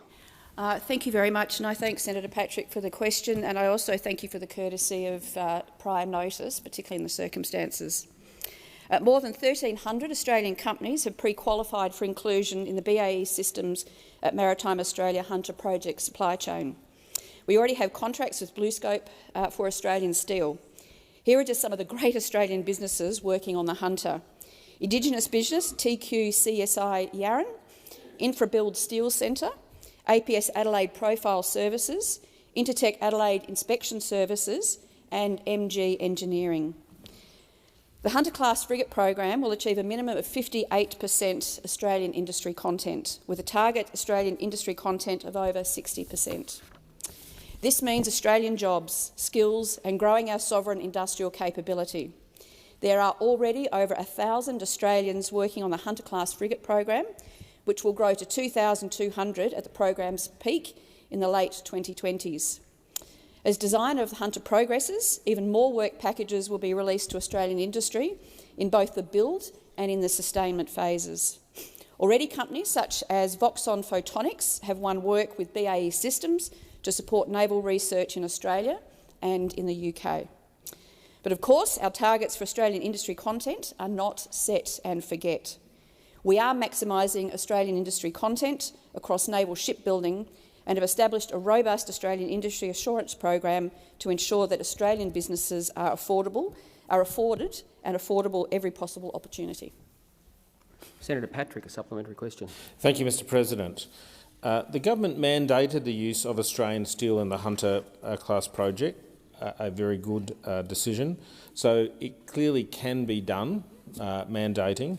So what criteria must be met by the government for it to stand and intervene in respect of utilisation of non-shopfront, real Australian company industry capability?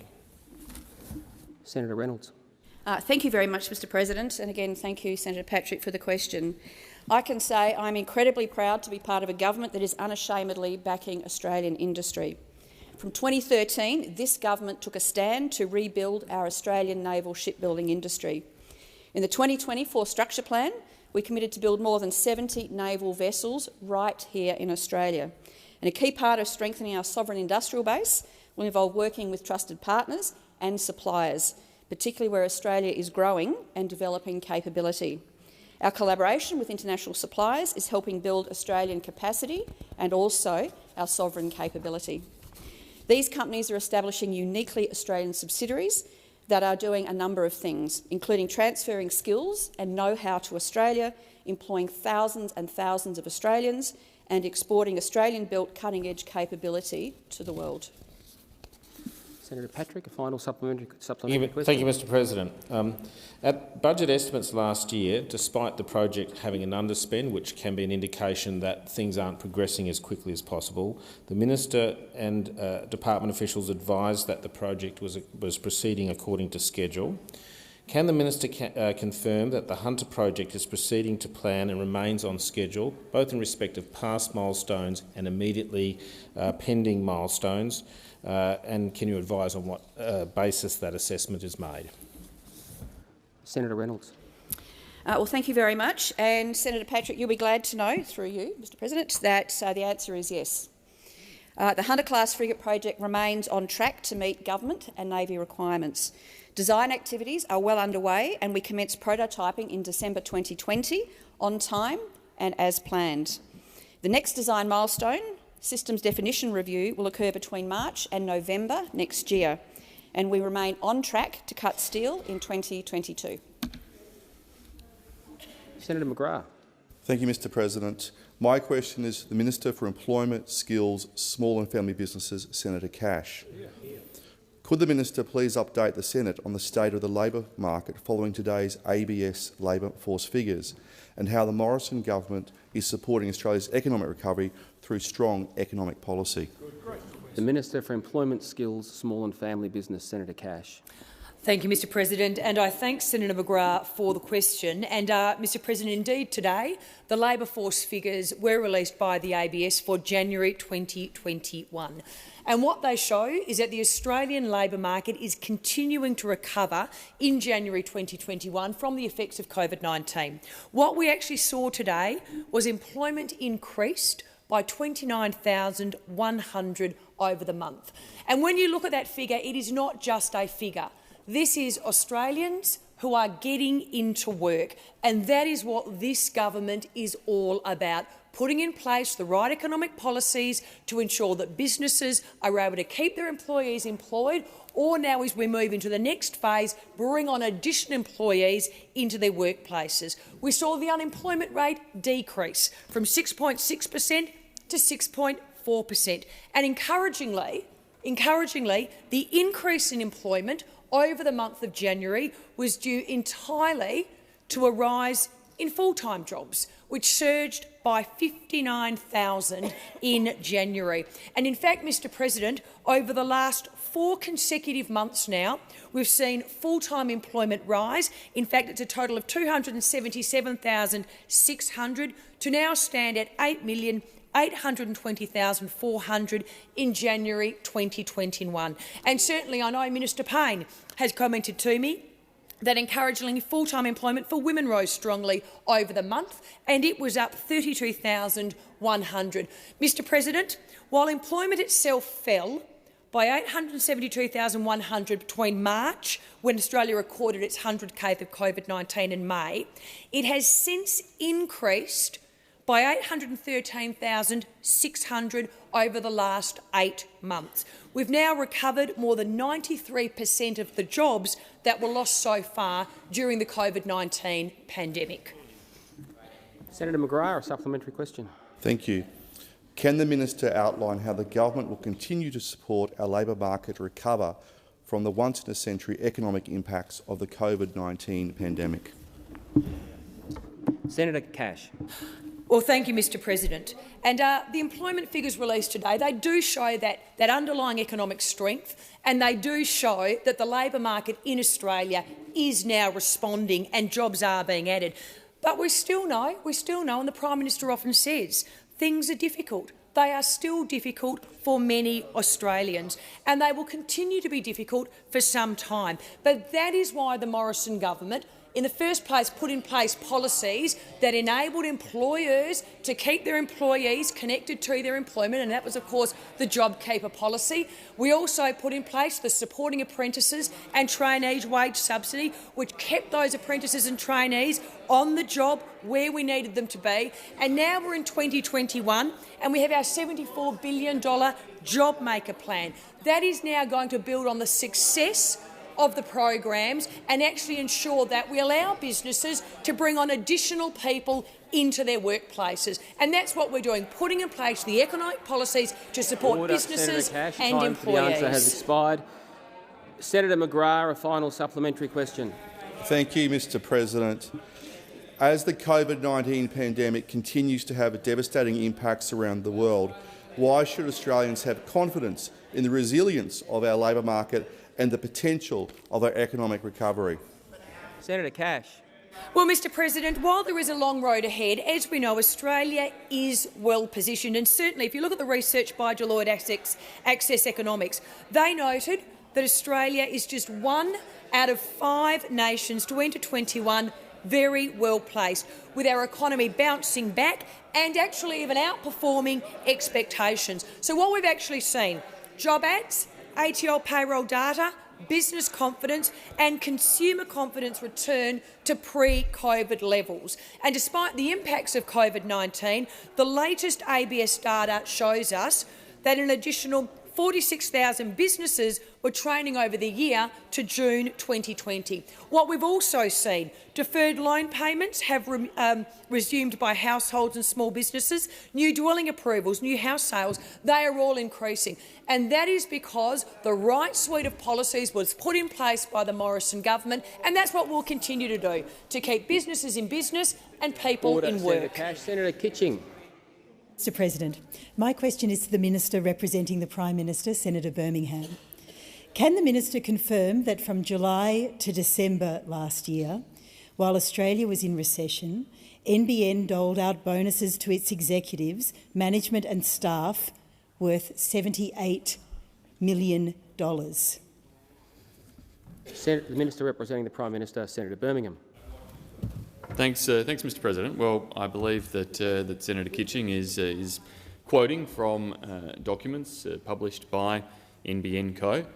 As the senator would know, NBN Co is a government business enterprise established under a framework put through this parliament by the former government at the time in terms of its operation and its structure and the fact that it operates according to commercial practices and principles under those arrangements rather than standard public sector practices and principles.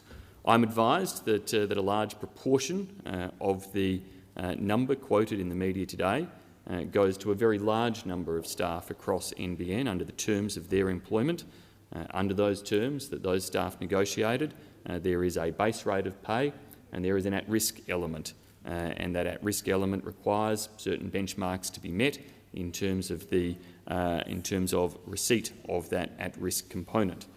Now, in relation to government business enterprises, I have as the Minister for Finance, written to all GBEs, informing them of government expectations around the new wages policy that was announced on 13 November 2020, and requiring them and asking them, to the extent practicable and commensurate with their commercial and competitive circumstances and the legal frameworks within which they operate under laws of this country, that they implement a 6-month wage increase deferral decision, that they ensure new agreements only allow annual wage increases up to the percentage change of the annual seasonally adjusted wage price index, and that they consult shareholder ministers and the APS Commissioner before commencing any future wage negotiations.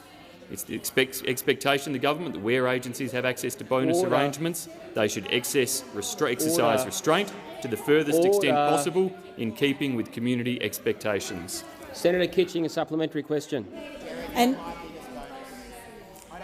Mr President, through you, it wasn't published by NBN. It had to be dragged out of them in a quan, in a response to a quan, and it was 47 days overdue.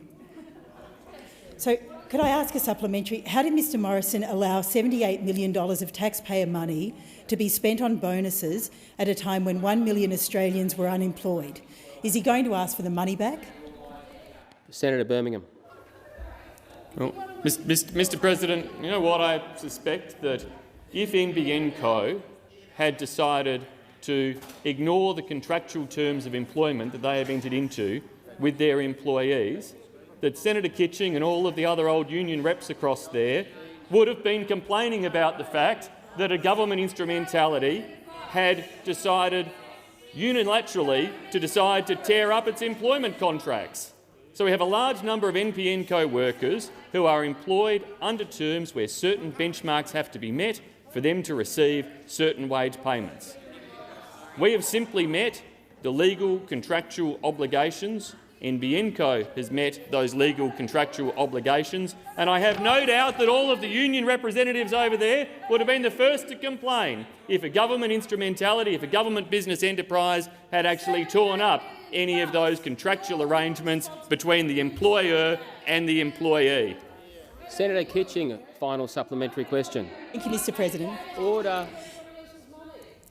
Given that Australia is ranked 61st in the world for fixed-line broadband, given that the cost of the NBN under the Liberal government has blown out from $29 billion to $41 billion and now $57 billion, and given that up to 238,000 premises still can't access minimum guaranteed NBN speeds as required by law, given that, does the Morrison government consider it inappropriate for NBN executives to be handing out $78 million in taxpayer-funded bonus? Senator Birmingham.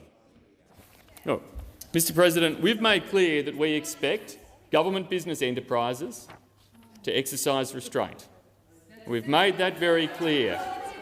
But there is also a reality that, as I said before, those opposite would be the first to criticise, if those employers decided to ignore the contractual arrangements they had entered into with their employees. I have no doubt that if they had decided unilaterally to not deliver any of those at-risk components of payments, that NBN staff would have gone to union representatives, that those union representatives would have gone to people like you, Senator Kitching, and that you would have come here or to Senate estimates and sought to criticise the fact that employees weren't receiving what they had been contracted to receive, that we were in breach of those contractual obligations. So don't come in here with a hypocritical stance when we know full well you would have gone and argued exactly the opposite had the opposite occurred. Order.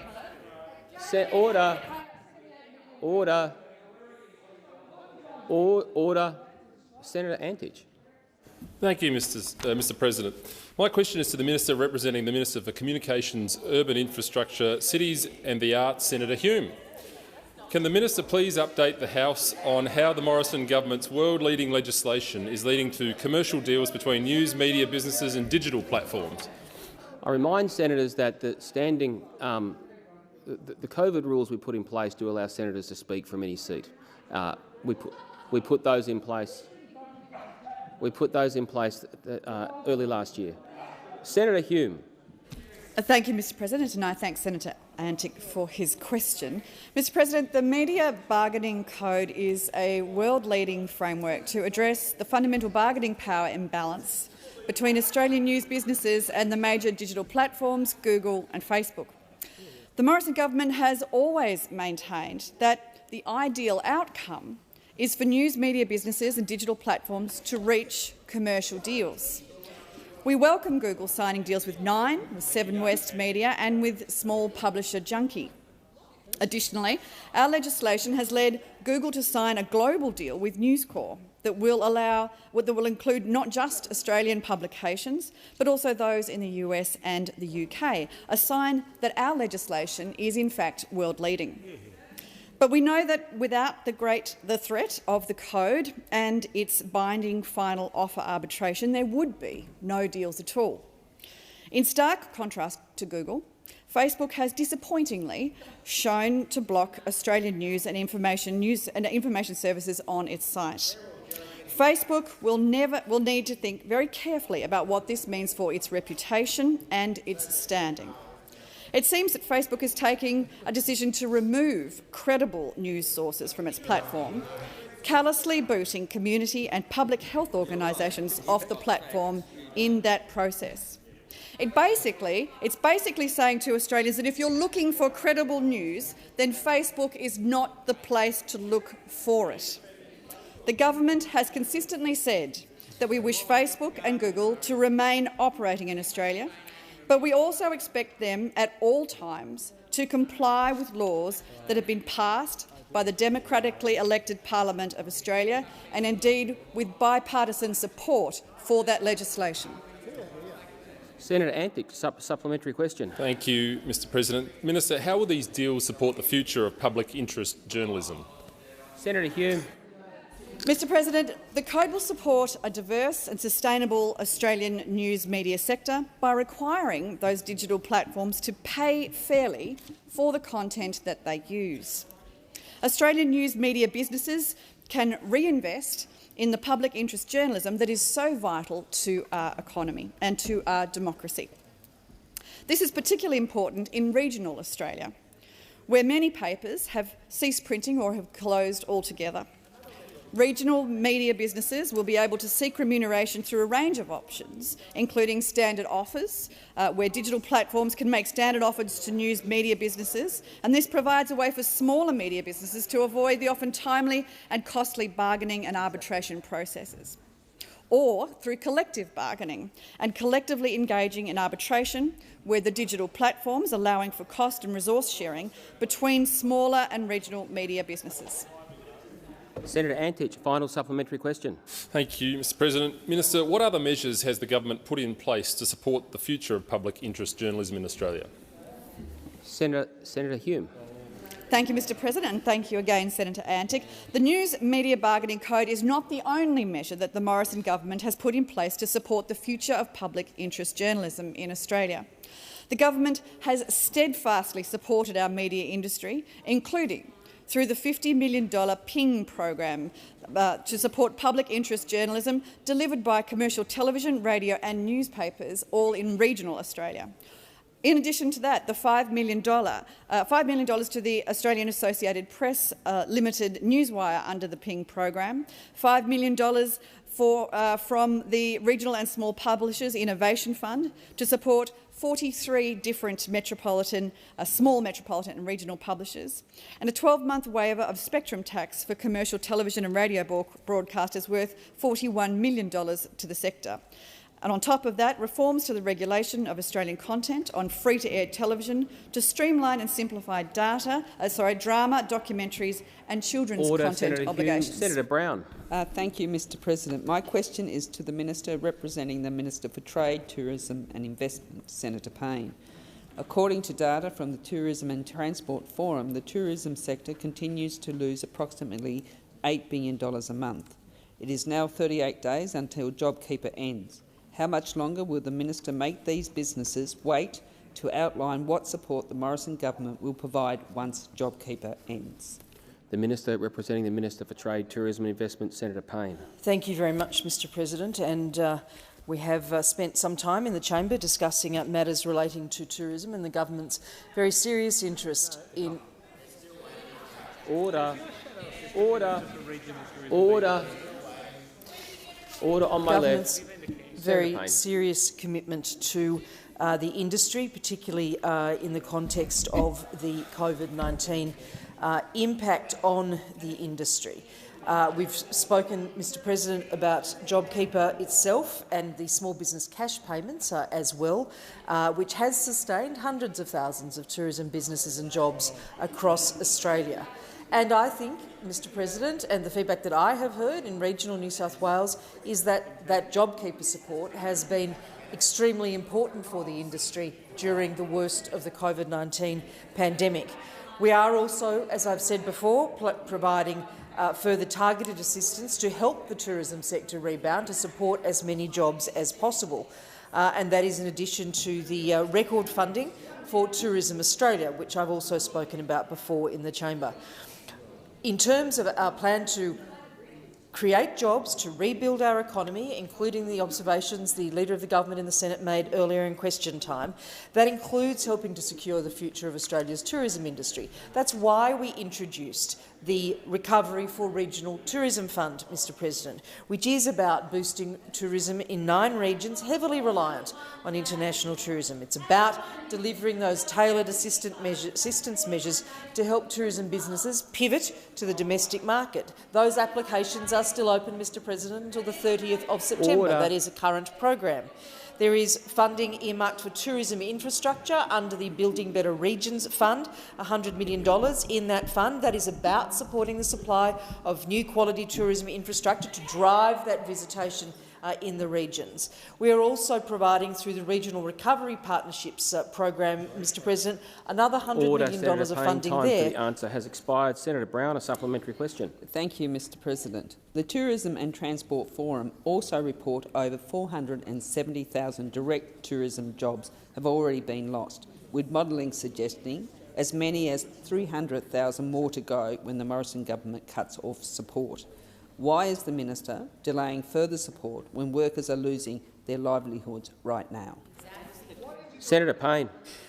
Thank you very much, Mr President. What the government has been focused on are those initiatives and continues to be focused on those initiatives that I have just described to the chamber, Mr President. In terms of the Relief and Recovery Fund as well, it also has components which include a focus on terrorism, whether that is conservation work and infrastructure upgrades. I've seen those in place myself, granted myself in Western Sydney, particularly in the Blue Mountains, fee waivers in marine and national parks, funding allocated to arts-related organisations to help these important drivers and contributors to the visitor economy remain open, funding for the Export Market Development Grant recipients, including those in the tourism sector, for the 2019-20 financial year. We are very conscious, Mr President, that JobKeeper has supported a large proportion of the tourism industry, and we are considering, as I have said before, the best way we can support economic recovery in the tourism sector when JobKeeper ends, as we know, at the end of March. Expired. Senator Brown, a final supplementary. Thank you, Mr President. What faith can the thousands of Australians employed in the tourism industry have in a government that can't outline vital support in a pandemic but can find money for sports broads? Senator Payne. So, Mr President, I think it is actually Order. It is actually really unfortunate, Mr President, that when the government has worked in good faith with the industry, when the government has worked in good faith with the sector across Australia, and we are well aware of their concerns in relation to JobKeeper, but that good faith work, Mr President, has driven our provision of funding for the regional recovery partnerships, our provisional funding for the Recovery for Regional Tourism Fund, the work under the Building Better Regions Fund, Mr President, all of those things, absolutely because of our engagement with the sector, Mr President, and for Senator Brown to purport to say in this place that the government has not done that is false and should not be allowed to stand. Senator McDonald. My question is to the Minister representing the Minister for Agriculture, Drought and Emergency Management, Senator Ruston. Can the minister please update the Senate on how the Morrison government is strengthening disaster resilience of North Queensland? The Minister representing the Minister for Agriculture, Drought and Emergency Management, Senator Ruston. Thank you very much, Mr President, and I thank Senator McDonald for her question. And clearly, as a Northern Queenslander, she understands the importance of disaster recovery in her home state of Queensland. So we all know, Senator McDonald, that the North Queensland cops more than its fair share of natural disasters, and I'm sure everybody in this place remembers the absolute devastating impact of the flood events in 2019, which left large areas of the state underwater. There is no doubt that all governments have a role to play, and that includes the federal government, in ensuring Australia's preparedness and response to natural disasters. And that's why this government, the Morrison-McCormack government, is investing in resilience measures that will ensure our regions, as well as our urban areas, are in a better position to be able to respond to any future natural disasters. And this includes the $260 million in joint funding with the states and territories to implement the National Disaster Risk Reduction Framework. This framework sets out what we need to do to reduce disaster risk, both now and into the future. The government has also committed $88 million for a world-class disaster resilience and research centre. The centre will provide all tiers of government with advice regarding disaster mitigation and resilience building. And the government has also committed $25.9 million to the National Aerial Firefighting Centre, a centre that will coordinate our fleet of aerial firefighting specialised equipment that's able to support our states and territories, a matter that I'll acknowledge that Senator Griff in this place has a very, very strong interest. But the Morrison-McCormack government is absolutely committed to supporting Queenslanders, as we are across the rest of Australia, to prepare for, unfortunately, what will be the next disaster, because we know that disasters will continue to occur. Order. Order. Order on my right. Senator McDonald. How is the Australian government supporting our state and territory counterparts to build back better and continue our economic recovery? Senator Ruston. Thank you very much, Mr President. Well, clearly the most important thing is that we continue as a federal government to collaborate with the states and territories so that we have a united response when it comes to disasters and disaster recovery arrangements. And often these arrangements are going to depend on the individual circumstances of the particular disaster, because we know that the Commonwealth will be prepared and has often paid up to 75% of the total cost of the disaster. But under these arrangements, states and territories have the ability to be able to build back more resilient buildings and services and public assets to make sure that they're in a better position to be able to withstand future disasters. I mean, a classic example of this, Senator McDonald, was after Tropical Cyclone Debbie that we funded a $1.85 million upgrade for the sea wall at Shute Harbour, so that it's able to withstand the total impacts of future disasters into the future. Time for the answers expired. Senator McDonald, a final supplementary question. Is the minister aware of any resilience programs that provide direct, tangible benefits to consumers? Senator Ruston. Thank you, Mr President. Well, the government is working with states and territories, Senator McDonald, to protect Australian communities, and one such collaboration that we're working with the Queensland Government on is the Queensland Household Resilience Program. This program assists eligible householders, particularly in coastal parts of Queensland, to make practical improvements to their properties so that they can withstand and reduce the impacts of cyclones on their properties. But it also has the added advantage of having a downward impact on the price of insurance premiums. This $21.25 million program has helped consumers reduce their premiums, some of them up to over $300 a year, and we've also worked to strengthen 1,750 houses in that region to make sure that they are better prepared to withstand the impacts of future disasters. So this Queensland Household Resilience Program addresses the very issues to which, Senator McDonald, that you are asking this Senate to be informed about. Senator Ruston. Senator Chisholm. Thanks, Mr President. My question is to the Minister representing the Minister for Home Affairs, Senator Reynolds. Did Minister Dutton disclose to the Prime Minister that he received a political donation from the National Retailers Association a week before he asked the Department of Home Affairs to fast-track the consideration of the association's almost $1 million grant? If not, why not? The Minister representing the Minister for Home Affairs, Senator Reynolds.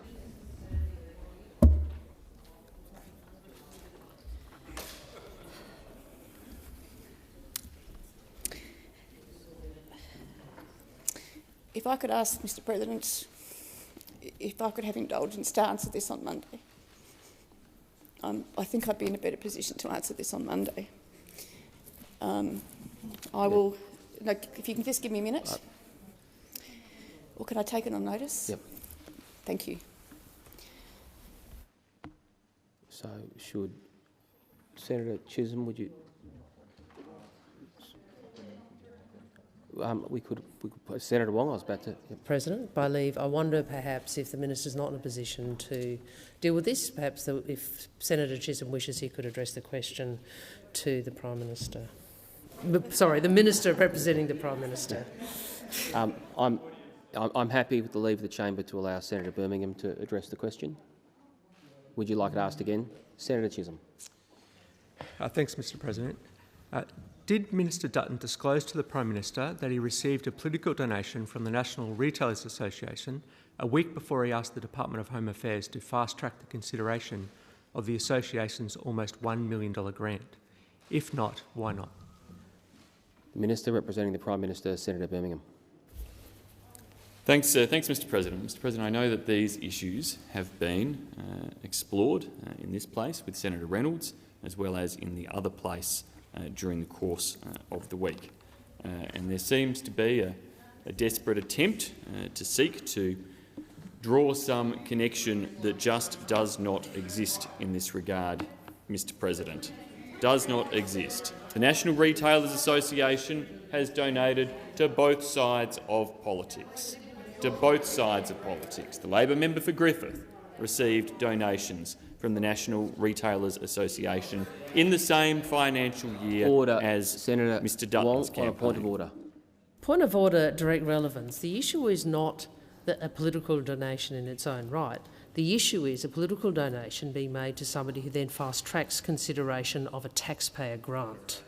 A taxpayer grant. I'd ask the Minister to be directly relevant to the question. I've allowed you to restate the question, Senator Wong. I will listen carefully to the Minister's answer. He has 1:20 remaining. Order. Order. Senator Birmingham. Thanks, Mr President. Mr President, the National Retailers Association applied for funding, I'm advised, for a Protecting Crowded Places project to assist retailers to deter, detect, delay and respond to a terrorist attack. Noting the events that had occurred, I do not accept the interjections from Senator Keneally in relation to the notion of a conflict, Mr President. Mr Dutton processed this application from the National Retailers Association in accordance with normal practices. Senator Birmingham. Senator Chisholm, a supplementary question. Yes, Mr President. Has Minister Dutton received any other donations from the National Retailers Association? If so, has he disclosed these donations to the Prime Minister or his office? Senator Birmingham. Mr President, I'm confident that Mr Dutton will have met all disclosure requirements in relation to donations or in relation to any other commitments in relation to the ministerial standard and expectations set around the ministerial standard. Mr Dutton, I'm advised, in relation to the grant, asked the Department of Home Affairs to consider the proposal by the National Retailers Association that had been lodged by them, and I understand asked the Department of Finance to cost it to ensure it was suitable and value for money. It was a proposal to simply make sure that Australians in a retail environment... Order. Senator Birmingham. Senator Wong on a point of order. A point of order, direct relevance, and I accept that this is a question that has been directed to the Leader of the Government in the circumstances. I would ask him, though, on both this one and on the first, on the primary, they went to the disclosure to the Prime Minister. I'd ask him either to be directly relevant or, if he is not in a position to do so, to take those issues on notice, because they go directly to the issue we are asking about. Were these issues disclosed to the Prime Minister? I've allowed you to restate the point, Senator Birmingham. I'll call Senator Birmingham to continue. Mr President, I'm happy to provide clarification on points of fact to the chamber, and will seek to do so, Mr President. But it is also a point of fact, Mr President, that Mr Dutton went through proper processes in receipt of the grant application from the National Retailers Association, in costing Order, it properly, Senator Birmingham, and time proper for the approval answer has arrangements. expired. Senator Chisholm, a final supplementary question. Yes. Has Minister Dutton given discretionary grants to any other organisations or individuals who have donated to his election campaign or the Queensland Liberal National Party? Senator Birmingham. No, Mr President, I will take the question on notice insofar as there are any details that need to be provided to the chamber about grant processes, disclosures that have been made. I am quite confident that Mr Dutton has met all disclosure obligations under political fundraising guidelines, that he will have, Mr President, met ministerial standards that are required to be met around disclosures, but most particularly that in administering public funds as a Minister of the Crown, he has sought to deliver good public policy outcomes for Australia. And those good public policy outcomes for Australia include, Mr President, keeping Australians safe. And keeping Australians safe, be they in crowded places, in retail environments, in the type of locations, Mr President, that are crucially important in terms of the number of Australians who congregate, the threats to those Australians, and the importance, Mr President, of ensuring that businesses are well equipped to operate in safe environments and localities. Mr President, I ask that further questions be placed on notice, and I seek leave to make a brief statement, please. Leave granted. Leave is granted.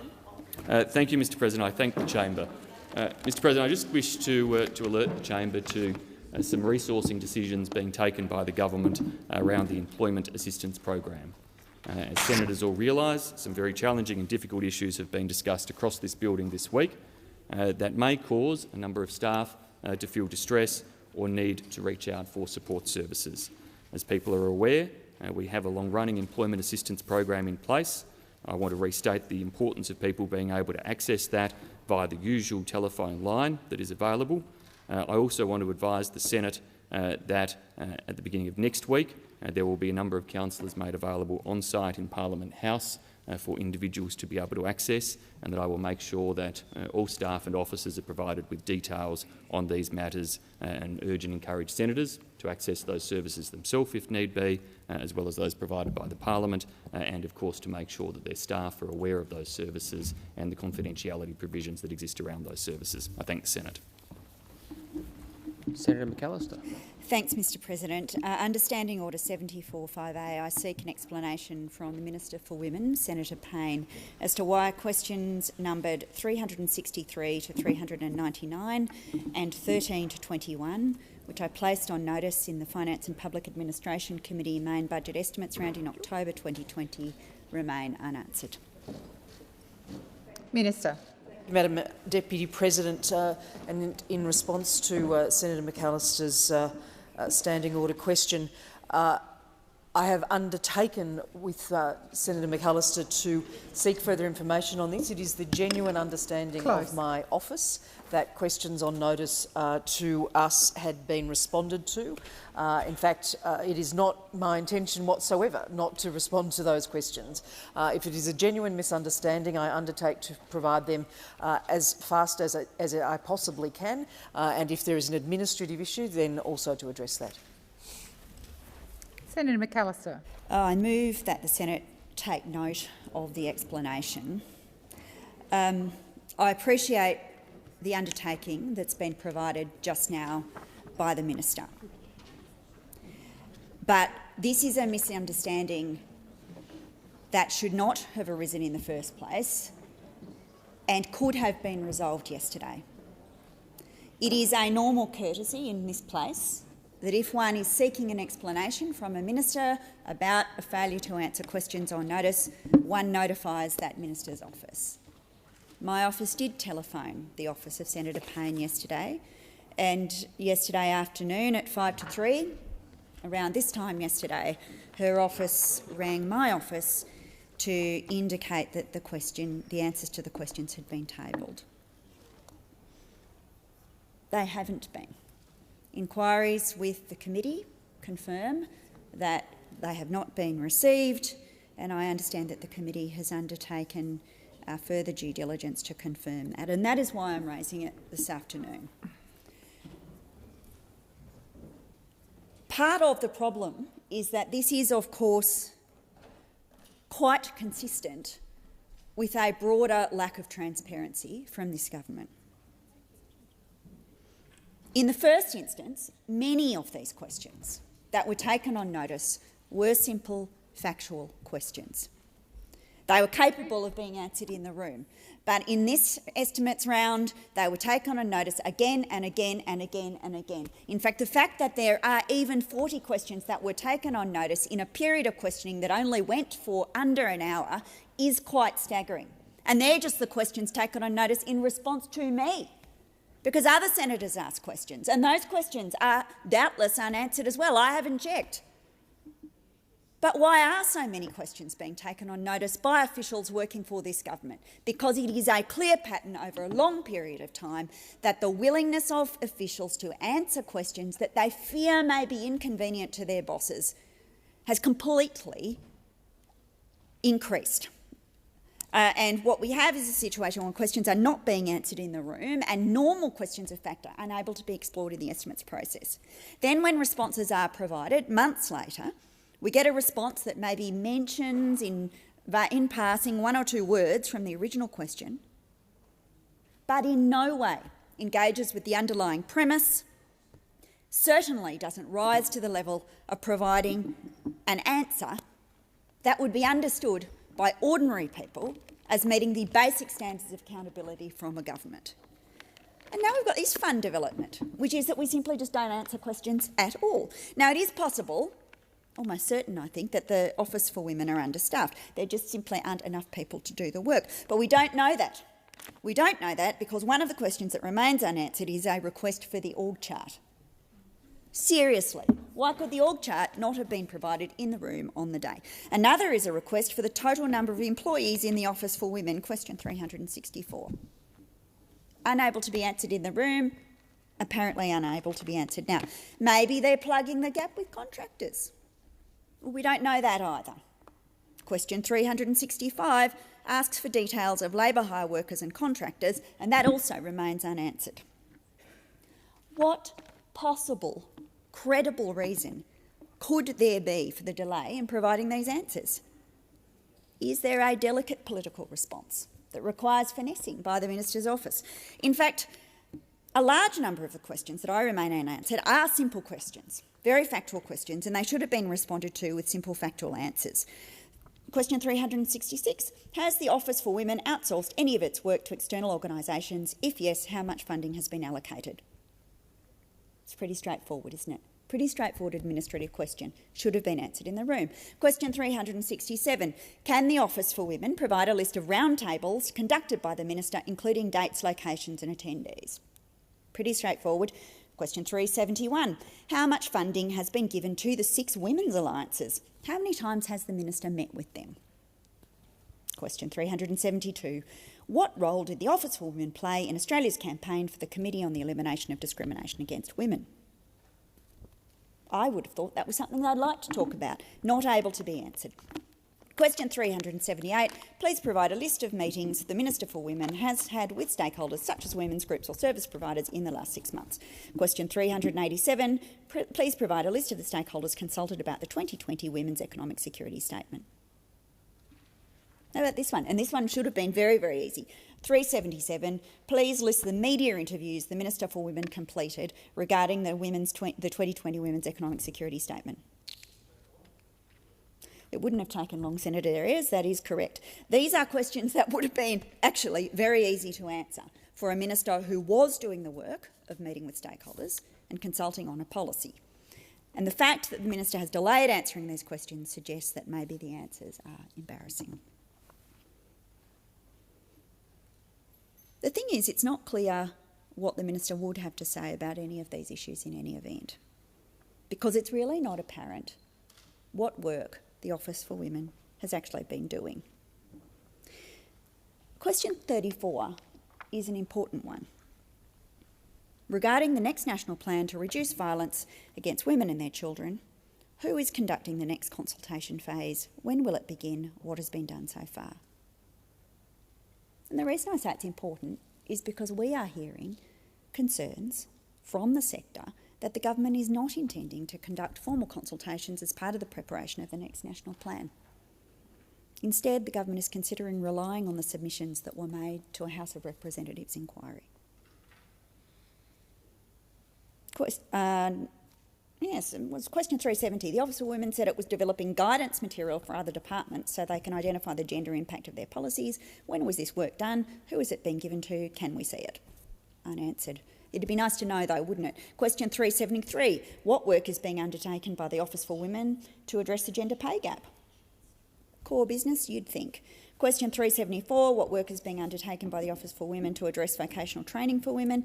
Question 375, what work is being undertaken by the Office for Women to address the super gap? Question 376, what work is being undertaken to address the rising crisis of homeless women over the age of 55? We haven't received a response to these questions. But I know that the answer is, and it's not very much. We'll get an answer that is carefully couched, a nice set of words referencing some policy process going on somewhere else in the government. But the real answer, and it's tragic, is that the Office for Women isn't asked to do very much by this government. Capable people not being utilised against a problem, gender equality, that ought to be something that people are talking about. The Minister presides over this organisation, the Office for Women, that has been denuded of numbers and expertise by systematic neglect and marginalisation under this government. And one of the most telling manifestations of this marginalisation is the failure of other departments to consult with the Office for Women about the gender impacts of crucial policies over the last couple of years. In answer to a question from the COVID-19 Select Committee, the Office for Women confirmed that between March and April 2020, the Office for Women did not brief on early access to superannuation, did not brief on the JobKeeper program, did not brief on the Job Seeker program in advance of government decisions on these issues. The Minister demonstrated no real concern about the lack of input she and the Office for Women had when these very significant economic decisions were being made. And she told me at estimates that where it is appropriate, that's her quote, the Office for Women would be invited to engage. Using the example of job seeker payments, the Minister reminded us that these payments are not made in any gendered way whatsoever, and the additional payments made in the context of COVID-19 have been equally applied to women and men. Well, they might have been equally applied to women and men, but that does not mean that the impact of these payments is the same for women as it is for men. Nobody in any part of this government has completed any analysis about policy design on this and other aspects of the coronavirus response package and the extent to which it met or did not meet the economic needs of women. Which is quite surprising, isn't it, if you think about how much public discussion there was about the impact of COVID-19, the disproportionate impact on women, women's employment and women's financial well-being. And so I asked at estimates. Question 384, how many women will benefit from the measures included in the 2020 Women's Economic Security Statement? Question 386, how will the Office for Women measure progress on the statement? Question 399, is WGEA undertaking any economic or financial analysis of COVID-19 and its effects and impacts on the gender pay gap? If not, why not? Again, no response. But the truth is that everyone in this chamber knows what the answer is. It's because this is a government that is indifferent to the economic needs of women, and they demonstrate it time and time and time again in their contempt, their visible contempt, for people who hear or in the estimates hearings raise these issues. This is a government that leaves women behind. Thank you, Senator McAllister. Senator Rice. Acting Deputy President, pursuant to Standing Order 74.5, I also ask the Minister representing the Prime Minister for an explanation as to why an answer has not been provided to the question on notice number 69. Okay, just a moment, Senator Rice. I was just listening to see if it's on the same matter. It isn't. So I'm just going to put Senator McAllister's matter and then I'll come back to you. So the question is that the motion to take note moved by Senator McAllister be agreed to. Those of that opinion say aye. Against? I believe the ayes have it. Please continue, Senator Rice. Thank you. Yes, so I'm asking the Minister representing the Prime Minister why an answer has not been provided to question on notice number 69, asked during the Budget Estimates hearing of the Finance and Public Administration Legislation Committee, asked of the Department of Prime Minister Cabinet on the 20th of October, relating to a letter from former Minister Mackenzie to the Prime Minister about the Community Sports Infrastructure Program. Thank you. Minister.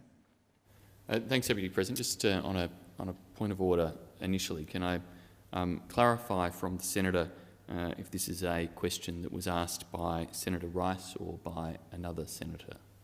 Thank you, Minister. Senator Rice? Yes, it was asked by myself. Yes. Thank you, Minister.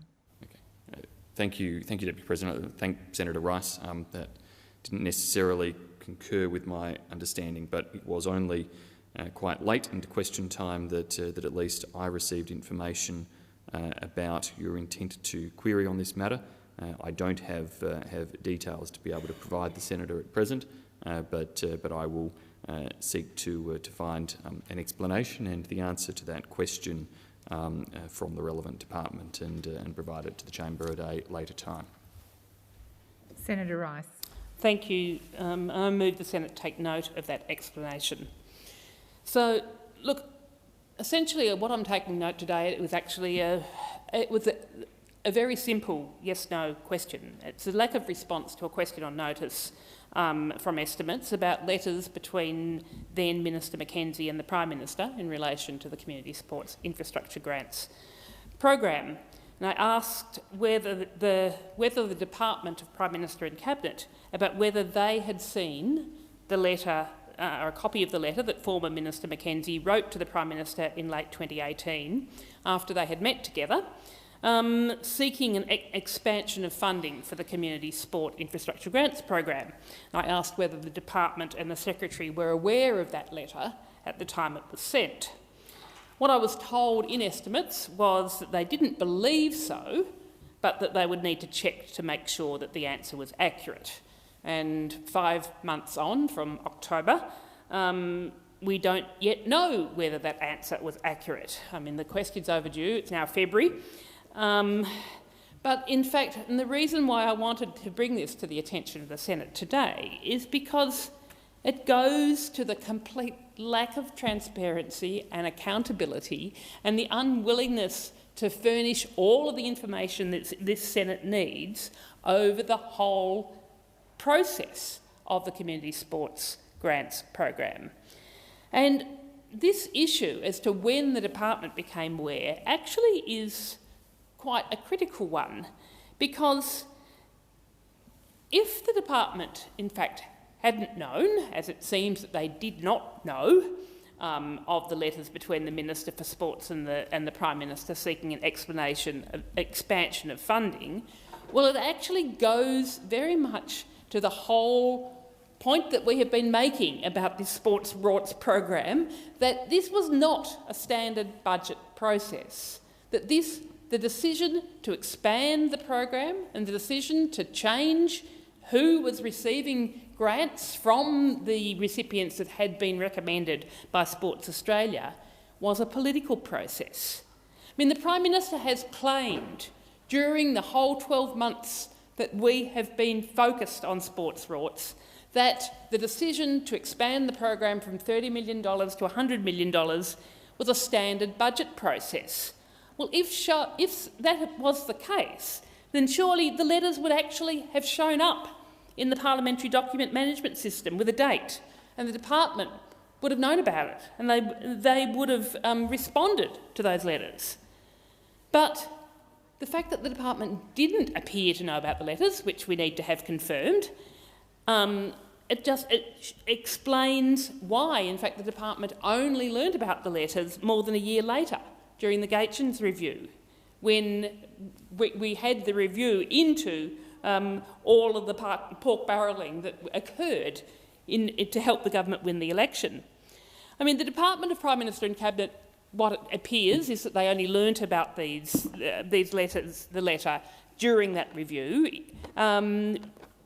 It's worth noting that the Gatchins review, in fact, was the sole examination of this issue by the government. But what they told us in estimates, which it appears, we don't know whether it's accurate or not because I haven't had the response to this question on notice, it looks like they didn't have the letters when the exchange occurred because it was a political process. The increase in funding approved by the Prime Minister was a political decision based on the number of projects in marginal and targeted seats that could be funded in the months leading up to the 2019 election. I mean, it's now been more than a year since the Audit Office released their report on the Community Sports Infrastructure Grants program. More than a year that this Senate has been trying to piece together all the bits of information to find out exactly what went on. It's more than a year since we woke up to the news and we were horrified to hear that the government had taken a community sports program with applications from hundreds of community sports groups and turned it into a political rort that was being run out of the Prime Minister's office. I mean, in not answering this question, there have been umpteen questions over that whole year that have not been answered. We've had the government, the Liberal Party, trying to hold things up, to slow things down and refusing to provide key documents to the Senate Select Committee. Not answering this question is just another one of the questions that haven't been answered. We haven't had meaningful answers to my other questions about the meeting between the Prime Minister and former Minister Mackenzie in November 2018 when the funding was expanded. I asked questions just last Friday of former Minister Mackenzie about the relationship between her office and the Prime Minister's office and the involvement of the Prime Minister's office, and got unbelievable answers from Minister Mackenzie. And the evidence that we do have that really we need to have ratified, we need to have the corroborating evidence that we know that the government is holding, that they are withholding from us. But the evidence that we do have is clear evidence that the Prime Minister actually did know about the use of the marginal and targeted electorates before the first grants went out the door, and that the Prime Minister, in meeting with Senator Mackenzie about expanding funding for the program, that a key part of the pitch from Senator Mackenzie was how many grants could go to marginal and targeted electorates. And we also know that the Prime Minister was closely involved in the decision-making for the program. We know that there were hundreds of emails and copies of spreadsheets that went backwards and forwards with changes to which community clubs were going to be funded. And we know that the Prime Minister's office was coordinating across multiple programs because, in fact, the rorts don't stop at the Community Sports Infrastructure program. Instead, there were projects that were being identified by Liberal Party campaign headquarters, and they were trying to work out which programs they could jam them into, whether it was the Community Sports Infrastructure program, whether it was the Female Facilities and Water Safety program. Where could they get the money from to fund the projects that they thought were going to be of political benefit for them? Coordinating between multiple offices to make sure that their election wish lists were being funded by taxpayer funds. But despite this clear evidence that the Prime Minister knew about the use of marginal and targeted electorates, despite the evidence that we have that his office was intimately involved in decision-making, we have yet to see any accountability from the Prime Minister or his office. I mean, the Gatchins report was basically a cover-up report commissioned by a former Liberal Chief of Staff. It didn't even cover the Prime Minister's role or the role of his office. Instead, they found a technicality to force former Minister Mackenzie out as a scapegoat without looking at the role that the Prime Minister played. And we've also learnt over the last year that an independent statutory agency, the Australian Sports Commission, is being forced to clear their answers to questions from this parliament through the office of the current Sports Minister. I mean, given how wide this rort goes, it seems incredible that the Liberals are trying to undermine the independence of a statutory body as part of their cover-up. But instead of facing up to their failures, instead of coming clear, instead of giving answers to all the questions that we've asked, instead of doing that, they've doubled down on their cover-up and they've made Senator Mackenzie the scapegoat for their failures. And then the fact that they have made Senator Mackenzie suffer for a rort that was overseen by the Prime Minister's office, it actually goes to the sexism that is inherent in the Liberal Party. And it shows how desperate they are to avoid linking the whole sports rorts affair to the Prime Minister. I mean, Senator Mackenzie, she's a hard-working and passionate politician. I mean, she and I disagree on a lot of things, including particularly about what we should do about Australia's forests. But I think it's fundamentally unfair to her that the Prime Minister has made her take the fall for a program that has got his fingerprints all over it. We have got so many other scandals that this government has been embroiled in since they came in this term of office. We had Minister Dutton, who was embroiled in getting visas for au pairs, and we've more recently seen Minister Dutton embroiled in his own grants program rorting. We had Minister Tudge delaying the release of asylum seeker. And a federal court judge has found that Minister Tudge has engaged in criminal conduct which was disgraceful. We had Minister Roberts, who was one of several ministers who oversaw the debacle that was robo-debt. We had Minister Sukkar, who was caught up in really, really serious questions about branch stacking. And then, of course, Minister Taylor, who has got more scandals than I can even remember, and certainly that I've got time to mention. I mean, providing doctored documents to journalists and the grassland scandal, to name a few. But all of these ministers, they've survived. The common theme through this, if you're a man in the Liberal Party, then you can expect to experience a major scandal and the Prime Minister will cover for you. But if you're a woman who can be made to take the fall for the Prime Minister, well then he'll force you to resign and pretend that it was over the membership of a shooting club. So, I mean, Senator Mackenzie's got my sympathy. She and I disagree on a lot of things, but I think she's had a pretty rough go from the Prime Minister, and she deserves better from him than to be made the scapegoat for a program that has got his fingerprints all over it. And it's particularly concerning. And again, you know, we don't have all the information. The information is being withheld from this Senate. But it's particularly concerning is what the evidence suggests, that it might have been the Prime Minister's office that asked Mackenzie's office to get the electorate data and analyse it. I mean, we don't have the full emails and the documents. But it's entirely possible, given the discomfort from Mackenzie's staff, that there was pressure on them from the Prime Minister's office to source the electorate data that underpinned the whole sports rort scandal and apply their marginal seat strategy. And if so, it's especially tragic that former Minister Mackenzie has been made to take the fall for a rort that was forced onto her by the Prime Minister.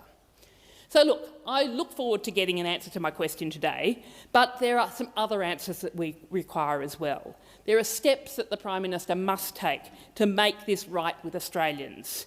What we need, there's a whole long list of documents that need to be provided to this Senate and to the Australian public. That includes the full and unredacted Gaetjens report, the legal advice as to whether former Minister Mackenzie actually had the authority to be the decision-maker about this sports rorts program, the talking points prepared by Minister Mackenzie's office ahead of her meeting with the Prime Minister, and the multiple letters between Minister Mackenzie and the Prime Minister in relation to this program.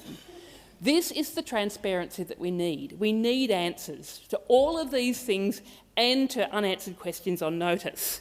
And more importantly, the Prime Minister should apologise to the Australian people, and specifically to the sports clubs that missed out. We expect more from our leaders, and the Australian people deserve more. And to add to that apology, the government should immediately fund those clubs that missed out, that put in their hundreds of hours and the tens of thousands of dollars in preparing their applications.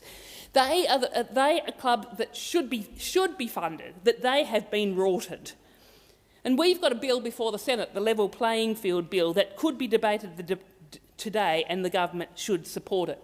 And more importantly, so that this just doesn't come on, the cover-up, the lack of transparency, the rorting continues. What we need to have in this place, and what we need to have support from all sides of government, is support for a federal independent commission against corruption with teeth. And again, because of the work of the Greens, there was a bill, a Greens bill, that passed this Senate, and it's ready to be voted on today in the other place. And the Liberals could make a real difference to transparency, to stop hiding behind unanswered questions, unreleased documents, and make a real difference to accountability. And we urge them to support our bill, or a bill that's equally as strong, for a federal ICAC with teeth. I mean, it's easy to forget, when you're talking about an unanswered question on notice, that the whole issue of the lack of transparency and the lack of accountability, it has consequences. It matters. It has impacts on everyday Australians. And that's why I am keeping on about this a year later. I mean, in the case of sports rorts, what this corrupted grants process resulted in was that organisations who should have received funding, they missed out, while other projects were funded not on their merits, but because the government thought it would help their chances of winning those targeted or marginal electorates. And then they were able to fund them, and then for those organisations to crow about the government in doing so. So look, I think I really call upon the government to come clean, to stop covering up, to support ordinary Australians, to support the clubs that missed out, because the people of Australia deserve better. The people of Australia deserve better than the scapegoating of the women around you and your responsibility, your refusal to take responsibility, Prime Minister. We ask the Prime Minister to answer the outstanding questions, apologise and to do the right thing. Thank you, Senator Rice. Is this on the Senator Rice matter? Yes, it is. Thank you, Senator Farrell. Yeah. Look, can I indicate the support of the opposition to the objectives of Senator Rice in this regard. We've worked very closely with the Greens on what they call the so-called sports rorts grants scheme.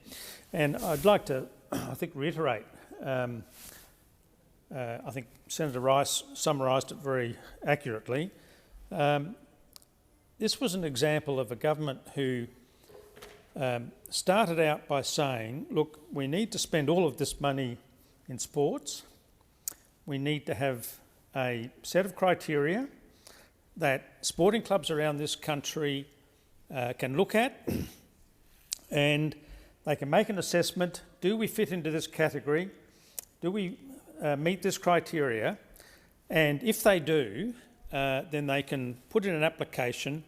And the assumption always was, by every sporting club that I've had the pleasure to have discussed this issue with, the assumption always was that this system was on the level, that if you put in an application, it would be judged on its merits. And if the merits justified it, then you would get a grant in accordance with what you were seeking. That was the whole assumption of this program. The government went to the election.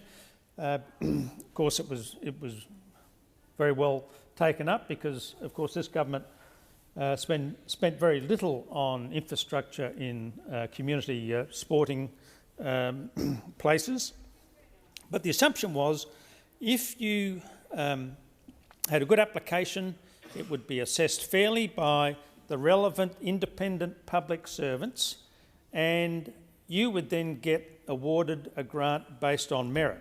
And of course, that's what happened to start with. So Sport Australia assessed these programs against a set of criteria. Often the criteria related to female sporting requirements, because of course there's been a boom, whether you're talking about Aussie rules football or ordinary football or cricket or rugby or union. Didn't matter what you were talking about, cricket. There'd been a boom in female sports participation in this country, and sporting clubs just hadn't managed to catch up. So the government latched onto this. The government saw that there was a problem, led people to believe that if you put in a genuine application, that application would be judged on its merits. But, of course, that isn't what happened. The exact opposite of that is what happened.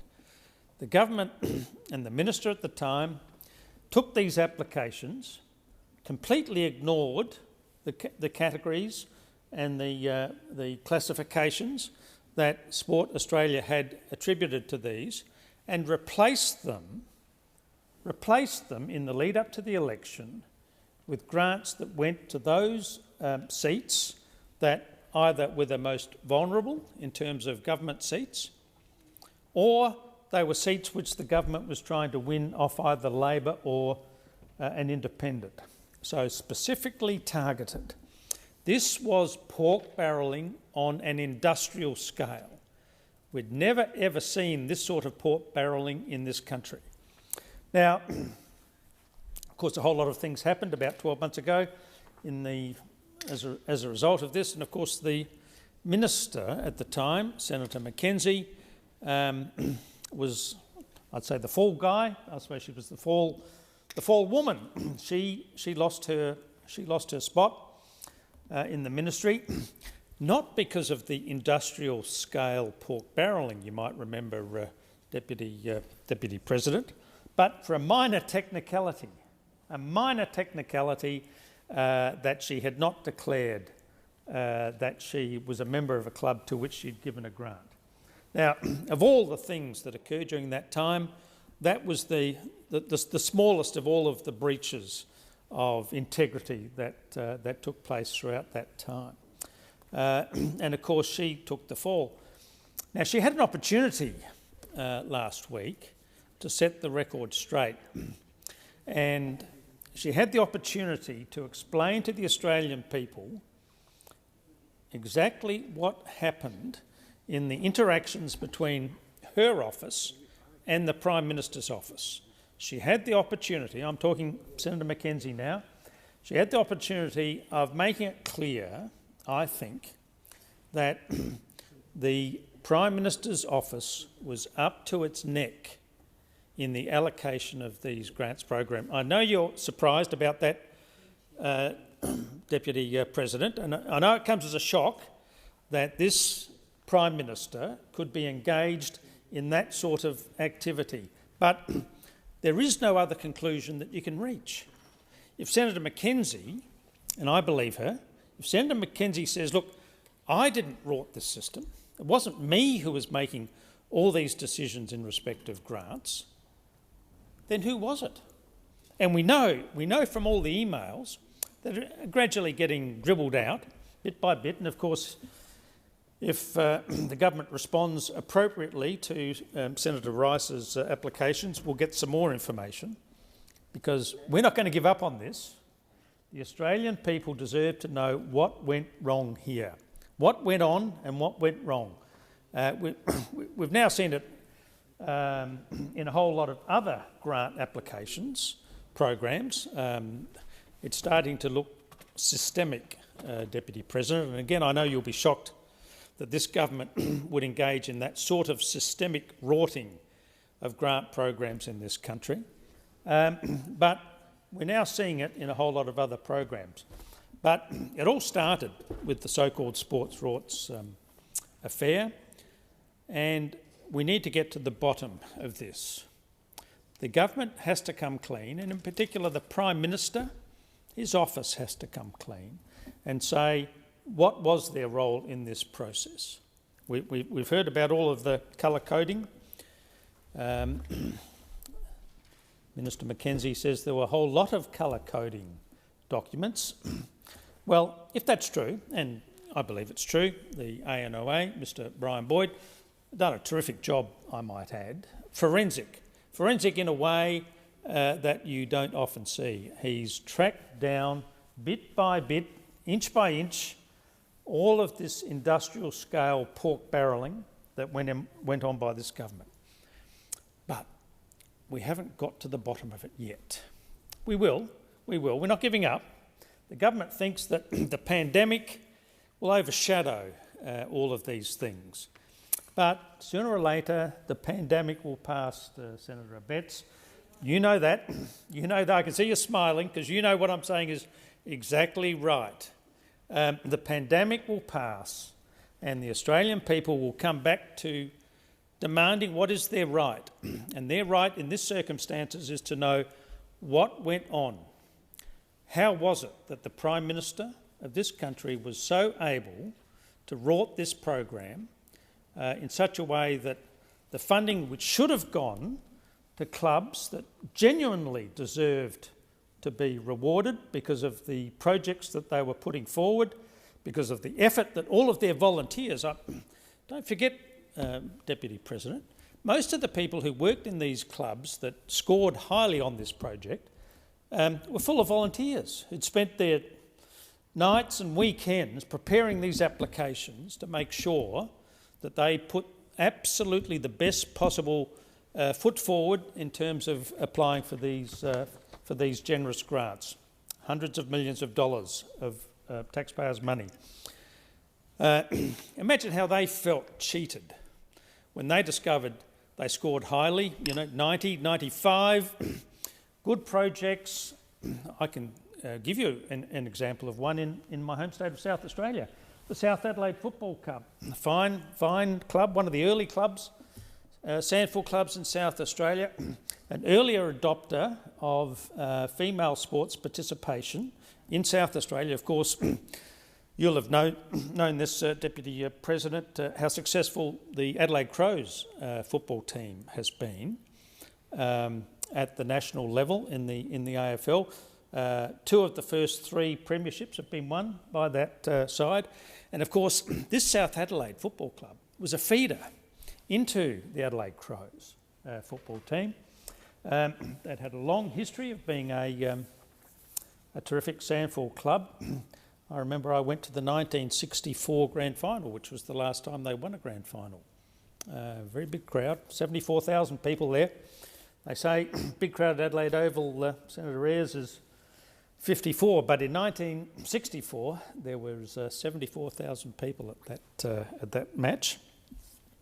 Neil Curley had switched from West Adelaide to South Adelaide, took them from bottom to top. Now this is a football team in Adelaide with a great history, and they were an early adopter of women's AFL in South Australia. They put in an application.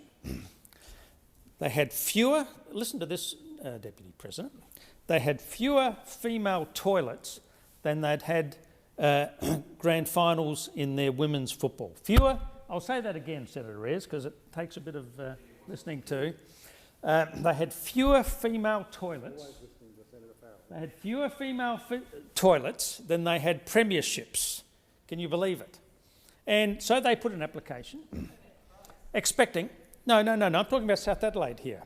South Adelaide. They're a feeder side to the Adelaide Crows, as you should know, Senator Ruston.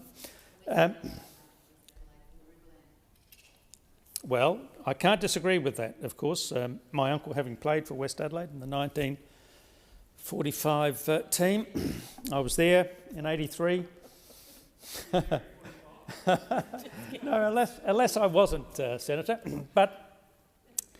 But no, I'm here. I'm fully here, Senator Abetz, and you know you are embarrassed. You are embarrassed to be part of a government that would rort the system. But let's get back to South Adelaide. More premierships than they had female toilets. How was their application assessed? Well, of course, it was assessed very highly because it met all of the criteria that the government said that they were interested in following through on. But what happened? No, they didn't get the grant.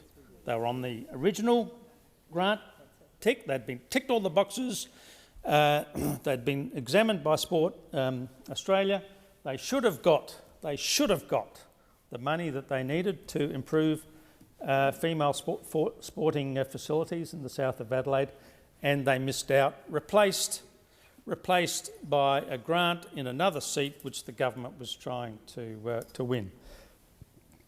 Now, as I say, we will get to the bottom of this. We've got Sports Rights Committee. Senator Rice is obviously on it. We've got Senator Chisholm and Senator Anita Green, and bit by bit, moment by moment, they'll get to the bottom of what happened here, because what we know is that an industrial-scale rorting took place.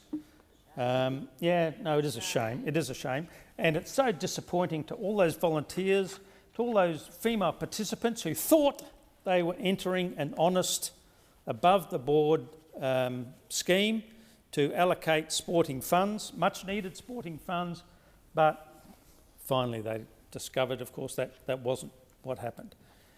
And the Prime Minister might think that the pandemic will smother all of the interest in this topic for Australians. Well, he's wrong, Deputy President. He's wrong. Australians still want to know what happened here. The Labor Party, with the Greens, will continue to pursue this issue, and bit by bit we'll extract the truth.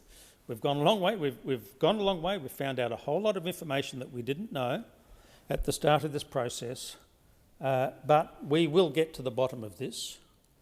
We will find out exactly what the Prime Minister and his office did to override all of these recommendations from Sport Australia and to give these grants to... I'm not saying that the clubs didn't deserve applications, these other clubs, but there was a listing, a priority listing. That is what we should have followed through on. That's what the government should have followed through on. Had Labor been elected, of course, that's exactly what we would have done. We would have followed the advice of Sport Australia to give the money to those clubs that most deserved it. And the great disappointment is, and the great sadness of Australian sporting communities is that that didn't happen. Thank you, Senator Farrell. Senator Ayres or Senator Abetz on the same matter? I'll go to Senator Abetz as the custom and then come to you, Senator On the Ayres. same matter, the Australian Labor Party and the Australian Greens, in their normal coalition tactic, are seeking to pick meat off a bone that has no meat on it. The simple facts are very clear, but what is most disappointing is that the Australian Greens and the Labor Party, going through the charade of a committee, have already determined the matter. Senator Rice, the Deputy Chair in particular, has made extremely scathing judgmental comments indicating she has prejudged the matter and there is no need for her to hear any more evidence, but she continues with this charade to try to score some political points. And I must say I would have expected better from Senator Farrell, but every now and then you've got to do what your party asks you to do, and so I accept that Senator Farrell is doing his party's bidding on this occasion. But in relation to these grants, let's be absolutely clear. The Auditor-General in no way has ever used the term that the Senator has just interjected onto the record. The Auditor-General has never used that term. So why is it that the Greens and Labor would seek to import words into the Auditor-General's mouth which do not exist? They did not say, or the Auditor-General did not say that which Labor and Greens are now asserting. And let's be very clear, the guidelines for this program, and many a club was asked whether they had read the guidelines, and they said they had. And in reading the guidelines, Madam Deputy President, final approval, and let me quote, and this is where the Greens and Labor always come unstuck. You know what it is? The facts. The detail. Sure, the hyperbole they spin like you would not believe, but when it comes to the detail and the fact, that is where they are found wanting. So allow me to quote for the record what the guidelines actually tell us. The Minister for Sport will provide final approval. In addition to the application and supporting material, other factors may be considered when deciding which projects to fund. Ministerial discretion and authority. And Senator Ayres foolishly interjects, Madam Deputy President, because he knows, and this is another one of these facts that the Labor Party never want the public to hear, but for the minister's involvement, the Labor Party electorates would have received substantially less funding. So Senator McKenzie, as minister, involving herself in the process, ensured Labor seats got more funding. Talk about an ungrateful bunch. The minister involves herself to assist Labor electorates, and all they can do is come in here and complain and say this is a rort. But the amazing thing is, Deputy President, is that none of the Labor people, or indeed for that matter, now the Greens, went around the electorate during the election campaign saying, elect us and we will not fund this particular project. They were photographed time after time, day after day, with all the various projects, all of which had been announced publicly by the minister, all out there on the public record. And what did they do? They lined up for the photo opportunities. After that, they're now criticising all the photo opportunities for which they themselves turned up for. Talk about duplicitous. Talk about two-faced. It must be embarrassing for Senator Ayres and his colleagues to look themselves in the mirror of an evening after they've given a speech such as Senator Farrell has sought to deliver and Senator Rice has delivered. Let me also indicate from the Auditor-General's report something which Labor always find very difficult, and that is, page 9, paragraph 16, and when I happened to ask about this during a committee hearing, certain people thought it was funny given my reaction that I had, but allow me to quote it for the record so that people can make up their own mind. What did the Auditor-General say? Ineligible applications were identified and no applications assessed as ineligible were awarded grant funding.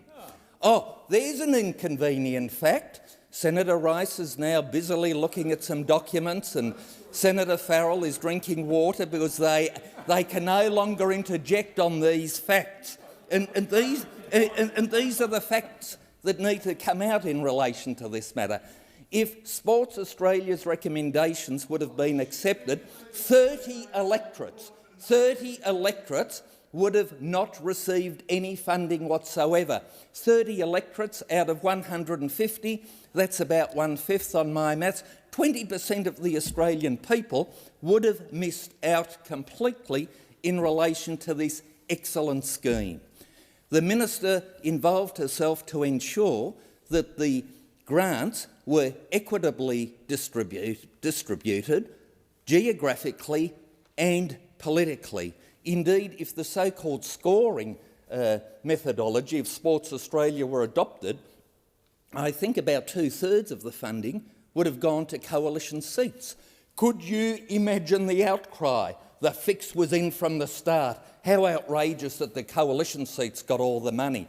So when the minister seeks to make it more equitable, then that becomes a rort. And so, Madam Deputy President, we have a situation where, for example, just the other day we heard from a witness, I think it was the Belconnen Tennis Club, complaining bitterly that they had missed out, albeit that there were real issues about Tennis Australia having a conflict of interest and being provided some information beforehand about this scheme, and that's addressed in the auditor's report. But the claim was made that somehow they missed out on funding because they were in a Labor electorate. You have a look at the funding. You have a look at the funding for the ACT. There were 15 grants, if I recall correctly, into the ACT. So if the motivation was for the minister... Senator Abetz, please resume your seat. Senator Farrell. Breach of protocol by Senator Abetz. He's got his foot on the seat. That is not appropriate conduct. And could you please call him to order in that respect? Thank you, Senator Farrell. Minister. I was just wondering what was the basis of your point of order, Senator Farrell? It's a protocol question, but it's entirely up to Senator Abetz. But it's probably on the camera, Senator Abetz. So it's up to you how you stand. I think. I don't think there's a standing order. Why would somebody that seeks to be the deputy leader of the Labor Party in the Senate raise such a pathetic point of order? Is this the best the Labor Party have to offer the Australian people? It seems that it is. But coming back to the Belconnen Tennis Club, because you won't distract me from that one, Senator Farrell, there was the claim being made that somehow they may have missed out because this was deep, dark Labor territory. But then when asked, can you explain about the other 15 grants or so made in the ACT, unable to explain. What is more, the ACT got 1.5% of the funding from this grant scheme. The ACT represents 1.6% of the Australian people. Talk about bang on equitable in relation to population and distribution of funding. But no, we've got this allegation that somehow funding was denied to the ACT because the 3 seats vote Labor. You see, the hyperbole from Labor is always pretty good, I've got to say, but it always lacks the fact, the detail. Scratch the surface. And so, Madam Deputy President, can I indicate that, and it's not, I think, any secret here, that Senator McKenzie appeared before the committee, I think some 6 days ago, performed exceptionally well, and despite the pathetic and desperate attempts by Labor, they were unable, to use a sporting analogy, to lay a glove on her. That's right. They missed. They missed. You know why? Because there was no substance to the allegations that were being sought to be made against the former minister. She had performed exceptionally well. She had involved herself to ensure that there was equitable and appropriate distribution. And of course, the other thing that this committee has not done, Madam Deputy President, is call forward those organisations that were successful, that but for the minister's involvement would not have been successful. Oh, I wonder why we wouldn't have called them as witnesses. It might have destroyed the pathetic narrative of Labor and the Greens in this committee. So it's now really become quite a debacle of a show, this committee. The quicker it wraps up, the better. The determinations were made before the first witness was ever called. I'm sure that in the minds of Labor and Green senators on the committee, the report was already finalised, and mark my words, despite the Auditor-General never using derogatory terms like rot, etc., their report will be peppered with those sort of words, denying all the facts. They won't be talking about the percentages and the effective administration here by the minister to ensure equity. No, they'll be banging on about hyperbole, unfairness, the fact that more clubs got money. They'll also ignore the fact that Sports Australia itself said that just the numerical rating of the clubs' projects would not have been the sole determinant for them. They would have taken other matters into account as well. What also is unfortunate for the Labor Party is that even in this numerical ranking, when 2 individuals in Sports Australia separately, independently, analysed the same project, and this is how subjective the business is, do you know what the variation was? Up to 30 points variation.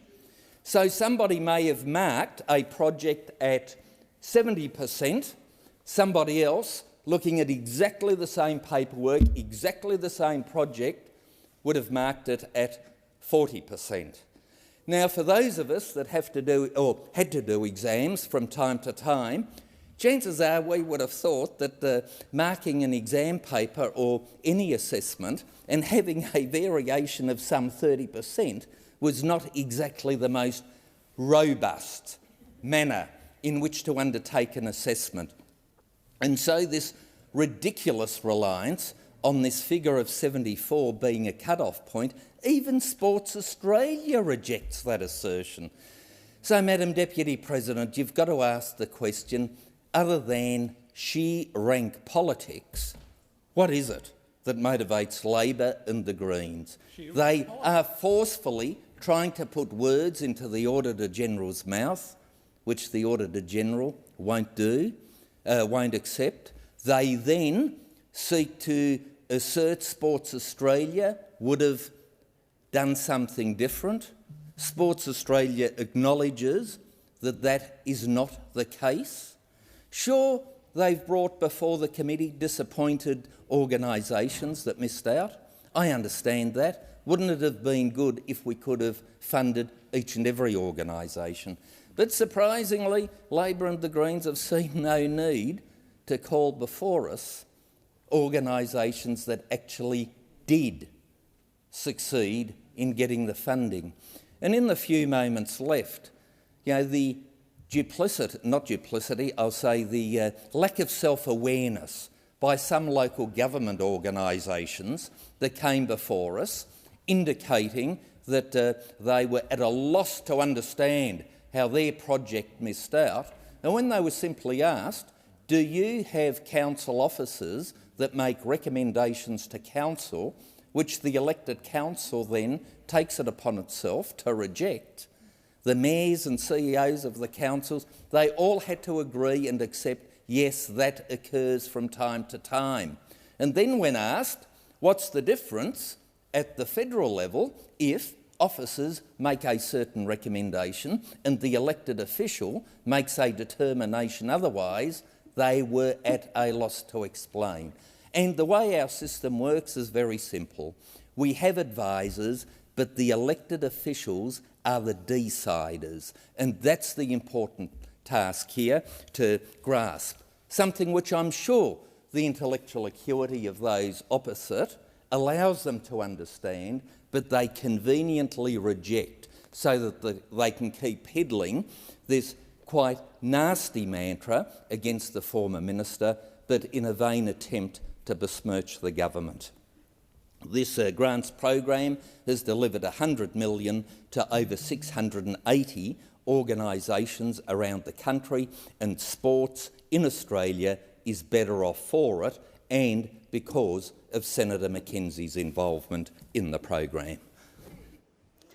Senator Ayres. Madam Acting Deputy President, I rise to take note of the answers given by Senator Birmingham and Payne to the questions asked by Senators Gallagher and Brown in question time, if anybody does in fact remember question time. It's always illuminating listening to... I'm sorry, Senator Ayres, my apologies. I need to put the motion that we take note of the previous answer. All those in favour, please say aye. All those against, declare it. Senator Ayres. Thanks, Madam Acting Deputy President. Always learn something from listening to Senator Farrell and Senator Abetz. I learned a lot then about Adelaide Football Club culture, and I learnt from Senator Abetz two things, I think.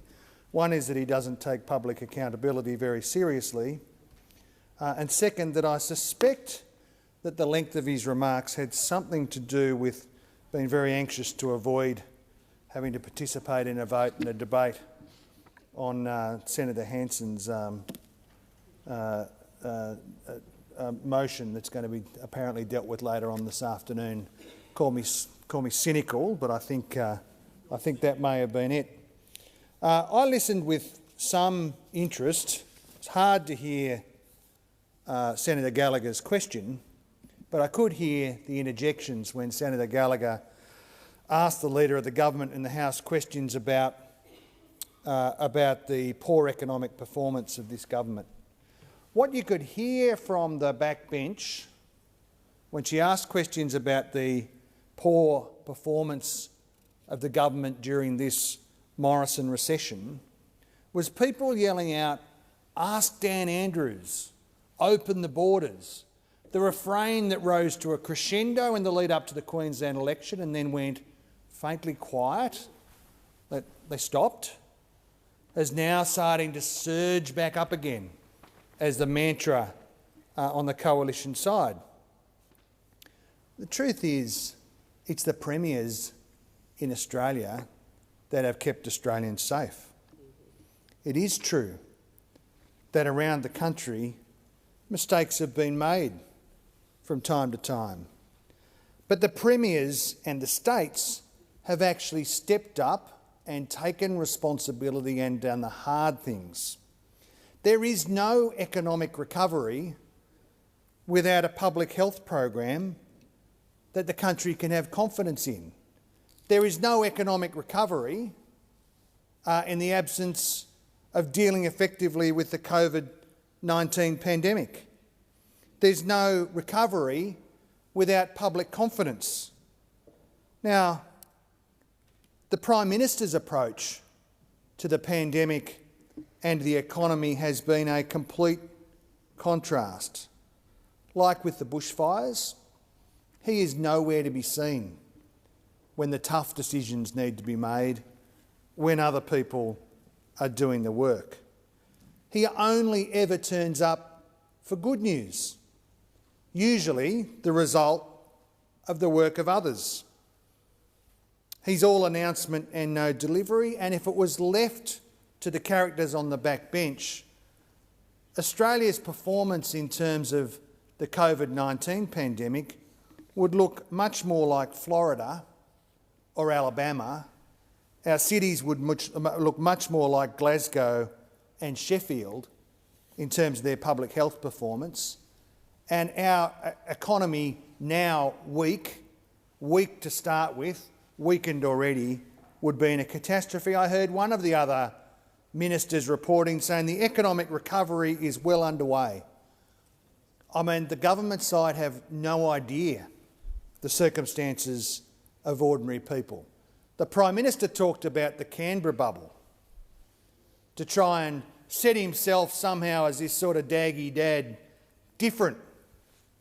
The former political director, former marketing manager, former Tourism Australia manager of no account, who's spent his life in politics, somehow different from everybody else. Well, he is in a bubble within a bubble if he thinks that the economic recovery is well underway. We started in 2019 with an economy in deep trouble. 30 years of growth gone. And now we've got a country that has got low wage growth, anaemic levels of growth.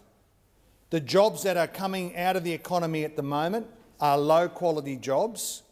We've got a government that's got no plan for the economy, is relying on the states for the public health response, doesn't hold a hose on bushfires. Apparently the Prime Minister didn't direct anybody in the Sports Rorts affair, according to him, and despite the evidence emerging this week, entirely unaware of the very serious allegations that have been made in this place many years ago. Thank you, Senator. Senator Bragg, on the same topic. Yes, thank you, Madam Senator Bragg. Acting Deputy President. Well, I rise to take note, and I would start these remarks by just reminding the Senate of the economic position of the country coming into this pandemic. Now, Senator Ayres talks about the Morrison recession. I mean, what a ridiculous turn of phrase that is. This has been the most significant economic shock in a century, where we've seen Australia's economic performance in the top quartile, in the absolute top. I mean, there are few other countries that people will want to live in during this pandemic than Australia. Top of the pops in terms of economic performance and very strong in terms of health performance. There's been minimal community transmission of coronavirus over the past 12 months, and people want to have a debate about the pace in which the vaccine will be rolled out. Well, the reason that we can do it in an orderly fashion in this country is because there isn't enormous community transmission like there is in the UK and the US, where in many cases the virus simply wasn't taken seriously.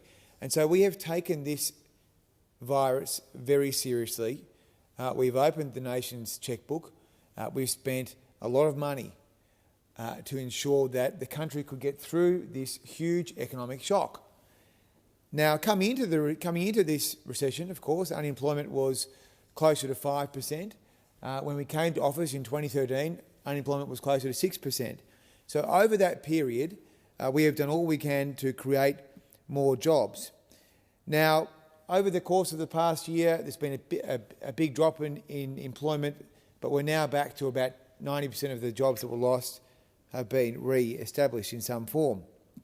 And so, in taking the virus seriously, it was our judgment that the borders should be closed, there should be innovations, like you've seen in the form of National Cabinet, which has given the country a more cohesive way of managing serious challenges like these pandemics. No one, as far as I'm aware, has bemoaned the loss of COAG, and I think we now have a model of managing this federation which will be enduring through this National Cabinet process. And yes, there have been different ways that the virus has been managed at the state level. I don't think that the Australian people are interested in hearing sectoral and state-based wars and arguments. They're not particularly constructive. But I would say, in the case of New South Wales, I do think that the New South Wales government has had a good plan to manage the pandemic, as opposed to some other jurisdictions where their plan to manage has been to simply close the borders. But this is a federal discussion, and we will spend $100 billion on JobKeeper, which is the most serious economic policy in terms of expenditure in the nation's history. And that has been essential in getting us through to the other side. We've also taken some novel approaches to open up superannuation for people to use during the pandemic, their own money, and 3 million people have decided to use that, where people have been able to take up to $10,000 of their own money to improve their personal balance sheets. It is true that the Labor Party don't like the idea of people being able to get into the lockbox of their own money for ideological reasons, but that has been a successful policy, and that has meant that perhaps for the first time people have thought, well, actually, this is my money, and I am going to use it to improve my personal balance sheet. I'm going to use it to pay down my mortgage or reduce my debts. And that is an issue that I think has been very successful. But the real question is, what are the enduring reforms that will come from this era? Having spent so much money to help the country get through this pandemic successfully, as we look at the mass vaccinations of Australians, what will be those signature economic policies? A few of them are already before this parliament. You've seen lending reforms designed to improve the flow of credit in the economy whilst maintaining consumer protections. Equally, there has been the agenda to try and attract more foreign investment and the best foreign minds into our country. Now, we have always been a country that has competed for the finest minds and the best capital. And the process that the Prime Minister has established through the Global Talent and Investment Task Force, I think will be very important as we seek to compete with other centres like Tokyo, like Singapore, in attracting more jobs and more growth. Thank you. Senator Chisholm. Thanks, Madam Acting Deputy President. And if you ever needed to see an example of how out of touch and how arrogant this government is, you only needed to look at the contribution from the senator opposite just now. If you think about the type of country that they are saying they wanted to leave behind after this pandemic, they actually highlighted robbing people of a decent retirement. Robbing people of dignity in retirement was one of the things they said they are proud of. That is what this government is responsible for. And then when they actually came to talk about the vision, what they want Australia to look like in a couple of years, they rattled off a couple of things at the end. There is actually no bold vision. This government has been in power for 7 years. 7 years. And they have actually run out of puff. They don't have a vision for where they want to take the country forward. They actually don't have a plan for Australian families to look forward to go, how is my life or how is our community going to be better when Australia emerges from this pandemic? And we saw in the question from Senator Gallagher today, the leader of the government repeats some of that same rhetoric. They try and claim that there is a recovery underway. But if you think about those 2 million Australians that are unemployed or looking for more work, how do you think they're feeling now? You think about the 1.5 million Australians on JobKeeper. That is going to end in 38 days. How do you think those Australians feel from the reaction we get from this government? They are completely out of touch.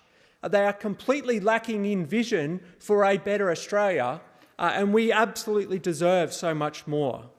We also see that the pursuit of this government, we know that they're doing nothing. They haven't outlined what they are going to do when JobKeeper ends. We saw this week the government pursuing changes to industrial relations that is going to undermine the pay and conditions of working people. How's that going to help Australia get through a pandemic? How's that going to help those 2 million Australians that are either unemployed or underemployed? How's that going to help those 1.5 million Australians on JobKeeper? It obviously is not going to do that. So when considering the government record, we need to look at their rhetoric and how they deliver on jobs and the recovery. So over the last 7 years, and this is pre the pandemic, they've actually overseen record low wage growth. That was until 2019. And over that time, they've had no plan to lift wages. They've had no plan to help working people in this country to look for a better deal. And to add to that, you look at the conditions that are facing Australians as we try to get through this year. As I've said repeatedly, JobKeeper will end in 38 days. Imagine those businesses, imagine those workers attached to the business. Imagine what they're feeling at the moment. Imagine the uncertainty they're dealing with. Imagine the uncertainty their families are dealing with. We know that there's more than 250,000 of these people in Queensland. So we know there's 1.5 million around the country. There's 250,000 in Queensland.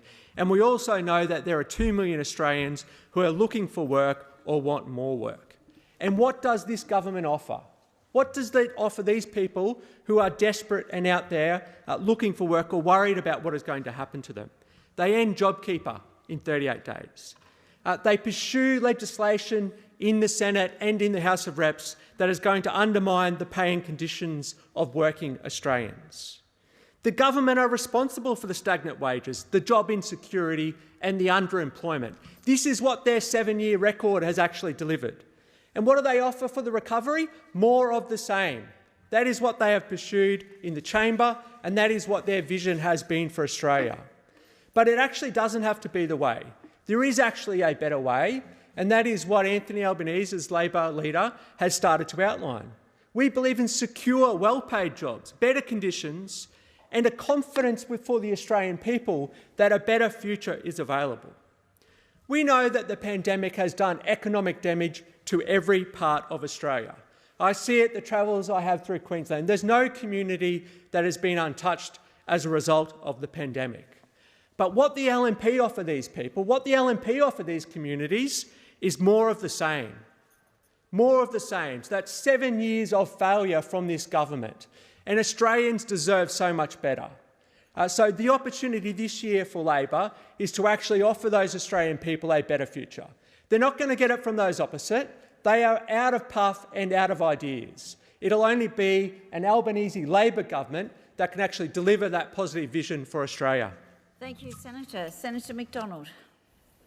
Thank you very much. So what an education the last 18 months has been for me. A fresh-faced young senator coming into this chamber and finding out about what politics is really about. What politics is really about, as Labor sees it, is repeating the same tired words over and over and over. But that does not make them right. Senator Chisholm has just told us how he repeatedly talks about the same things, and he does. He does. He repeatedly talks about the same tired rhetoric about how only Labor can rectify the jobs plans and jobs future, but it's just not true. And the reason why I know that it's not true is that the last election, Queenslanders in particular returned the coalition government because they did not feel confident that Labor was able to provide security of jobs, and they voted for us in spades. Australia has outperformed all major advanced nations with a large proportion of Australians who were in work before this crisis began.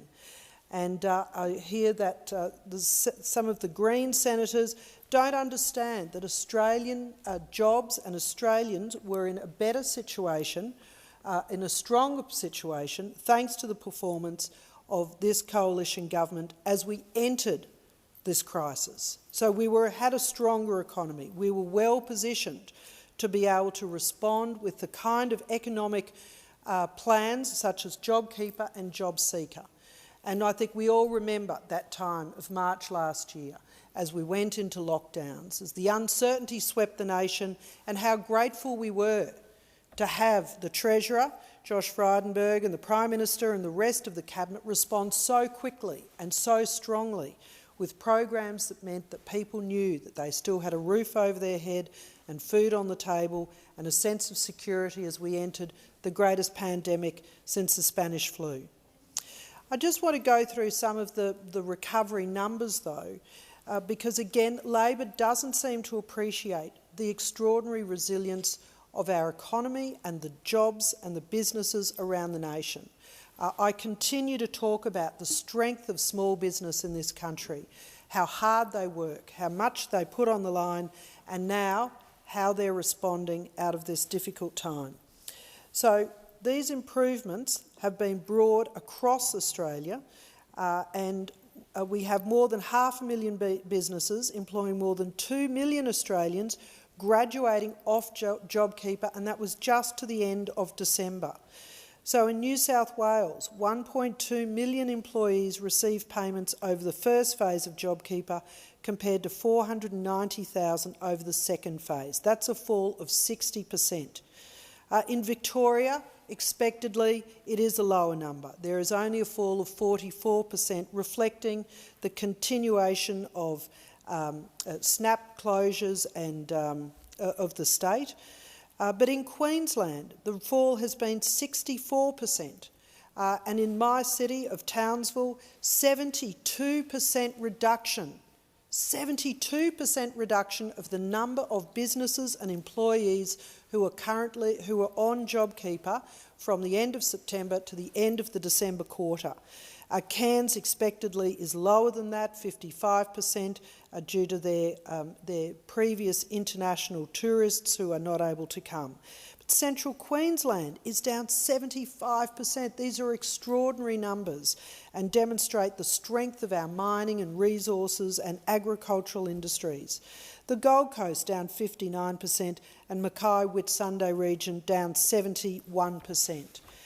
Now, one of the other things that Labor continues to say over and over is about the lack of secure, well-paid jobs, and that is particularly for young people.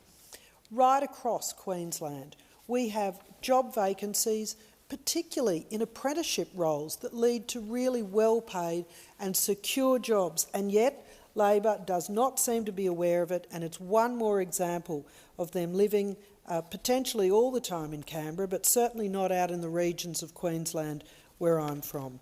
So I am absolutely delighted to finish on the fact that JobKeeper in retail trade has fallen by 68%, and I applaud all the butchers out there who are back in the game thanks to people eating more food. Thank you very much, Senator Walsh.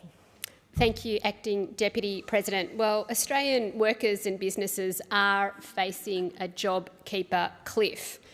A JobKeeper cliff in just 38 days when the government cuts this absolutely vital support. And we all know this, all of us in this place, from the conversations that we have in our communities. And we know this from the comments of the Reserve Bank Governor, Dr Lowe. But what we don't know as a result of the government's answers in question time today is exactly how many jobs will be lost by the government's refusal to listen to workers about their fear of this JobKeeper cliff and their refusal to listen to small business about their fear of this impending JobKeeper cliff at the end of March. This government has demonstrated an absolute refusal to listen to the workers and the businesses that are about to be thrown off the JobKeeper cliff by this government. They've refused to listen to the Victorian events industry. They've refused to listen to the tourism industry. They've refused to listen to all of the economists and the experts, including most recently the National Australia Bank, who have warned against withdrawing support too early. But what we do know is that the government is getting ready to throw hundreds of thousands of workers and hundreds of thousands of small businesses off the JobKeeper cliff at the end of March. Almost 500,000 direct tourism jobs have already been lost. 500,000. And we know that there are hundreds of thousands more jobs in tourism that are projected to be thrown off that JobKeeper cliff in March. And despite the increasingly desperate pleas of sectors like the Victorian events industry, workers and businesses in that industry that has been so hard hit during this crisis, they face the same JobKeeper cliff. And in fact, I met with the Save Victorian Events team just this week. And so, yes, to the senators opposite, we are talking to businesses and we are hearing what businesses are saying to us. I've been speaking to representatives of businesses in live events, corporate events and the events supply chain. And I've been talking to representatives of 500 businesses across Victoria, and they've surveyed their businesses. They've spoken to hundreds of workers on the financial impact of COVID on Victoria's events industry. And the results of those conversations are very clear. And what they have told us, and I know what they are telling you, the government, is that if JobKeeper ends in March, 43% of companies will need to let staff go, and an additional 40% of companies will potentially need to close their business. So what that means is that 83% of companies in Victoria's event industry will be severely affected by the ending of JobKeeper by this government. In other words, they will be thrown off the JobKeeper cliff by this government. This government is arrogantly throwing hundreds of thousands of workers, hundreds of thousands of jobs off the JobKeeper cliff. And this government is arrogantly throwing hundreds of thousands of small businesses off the JobKeeper cliff. But we shouldn't be surprised that the government is throwing events and tourism off the cliff, because they have form. They have form. Because this is the government that not that long ago threw manufacturing off the cliff in our country when they goaded the car industry to leave. And this is the government that has not delivered any kind of plan for good, secure jobs in its now 8 years in office. The only plan from this government is the lowest wage growth on record since 2013. The only plan from this government is an explosion of insecure jobs, casual jobs and gig jobs. The only plan from this government is cuts to wages and cuts to super. That is the record of this government, and Australian workers deserve better. They deserve a government that backs them up. They deserve jobs that they can count on and jobs that keep their heads above water. The question is that the motion moved by Senator Ayres to take note of answers be agreed to. All those in favour say aye. Against no. The ayes have it. So we'll now move to tabling and consideration of committee reports and government responses.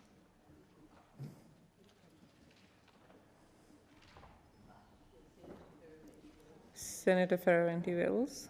Thank you.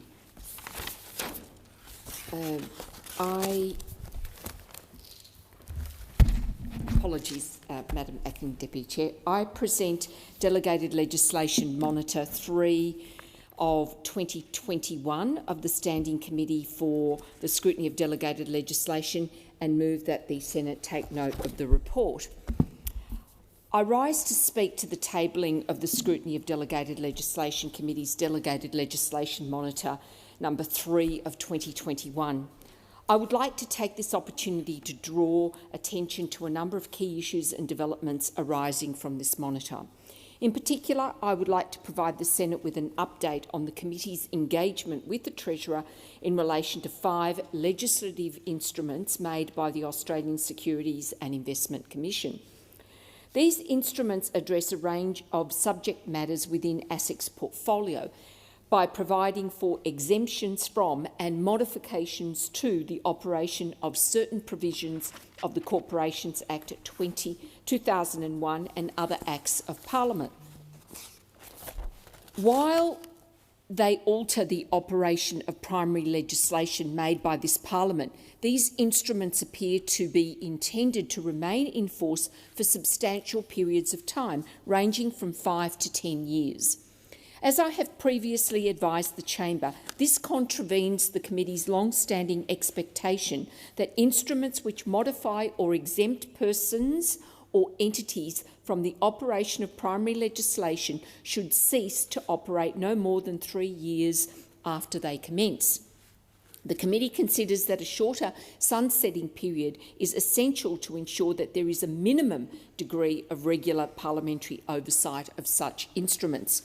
These instruments raise broader systemic concerns about the application of ASIC's exemption and modification powers.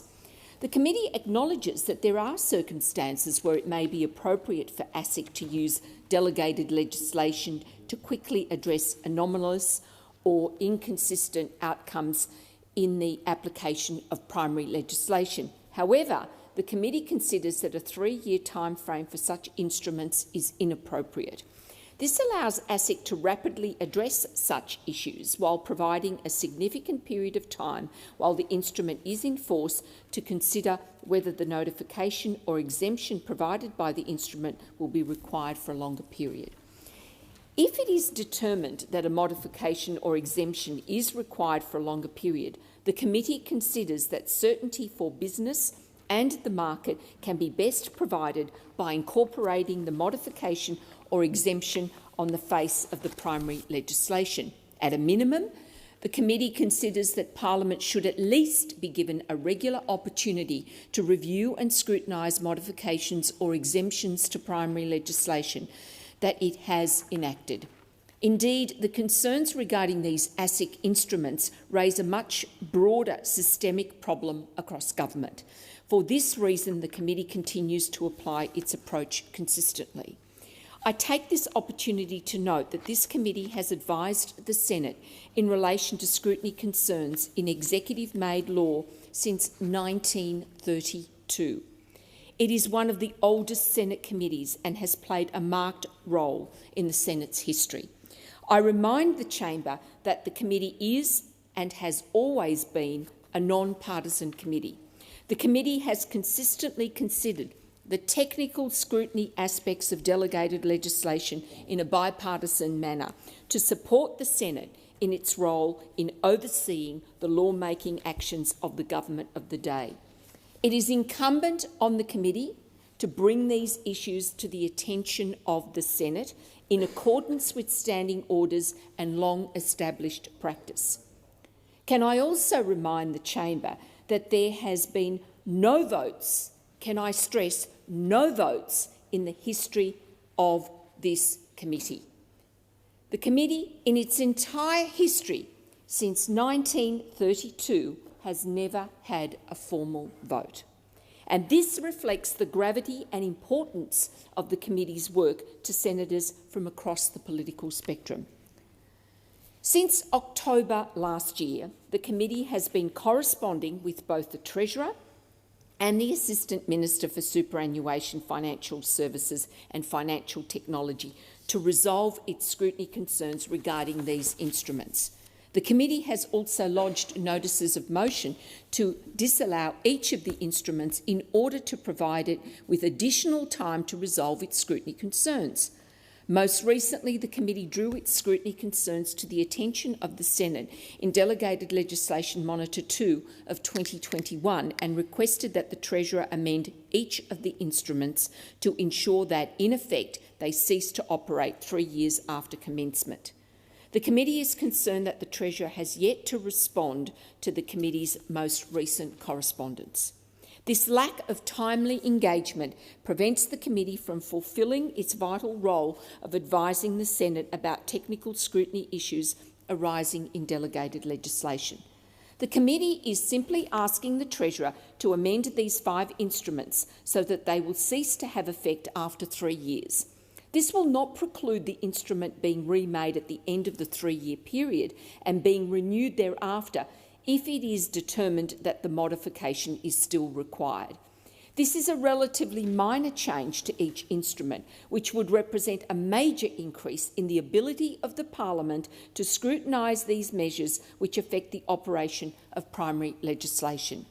As the Treasurer has not yet responded, the committee is unable to conclude its examination of these instruments and will keep the Senate informed in relation to any future developments, including whether the committee recommends that the Senate disallow these instruments. By contrast, I also take this opportunity to emphasise that other members of the Executive have continued to engage productively and collaboratively with the committee in resolving its technical scrutiny concerns. In particular, I draw the Chamber's attention to a significant undertaking outlined in this monitor in relation to the Veterans Affairs Treatment Principles, Rehabilitation in the Home and Other Amendments Determination 2020. The committee has corresponded extensively with the Minister for Veterans Affairs and his department in relation to concerns about the lack of independent merits review of decisions made under the instrument. I am pleased to inform the Chamber that as a result of this engagement, this instrument has been revoked and will be remade to ensure that the committee's scrutiny concerns are addressed. I take this opportunity to thank the Minister for Veterans Affairs and his department, as well as the Military Rehabilitation and Compensation Commission and the Repatriation Commission for their willingness to engage constructively with the committee to resolve this matter. The satisfactory resolution of this matter provides a model for how ministers and agencies can engage with the committee in the future to ensure that delegated legislation is made in a manner that protects personal rights and liberties and ensures effective parliamentary oversight of executive-made laws. With these comments, I commend the committee's Delegated Legislation Monitor 3 of 2021 to the Senate. Senator Scott. Madam Acting Deputy President, I did wish to take the opportunity to make some comments in relation to Delegated Legislation Monitor 3 of 2021, and I will be brief. I know others wish to speak on other matters in this place, but I did want to commend the wonderful leadership provided to the Standing Committee for the Scrutiny of Delegated Legislation by Senator Fierravanti-Wells and also by Senator Carr in his capacity as Vice Chair. It is absolutely outstanding bipartisan leadership which is true to the principles, the scrutiny principles, which the Standing Committee is commissioned to consider in terms of discharging its processes. And I think under the leadership of Senator Fierravanti-Wells and Senator Carr, and I'm sure, Senator Davey, you'd associate, I don't want to put words in your mouth, but I'm reasonably sure you'd associate, well, there you are, you'd associate with my remarks that a bright light has been shone. A bright light has been shone on the extremely important issue in our parliamentary democracy. This issue of whether or not the laws that are made that impact all Australians go through this place, and all of us sitting here in this chamber have an opportunity, a responsibility to consider them and either vote for them or vote against them. And it is an extraordinarily important principle. And I just wanted to add one final comment in relation to these ASIC notices of exemption from the Corporations Act 2001. And I say to whoever's in the department who may be listening to this, surely, it cannot be good practice.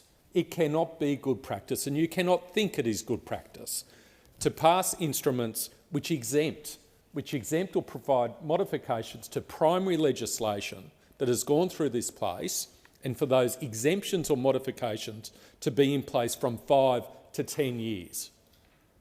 For the life of me, I cannot see why that is necessary, and I think it is entirely reasonable and in fact consistent And as Senator Fierraveni-Wells has said, a responsibility of the Standing Committee for the scrutiny of delegated legislation to make the recommendation it has made to this place with respect to those instruments.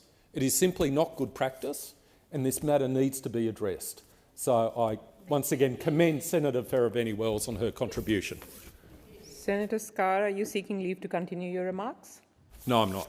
Okay. So the question is that the Senate take note of the report. All those in favour say aye. Against no. The ayes have it. So we will now move to consideration of documents, and the Senate will now proceed to the consideration of documents which are listed on pages 8 to 9 of the notice paper. Any document to which no senator rises will be taken to be discharged from the notice paper. I will start with the documents on page 8, and these are documents 1 to 7. Senator Pratt.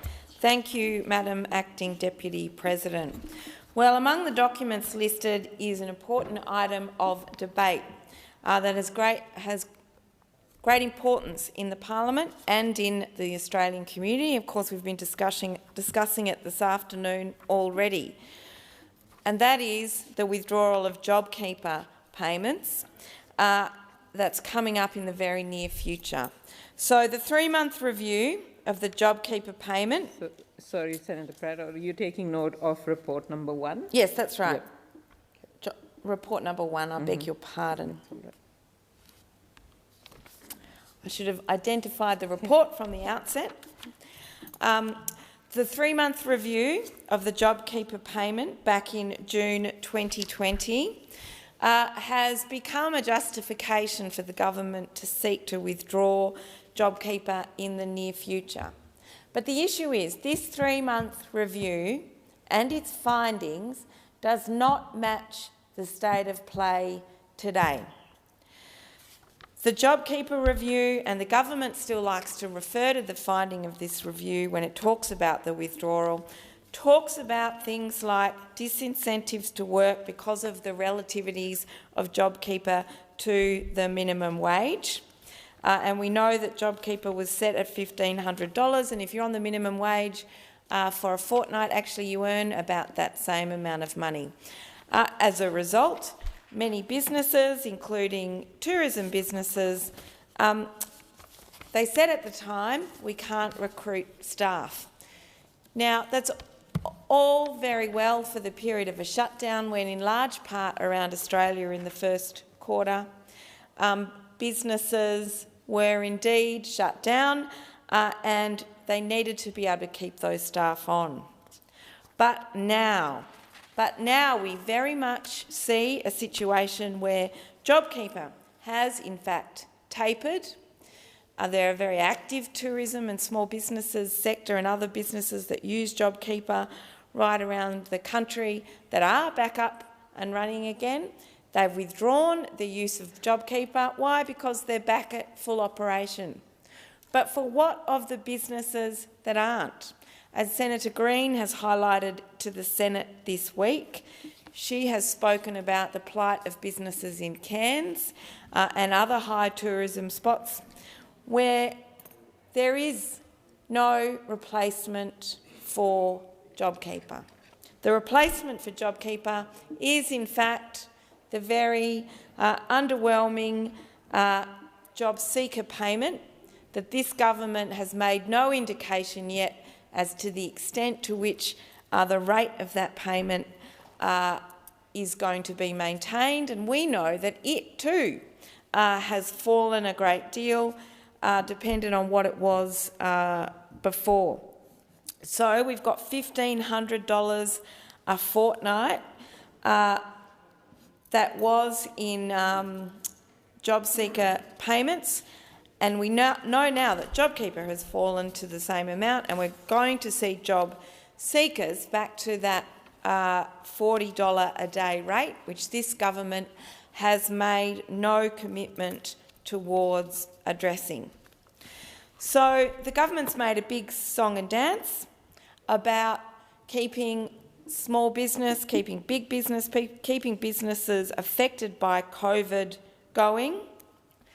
But now that they look to withdraw support through JobKeeper, they haven't got the economic policy settings right.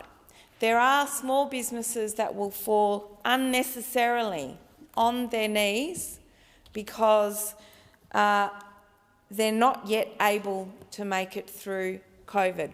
Now, I accept the fact that there will be some permanent disruptions because of COVID and that some sectors won't look the same, and that this isn't about we're not going to be able to protect every job and we're not going to be able to protect every business, particularly when we look at, for example, their policy of having suspended bankruptcies, and that there are some businesses who will face these issues. However, there are still very viable parts of our economy that can and should be supported by JobKeeper payments. They have not continued to consider the relationship adequately with things like JobSeeker, the Job Active programs, and the whole integration of these policies across the business community. Senator Pratt, your time has expired. Thank you. Thank you.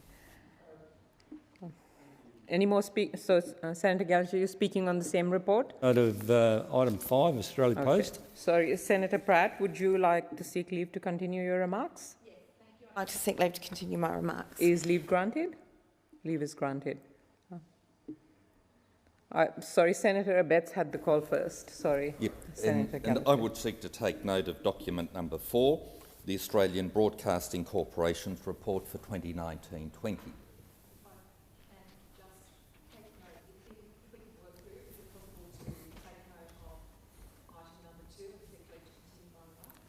Is that all right with you, Senator Abetz? Yep. Is leave granted?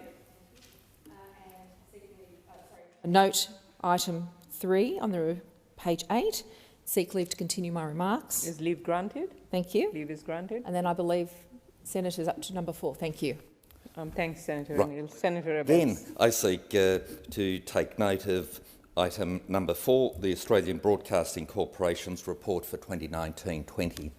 There's been a lot of talk in this chamber in recent times about bonuses. Australia Post has been lambasted. Today we heard in question time that the NBN was worthy of lambasting because of bonuses being paid. Yet surprisingly, the media and the left wing in this country have a great difficulty in being consistent on these matters, because if they were, they would be exposing just as loudly the bonuses that are being paid to officials in the ABC, our national broadcaster, who are being paid handsomely by anybody's definition of payment. Indeed, we discover that those earning between $370,000 and $395,000 a year got a bonus on average of $18,133. That amounts to over 3 Cartier watches. We know what happened to Australia Post for 1 Cartier watch. Why is this not happening within the ABC? And then for those earning between, it makes your eyes water. This is taxpayers' money. $395,000 to $420,000 a year. They each received bonuses averaging $8,750. That's clearly over 1 Cartier watch, nearly 2 of them. And staff earning at this pathetically low rate, Senator Ascar, of $320,000 to $345,000, they get an average of $5,333, or a Cartier watch. This is taxpayers' money. On what basis do those opposite seek to claim that the bonuses to Australia Post and NBN are inappropriate but turn a blind eye to the ABC? I happen to be, on this side of the chamber, believing that any bonus has to be exceptionally well justified, and as far as I can see, there's nothing in the ABC report which justifies these excessive and hefty bonuses. But whilst I'm on the ABC, I happen to note that the ABC has quietly removed the words Invasion Day from a headline on one of its articles, and with all the normal verbiage, they seek to justify it and somehow overcome it. Well, I simply say to the ABC and those that seek to denigrate Australia Day, allegedly because they want to champion the cause of our Indigenous brothers and sisters, that they take note of the actual evidence. Yet again, it seems that there is a fact deficit when it comes to the left wing and the woke within our nation. Because Roy Morgan polling through Michelle Levine has told us that when the Indigenous people have been asked about Australia Day, 73% of them identify with Australia Day and only 27% with Invasion Day. So one wonders, whom are they seeking to champion? They are seeking to champion a minority of the minority that they are seeking to put up in lights. The majority of the minority that they are seeking to champion, in fact, reject their mantra, according to Morgan polling, with 73% of our Indigenous community accepting Australia Day. And so one wonders where the ABC and others get their information from and what actually motivates them. In the few seconds that are left, can I also express my very real disappointment at the ABC giving so much time to Dr Norman Swan, who continually contradicted the Chief Medical Officer at the very height of the pandemic, making claims that would make even Tim Flannery blush. You know Tim Flannery, the Brisbane River would never flood. It's flooded once, it's flooded twice, yet he claims to have credibility. Well, Dr Swan has made all sorts of claims, none of which have come true, and in fact, if we were to believe him, he was predicting 70 to 80,000 cases by early April. And he was... Senator Abetz, your time has expired. Senator Gallagher. Thank you, Madam Acting Deputy President, and Order. I rise to take note of item 5, the Australia Post report. And look, I want to just go through a little bit of detail to start with. Clearly an exceptional year for Australia Post. Sorry, excuse me, Senator Gallagher. Senator Abetz, would you like to seek leave to Leave continue? to continue my remarks. Thank you. Leave's granted. Thank you, Senator Gallagher. Thank you, Madam Acting Deputy President. So, clearly an exceptional year for Australia Post, an exceptional year in terms of income and the profit before tax, some 53.6 million. So, very, very, very substantial increase in remuneration. And it's worth noting that the executives and the board were also highly respectably remunerated. I think you'll find the chair gets 189,000, deputy chairs 108, 105,000, non-executive directors are 94,990, audit and risk committee chair 21,000, audit and risk committee member 11,000, people and sustainability chair 18,000, people and sustainability committee members 9,000. And if you've ever been on a board, you know that the subcommittees are generally occupied by the main board, so those amounts of 20,000 or whatever are added to perhaps the deputy chair or the chair. So respectably remunerated, very respectably remunerated. And if you look at the executive, the salaries are right up there. I mean, I don't want to talk about people's names and whatever, but if you look at the CEO, it was 1.4 million. Deputy CEO was 690, 720, 600, 600, 700, 800. About 13 senior executives, and they shared in about $8 million worth of bonus. Now, I don't begrudge anybody who's doing a very good job, getting a very respectable salary, and if the dividends are paid to the taxpayer, well, it all looks good.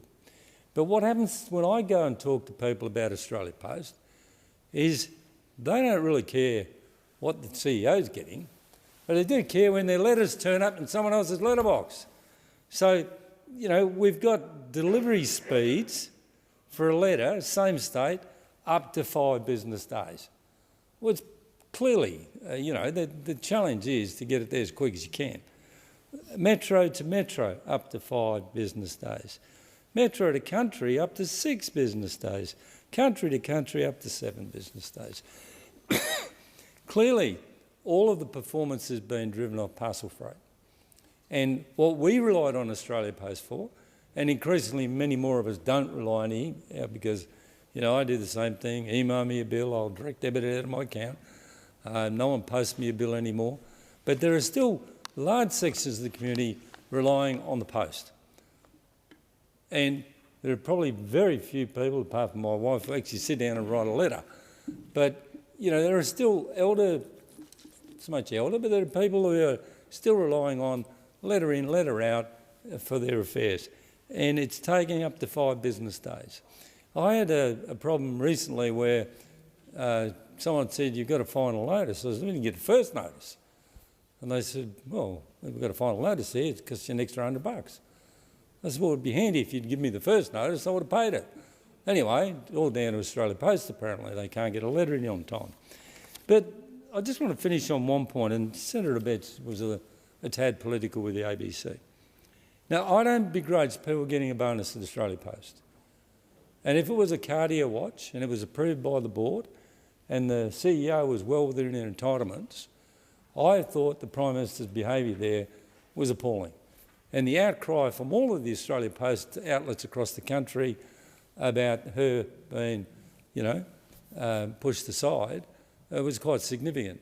And I thought it was just another example of how the Prime Minister can shoot from the lip, clearly taking a pub test rather than a common sense test.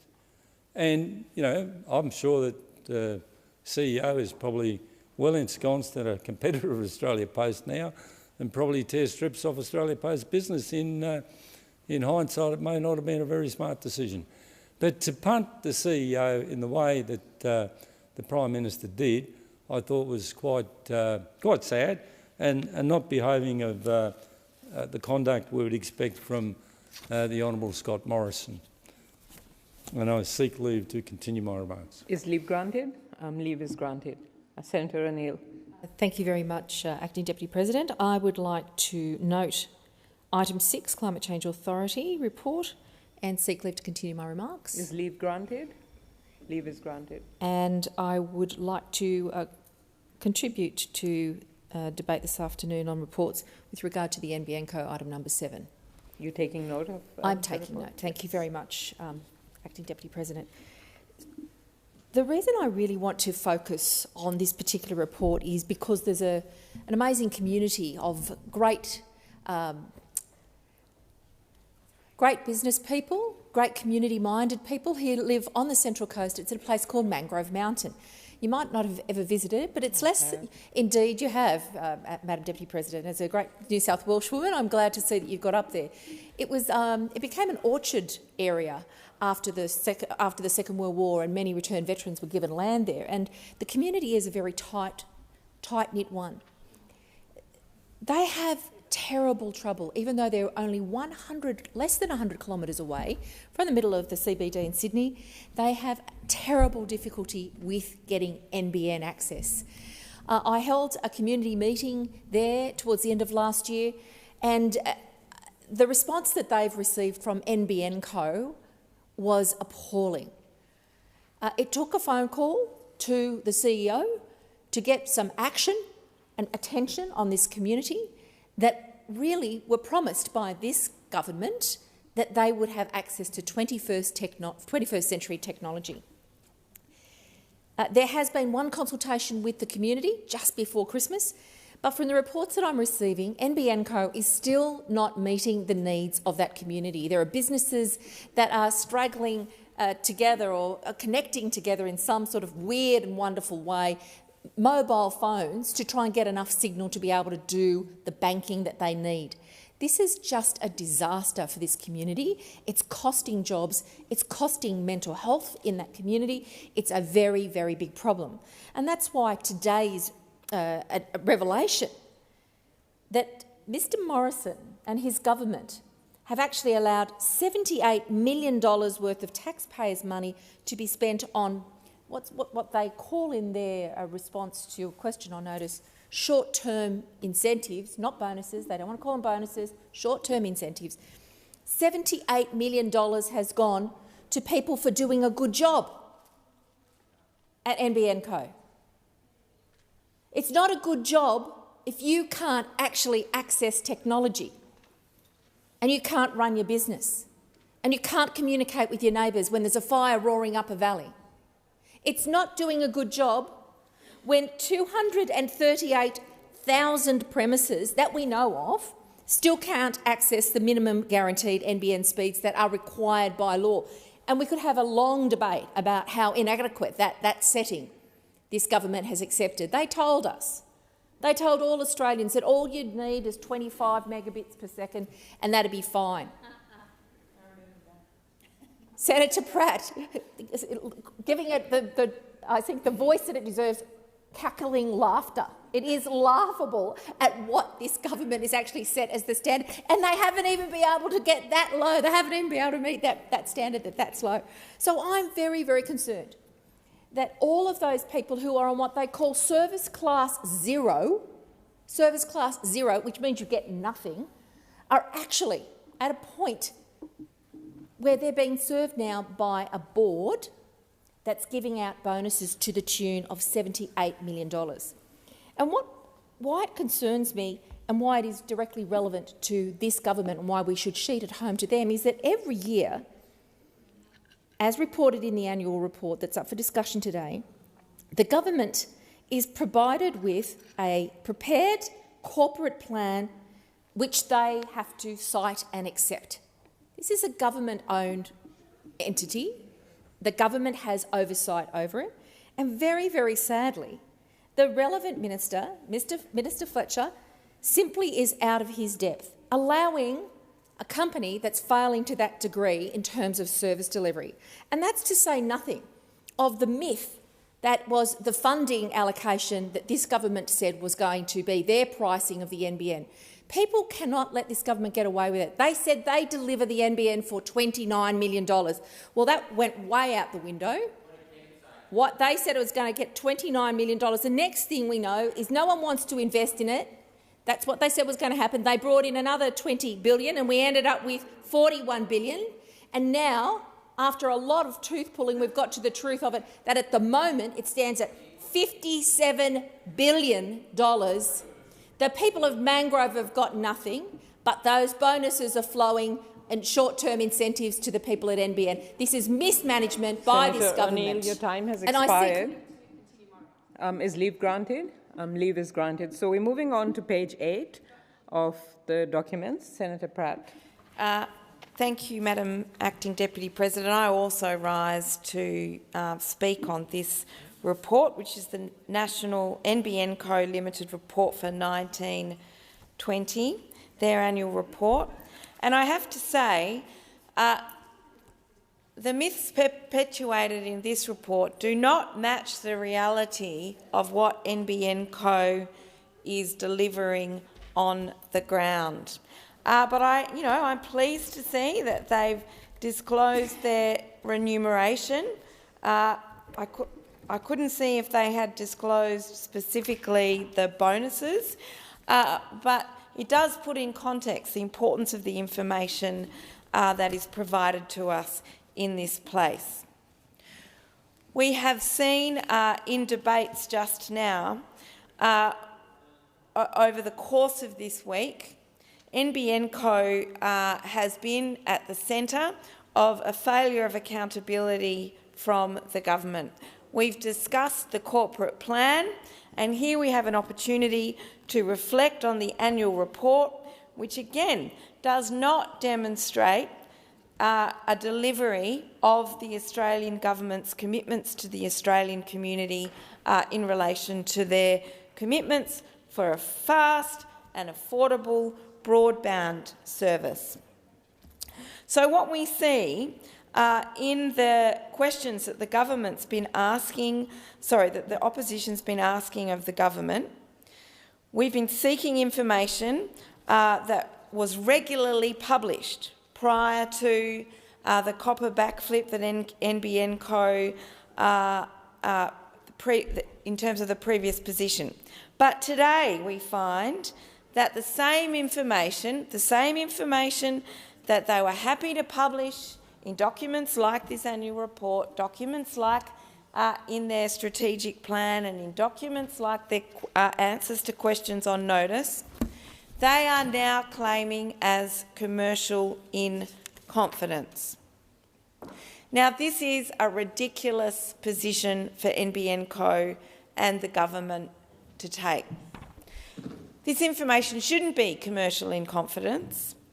It's actually about this government and NBN Co refusing to be accountable for its commitments to the Australian community about how many connections they would have over time, but also how much money they have spent in delivering those commitments.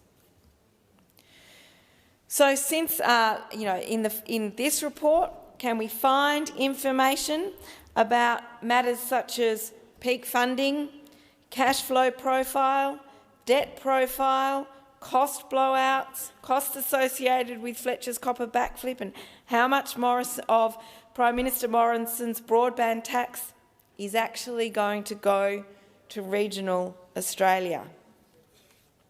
So we should be looking to documentation like this annual report for transparent information about the delivery of this program.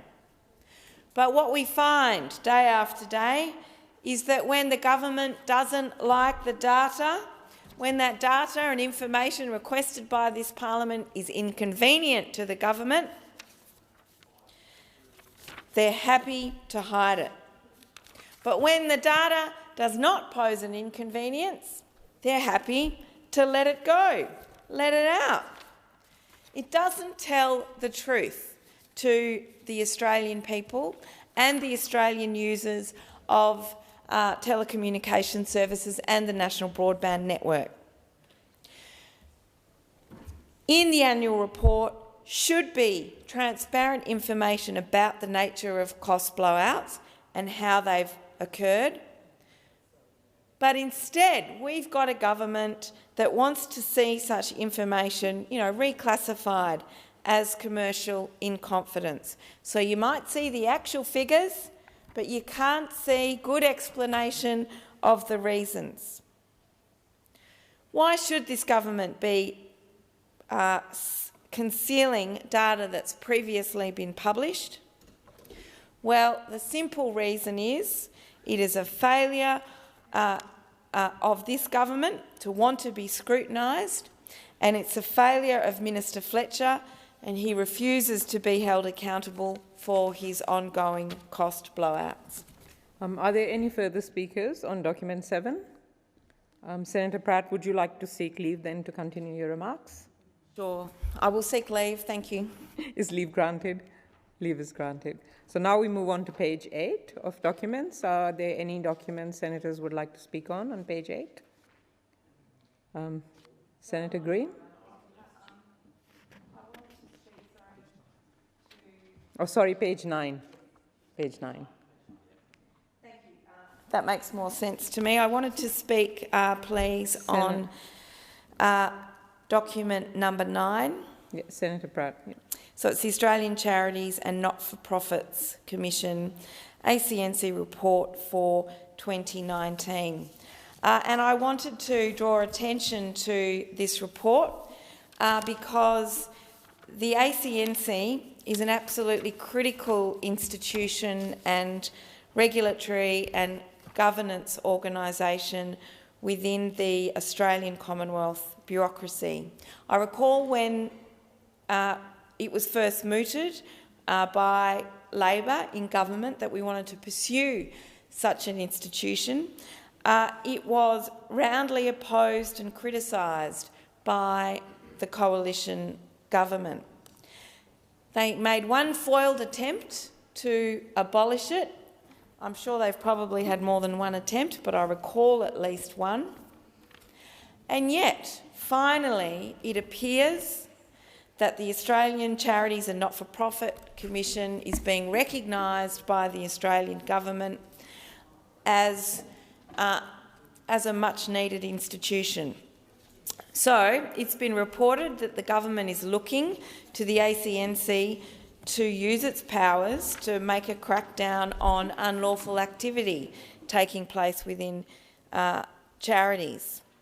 And frankly, this is what the ACNC was established to do. It would see the Charities Commissioner being given the powers, for example, to take enforcement action against charities, even if they've not been charged with an offence. The proposed changes would mean that sector leaders, under proposed changes, sector leaders say they go against every principle of justice, fairness and procedural transparency. So the federal government's now looking at changing the governance standards for charities to make clear that a registered organisation must not engage in offences such as trespassing, theft, vandalism, assault, or use their resources to promote or support these activities. But I ask the government, on one hand, you finally say, let's see the worthiness of the ACNC and give it something that we would like it to do. However, this government needs to be challenged on this approach in the way that it handles dealing with the not-for-profit sector and the NCNC, the Australian Charities Commission, because you may be asking the ACNC to do the government's dirty work for them.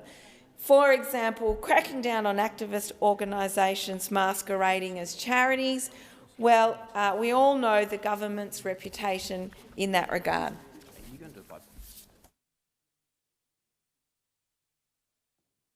Senator Pratt, are you seeking leave to continue your remarks? Yes, I'd like to seek leave to continue my remarks. Is leave granted? Leave is granted. So we're still on page 9. Senator Ciccone. Thank you, Madam Acting Deputy President. I'd like to note items number 8. Sorry, this is on page 9. Items number 8, 9, 10, 11, 12, 15, 16, 18, 19 and 20. And I'd like to seek leave to continue my remarks. Repeated. Could you, Senator Ciccone, could you please repeat that? Sorry, I'll slow down for the Hansard. 8, 9, 10, 11, 12, 15, 16, 18, 19 and 20. Is leave granted? Leave is granted. Are there any more speakers to take note of documents? Senator Ciccone. Madam Acting Deputy President, on page 10, I'd also like to take note of item number 21 and seek leave. Yep. Is leave to granted? Continue my remarks. Leave is granted. So we will now move on to, the Senate will now proceed to the consideration of committee reports, government responses and Auditor General's report, which are listed on page 10 of the notice paper. Any report or response which no senator raises will be taken to be discharged from the notice paper. Senator Ciccone. Thank you, Madam Acting Deputy President. I'd also like to take note of items number 2 and 4 and seek leave to continue my remarks. Is leave granted? Leave is granted. So we now move on to particulars and estimate statements. Minister. Thank you. I table particulars of proposed and certain additional expenditure for 2020-2021 and seek leave to move a motion to refer the documents to legislation committees. Is leave granted? Leave is granted. Thank Minister. you. I move that A, the documents together with the final budget outcome 2019-20 and the advances under the Annual Appropriation Acts for 2019-20 be referred to committees for examination and report, and B, consideration of the advances provided under the Annual Appropriation Acts be made in order of the day for the day on which the committees report on their examination of the additional estimates. So the question is that the Minister's motion be agreed to. All those in favour, aye. All those against, no. The ayes have it. Minister. I table portfolio additional estimate statements for the 2020-2021 for portfolios and executive departments as listed on the dynamic red. Copies are available from the Senate Table Office. Thank you. Are there any ministerial statements? Thank you. I table a response to a question taken on notice during question time on the 16th of February 2021, asked by Senator Griff, relating to consumer safety, and seek leave to have the document incorporated into Hansard. Is leave granted? Leave is granted. Okay, the Senate will now proceed to the consideration of general business. Clerk. General business debate on the notice of motion number 1008, government funding. Senator Hanson. Thank you very much. I rise to bring to the attention of senators and the people of Australia yet again the inequality that exists in the funding of Indigenous programs and the continuing desperate circumstances of the victims of this financial bastardry and mismanagement. I learned of this in my many conversations over the years with Indigenous communities across Australia. Unlike many vocal urban Aboriginal elites, I have walked through the streets of remote Aboriginal communities in Queensland, the Northern Territory, South Australia and Western Australia, and I've listened and I understand. Whether it's sitting on the beach with Malawop on Thursday Island or Jimpana and her family at the base of Uluru, just being in remote communities listening to elders and residents have been profound and very informative. There's not one Indigenous community I've met with that isn't concerned and they want to share what's going wrong. A lot of these people can't even gain access to their own land, which has in many cases been given back to the registered native title bodies, corporate, which are often more restrictive than the government was. Many of these bodies, especially in more remote areas, are highly restrictive to the detriment of the Aboriginal people. Some are charged to go on their ancestral land, or worse still, some are denied access altogether. But those conversations in both the large communities and in remote locations always turn to the needs that their isolation and situation brings. Needs reflected in a lack of adequate housing, a deficiency of infrastructure, widespread alcoholism, out-of-control levels of domestic violence, repeated sexual abuse, including of young children, and a lack of effective pathways to escape the cycles of poverty and unemployment that are often normalised and passed on from generation to generation. Those communities live on the other side of what the highly respected Indigenous spokesperson Jacinta Price referred to in the Australian newspaper recently as a chasm. She described in detail how the Aboriginal elite, the activists, the academics from the indoctrination centres posing as the universities, those with their hands out for grant money, those with the loudest voices who want to change the date of Australia Day, they all live in the city on their side of the chasm. When was the last time you heard one of the members of the elite in this place saying anything positive or uplifting about Indigenous achievements? When was the last time you heard one of the activists who identifies as Indigenous talk up the efforts of those in remote locations working to succeed? The elites, the truth deniers, they know there's a multitude of ways to end the misery. They know there's a ton of money being poured into programs. When they call for an Indigenous voice in the Parliament, they deliberately don't remind you there are multiple Indigenous voices already here. In fact, the percentage of those identifying as Indigenous in this place is greater than the percentage in the national population. And why won't we hear stories of achievement, of encouragement, of empowerment, of Indigenous role models and success stories? Why won't you hear them remind their people of Neville Bonner, who came from a little island in the Tweed River to become the first Aboriginal to sit in the Commonwealth Parliament, and who, as Senator Bonner, went on to be re-elected in 4 subsequent elections? He was also proud to accept Australian of the Year in 1979. He's a standout role model for young Indigenous people and their parents. But his story isn't used by the Aboriginal elites because this hero of his people doesn't fit their political agenda. Mick Dodson, Aboriginal and Professor of Law, who also accepted the Australian of the Year award in 2009, summed up the widespread Indigenous success the elites and their mates don't want you to hear when he told the Sun Herald in 2010, and I quote, "It's become unexceptional to have successful Indigenous filmmakers, artists, doctors, academics, lawyers, nurses and politicians." End quote. As a nation, we love to celebrate the achievements of all Australians. We're that kind of society, and we love, as a nation, to cheer the underdogs. We cheer, we celebrate, and so many of our kids try to be like their heroes, the battlers, the ones who give it a real go, as well as the ones who succeed. That's the real Aussie, and it's not based on the colour of your skin. They want to rewrite history. They've made it in their mission in life to reframe Australia, both its history and the present. They spray their venom, they hiss their threats and slurs, they denigrate our great nation and all it stands for. They work hard to intoxicate our youth with their lies and to divide our country. And their division isn't between black and white, it's between black and everyone else. So many of them seem to have made it their life's work to enjoy the substantial salary and profile of their city-based positions while they work to ensure Indigenous communities remain trapped in permanent victimhood. Order, Senator Hanson. Acting Deputy President, a senator in this chamber was shouting abuse at a senator while they were on their feet, and I'd ask you to call that senator to order, please.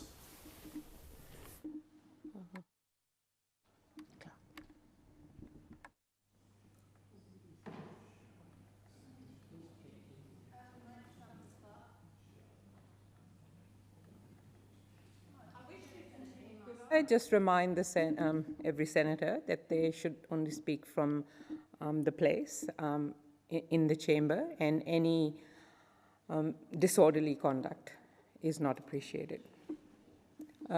Yes, Senator Thorpe. Point of order. Is there a point of order? Yep.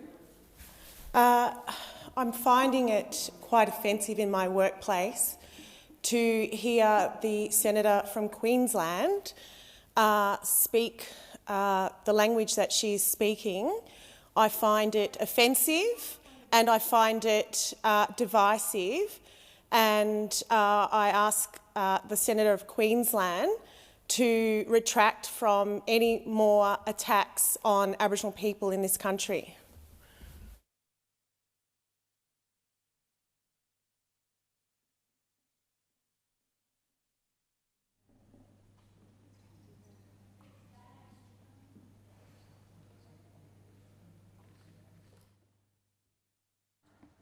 Senator Thorpe, I do understand what you're saying, but what you're raising is a point of debate and not a point of procedure. So if you could address those when you have an opportunity to speak.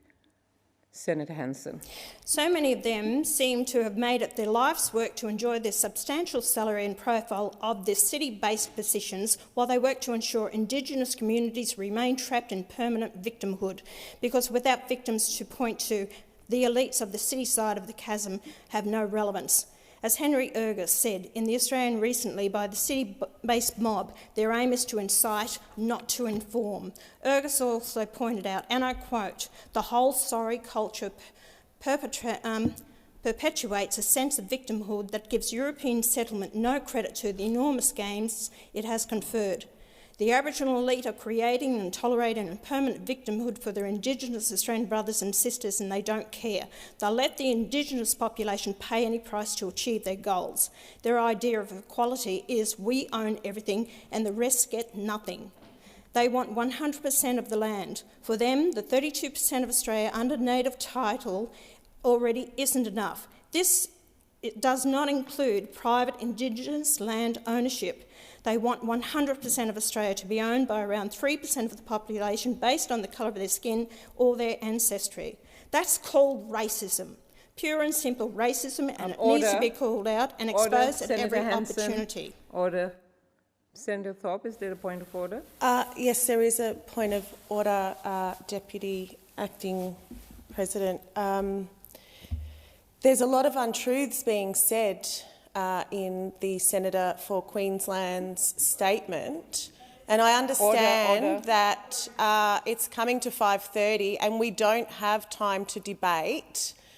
So as long as I'm sitting here in my workplace hearing lies from the senator from Queensland, who obviously has an issue with black people in this country, aren't I able to feel safe in my workplace?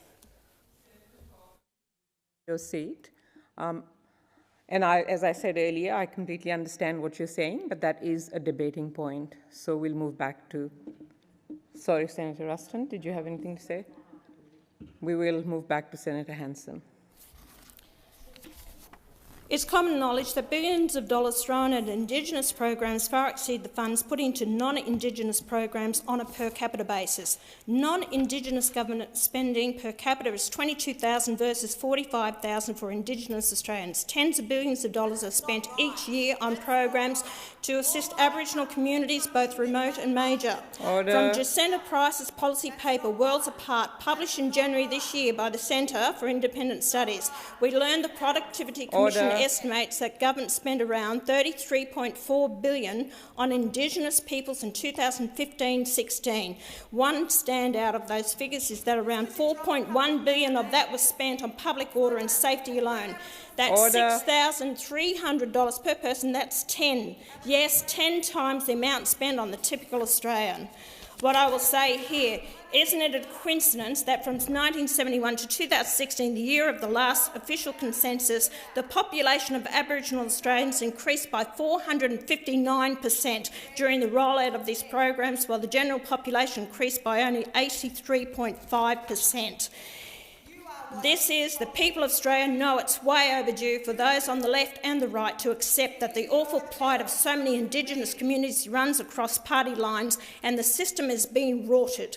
Indigenous families, any family, should never be political pawns. The hollow cries of hate speech thrown across this chamber to deflect from the truth are badges of honour I and my party wear with pride. One Nation will continue to shine a light on the rorts, the injustice, the inequality and discrimination.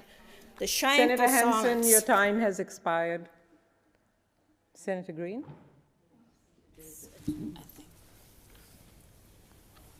It being 5:30, I propose that the Senate now adjourn. Senator Stoker. Thank you, Madam Acting Deputy President. This week marks the anniversary of something very sad. It marks the day that this world lost a family in the most tragic of circumstances. Hannah Clark and her 3 children, Alia, Liana and Trey, died at the hands of the man who was supposed to love and nourish and protect them. It's easy for those people at a distance to say things like, well, why didn't she just leave when discussing this difficult issue? But so often that represents a massive oversimplification of the nature of the risk faced by people in a situation like that which Hannah faced. Hannah and her children died after doing everything by the book, so to speak, of how a mother experiencing domestic violence should act, and none of it was enough to save her. This isn't an issue of women versus men or of picking winners or taking sides. It's an issue of the right of every person to be safe from violence from their intimate partner, whatever their sex, whatever type of relationship they're in. And it's about the right of children not to be used as weapons to hit an ex-partner where it hurts them most. There's been a lot of talk about family law in the chamber this week, and I'm pleased to say, as a government, we've legislated the first step in getting the family law system into shape. Getting simpler, clearer processes so that Australians can understand and use the system as simply and inexpensively as possible is a big part of that. A single point of entry so there's no confusion about where to go to get help. Improvements to wraparound services with the Lighthouse project, $56 million for family relationship centres for mediation, almost $50 million for family advocacy and support services, $84.8 million for specialist domestic violence and health justice partnerships. I could keep going. There's just so much money going into this space. Indeed, those numbers can be overwhelming. But we've also made it so that a person accused of domestic violence can't cross-examine their alleged victim as part of family proceedings, because in cases of coercive control, that too can be manipulated as a form of abuse. And we've provided legal assistance to make sure nobody's cases are prejudiced as a result. We've co-located police officers and child protection officers in family law registries so that information sharing is easier and we can do a better job of keeping people safe, but the job is still far from done. There's still too many stories of good people getting hurt by those they love. There's too many stories of good people kept from their children as an act of manipulation, as a way to wound an ex-partner. We've got a substantial piece of work to consider as a government from the Australian Law Reform Commission on the family law system, and we'll soon have another from the Joint Select Committee on the future of the family law system. These will inform the next step that we take. But family violence isn't just about what happens in the courts. Prevention is key. I've been really pleased to support the work of the Stand By You Foundation, which acknowledges that domestic violence is in many ways a product of isolation, and so the steps it takes use both technology and human-to-human connections to reconnect people to a network that will protect them from moments of vulnerability. It's wonderful to see big organisations like Westfield and the S Centre Group get behind them by offering premises. I recently spoke to Sue Clark and have in the past spoken to Lloyd Clark, Hannah's parents. They now advocate for laws to deal with coercive control. Sue showed me the data that demonstrates that a partner whose behaviour is not physically violent day to day but is instead coercively controlling actually has a higher risk of being the product, ultimately, of a fatal situation. That's something we just can't abide. And so I support their work to find ways that we can, consistent with the values of freedom and personal responsibility, always do all we can to stop coercive control being used against the people who are supposed to love and protect one another. Hannah, we remember you in this week. We remember your beautiful children. And we reaffirm in this place, from my heart at least, a commitment to do all we can to make sure your story isn't repeated. Senator Polley. Yes, I'd like to concur with the previous speaker's comments in relation to domestic violence and the impact on families. But I want to speak tonight about COVID-19 and the pandemic, which has been a wicked disruption to all our lives over the past year. It has presented and continues to present immense challenges, but it also presents some opportunities to transition our economy, and the way of life is unprecedented. This Morrison government and our National Parliament has an opportunity now to make significant public investment in potential skills of Australians. And if we do it, it will be crucial to our post-economic recovery. Slogans get used too often in politics, but there are three-word slogans that work for me and should work for everyone who wants to get Australia back into a strong economy, to build our skills and to provide opportunities for future jobs. And it is rebuild the TAFE. Rebuild with TAFE. If we want to be a manufacturing nation again, we need to invest in TAFE, because those opposite there are 140,000 less skilled apprentices in this country, which does not set a good setup for the future of this country. I don't think those people opposite actually understand the benefits of TAFE, because if you keep cutting TAFE, as this government has done and Liberal state governments do, it's bad for jobs, it's bad for productivity, and it's bad for the economy. And it is very bad for those individuals and our communities.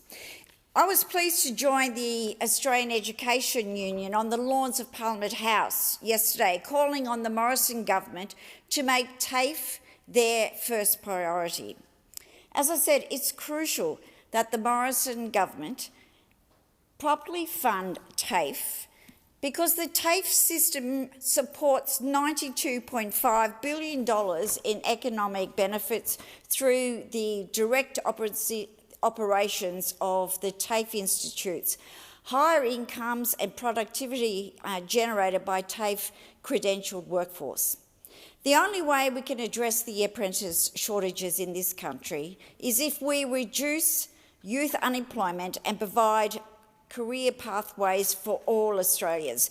The federal government has cut $3 billion in funding from vocational education since 2013 and pursued a relentless privatisation agenda, increasing the amount of low-quality private training providers at great cost to vocational education. And we see that no more clear than my home state of Tasmania. We have seen the direct impacts of that, the cuts and underfunding, with the resulting of less qualified teachers, less resources, less students and less courses available for students to study.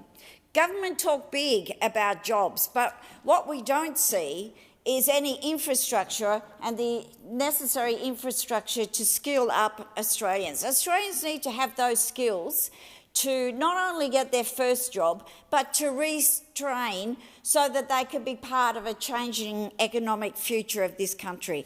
But with a shortage of over 200,000 apprentices, when at the same time this government has been cutting funding and tearing apart the fabric of TAFE, then we won't have those apprenticeships. We won't have that skill basis. And we've seen what's happened with the closing down of manufacturing, whether it's the car industry or the other manufacturing that has gone off overseas. If we have learnt nothing during this pandemic, well, we've learned a couple of things. One, that this government has no real plan to restore the economy from the devastation of COVID-19, but they certainly have no plan to create real jobs, to provide opportunities for apprentices, to provide opportunities for people to go back and retrain. We know they're making it harder and more expensive for people to go to university. So what I'm saying on this side of the chamber, we believe in the TAFE system because it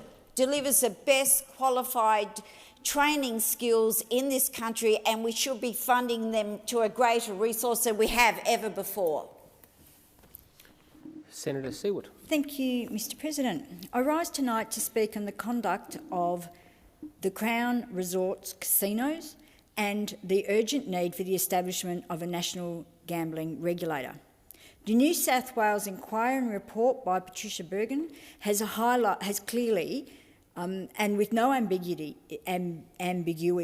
expressed that Crown is not suitable to hold the gambling licence at Barangaroo.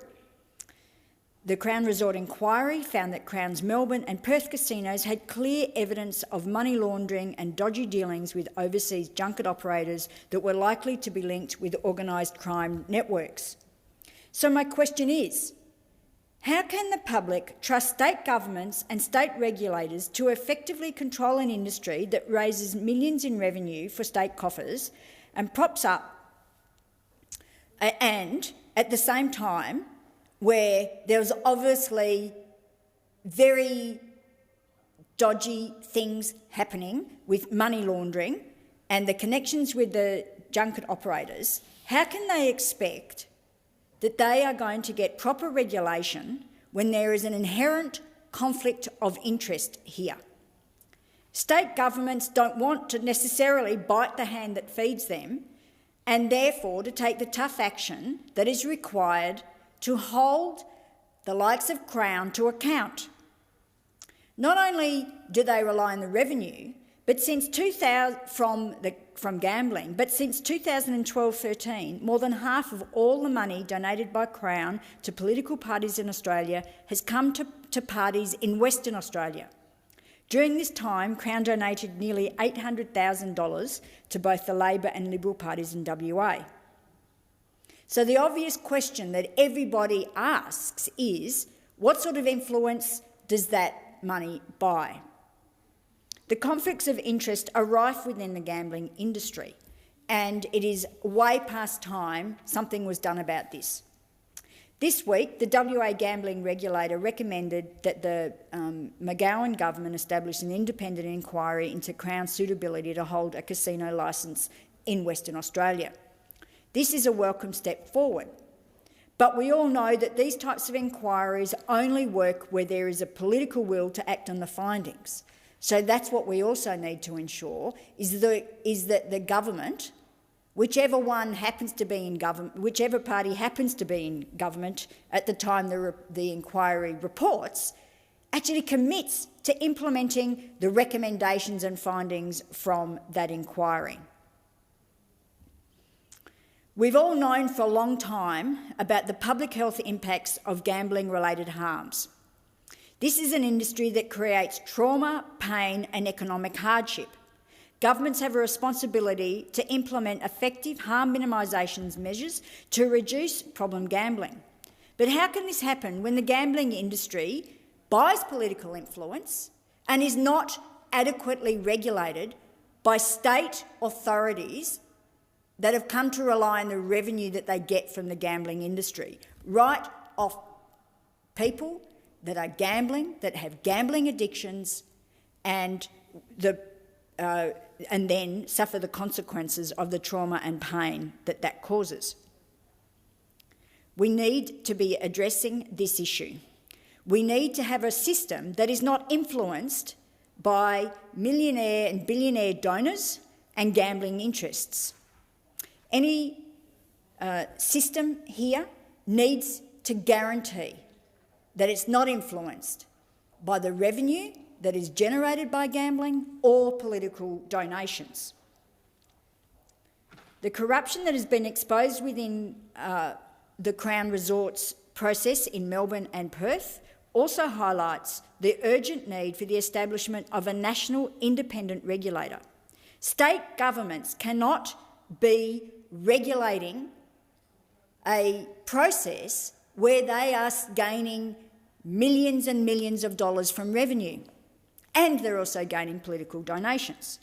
We urgently need to have a national regulator, and we urgently need a national public health approach to gambling.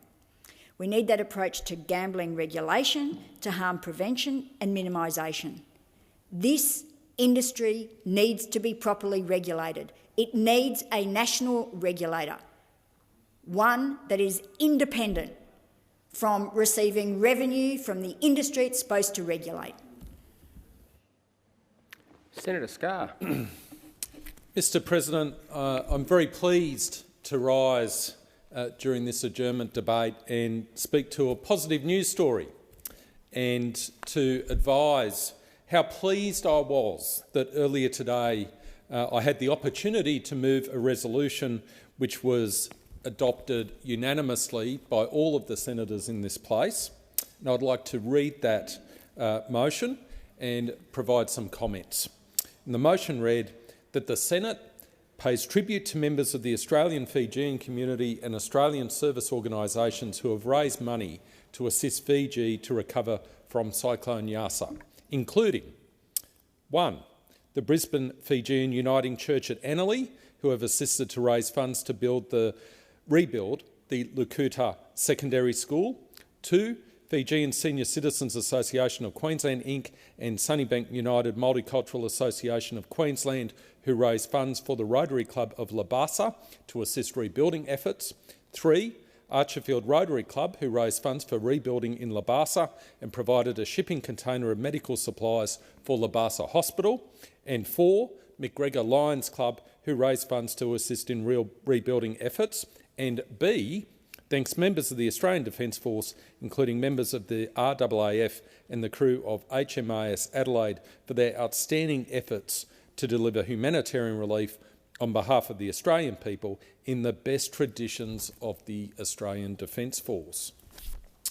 Mr President, I was so pleased to spend an afternoon with my friends, including elders of the Australian Fijian community at the Brisbane Fijian Uniting Church at Annerley. And that church community, that congregation, raised money, almost $4,000 in the course of that afternoon, to help rebuild Lukuta Secondary School. And the church has been working directly with the school to buy them 4 desktop computers, printers and photocopiers, which will allow, and is allowing, as we sit here today, it's allowing teachers to continue their work at that secondary school. And I should also note how pleased I was and how honoured I was when the elders, Fijian elders, invited me to participate in their kava ceremony. And that meant a great deal to me, and I do humbly thank them for the honour they bestowed on me in that regard. And can I say to them that I have made representations to a number of ministers with respect to the shortage of kava in the country, and note the significance of kava to their traditional ceremonies. I also commend the Fijian Senior Citizens Association. I've spoken about this wonderful association before and the great work that they do and help so many people in the community, including through hosting citizenship ceremonies. And they raised $4,210, and that money was donated to their friends at the Rotary Club of Labasa. And they are now looking to fundraise to help a town called Viti Levu after floods decimated that town. And of course the McGregor Lions Club also assisted, and as was mentioned in the resolution, in the motion, Archerfield Rotary, which does so much good work. And I must disclose that I'm an honorary member of Archerfield Rotary Club and just commend them for all the great work they do. And finally, I just wanted to reflect on the fact that Senator Carr presented a report on behalf of the References Committee of the Legal and Constitutional Affairs Committee of this place, which talked about national identity. And it seems to me that part of our national identity is that in times of need, we reach out to our international neighbours and friends, including those in the Pacific. And at the same time, we should reflect on the fact that members of the Fijian Defence Force came to assist us in Australia during our time of need, during that horrendous bushfire season between 2019 and 2020. And I think that, Mr. President, is part of our national identity, that we are a country that reaches out to assist those in our region. We do it as a government, we do it through our community service organisations such as Rotary and Lions, and all of our wonderful multicultural communities, our diasporas, reach out to their communities, to where they've come from during their times of need of the places of their origin. And I think that is a crucial part of our national identity. Senator Lyons. Thank you, Mr. President. I rise today to refute a statement made recently in this place by Senator Scarr, who sought to impugn the integrity of a former parliamentarian without any basis. On the 3rd of February, Senator Scarr did not name the former federal member for Fremantle, Melissa Park, but he precisely identified her nevertheless and proceeded to accuse her of telling vile lies about events that occurred when Melissa was working as a lawyer for the UN in Gaza in 2003. One of those events involved a Palestinian refugee woman being forced by an Israeli soldier to drink a bleach-like cleaning fluid. If the senator had been concerned about facts rather than engaging in a smear campaign, he might have ascertained that the precise... Order. Senator Starr, on a point of President, I note that this speech contains an amazing similarity to a speech given by Senator Urquhart during the German point debate. Of order, Senator Scarr? Well, I'm not sure if duplication is a point of order, but I do wonder if Senator Lyons is aware of that. I imagine second reading debates could fall foul of such a standing order. Senator Lyons to continue. Thank you, Mr. President. If the senator had been concerned about facts rather than engaging in a smear campaign, he might have ascertained that the precise incident had indeed been reported in the Hansard newspaper in Israel and here in Australia in the SMH Age newspaper on the 23rd of June 2003 under the headline "Soldier Made Woman Drink Cleaning Fluid." This is not the first time Melissa has been attacked for highlighting human rights abuses experienced by the Palestinian people. Indeed, Senator Scarr quoted a disgraceful column penned by Herald Sun journalist James Campbell, facing potential defamation proceedings rather than assert the truth of their defamatory imputations, On the 26th of March 2020, the Herald apologised to Melissa for that article and published a response from her titled "Criticism is not the same as racism." Melissa has stated publicly, as anyone who has spent time in the occupied Palestinian territories can attest, there is no need to invent atrocities. They are occurring on an almost daily basis. This was confirmed by respected Israeli human rights NGO Yesh Din late last year when he stated that the crime against humanity of apartheid is being committed in the West Bank. The perpetrators are Israelis and the victims are Palestinians. Evidently, Senator Scarr has never met and does not know Melissa Park personally, but many others in this place do, from all sides of the political spectrum. Senator Scarr. Melissa has spent... Senator Scarr. Sorry, I'm calling Senator Scarr to order. I was in the process of doing so. Senator Keneally, I wasn't as successful as I'd hoped. Senator Scarr, you were heard in silence. Senator Lyons. Thank you, Mr President. Melissa has spent her entire career, from the time as a sole solicitor in charge of a regional community legal centre to her work with the UN in some of the most difficult places on earth, to her time as a parliamentarian, standing up for human rights and for the most vulnerable in our community. Melissa co-founded the UN Parliamentary Group with Queensland Liberal Senator Russell Trude, with whom she became good friends. Melissa was the co-recipient of the Alan Misson Award for Parliamentary Integrity in 2013, together with Liberal MP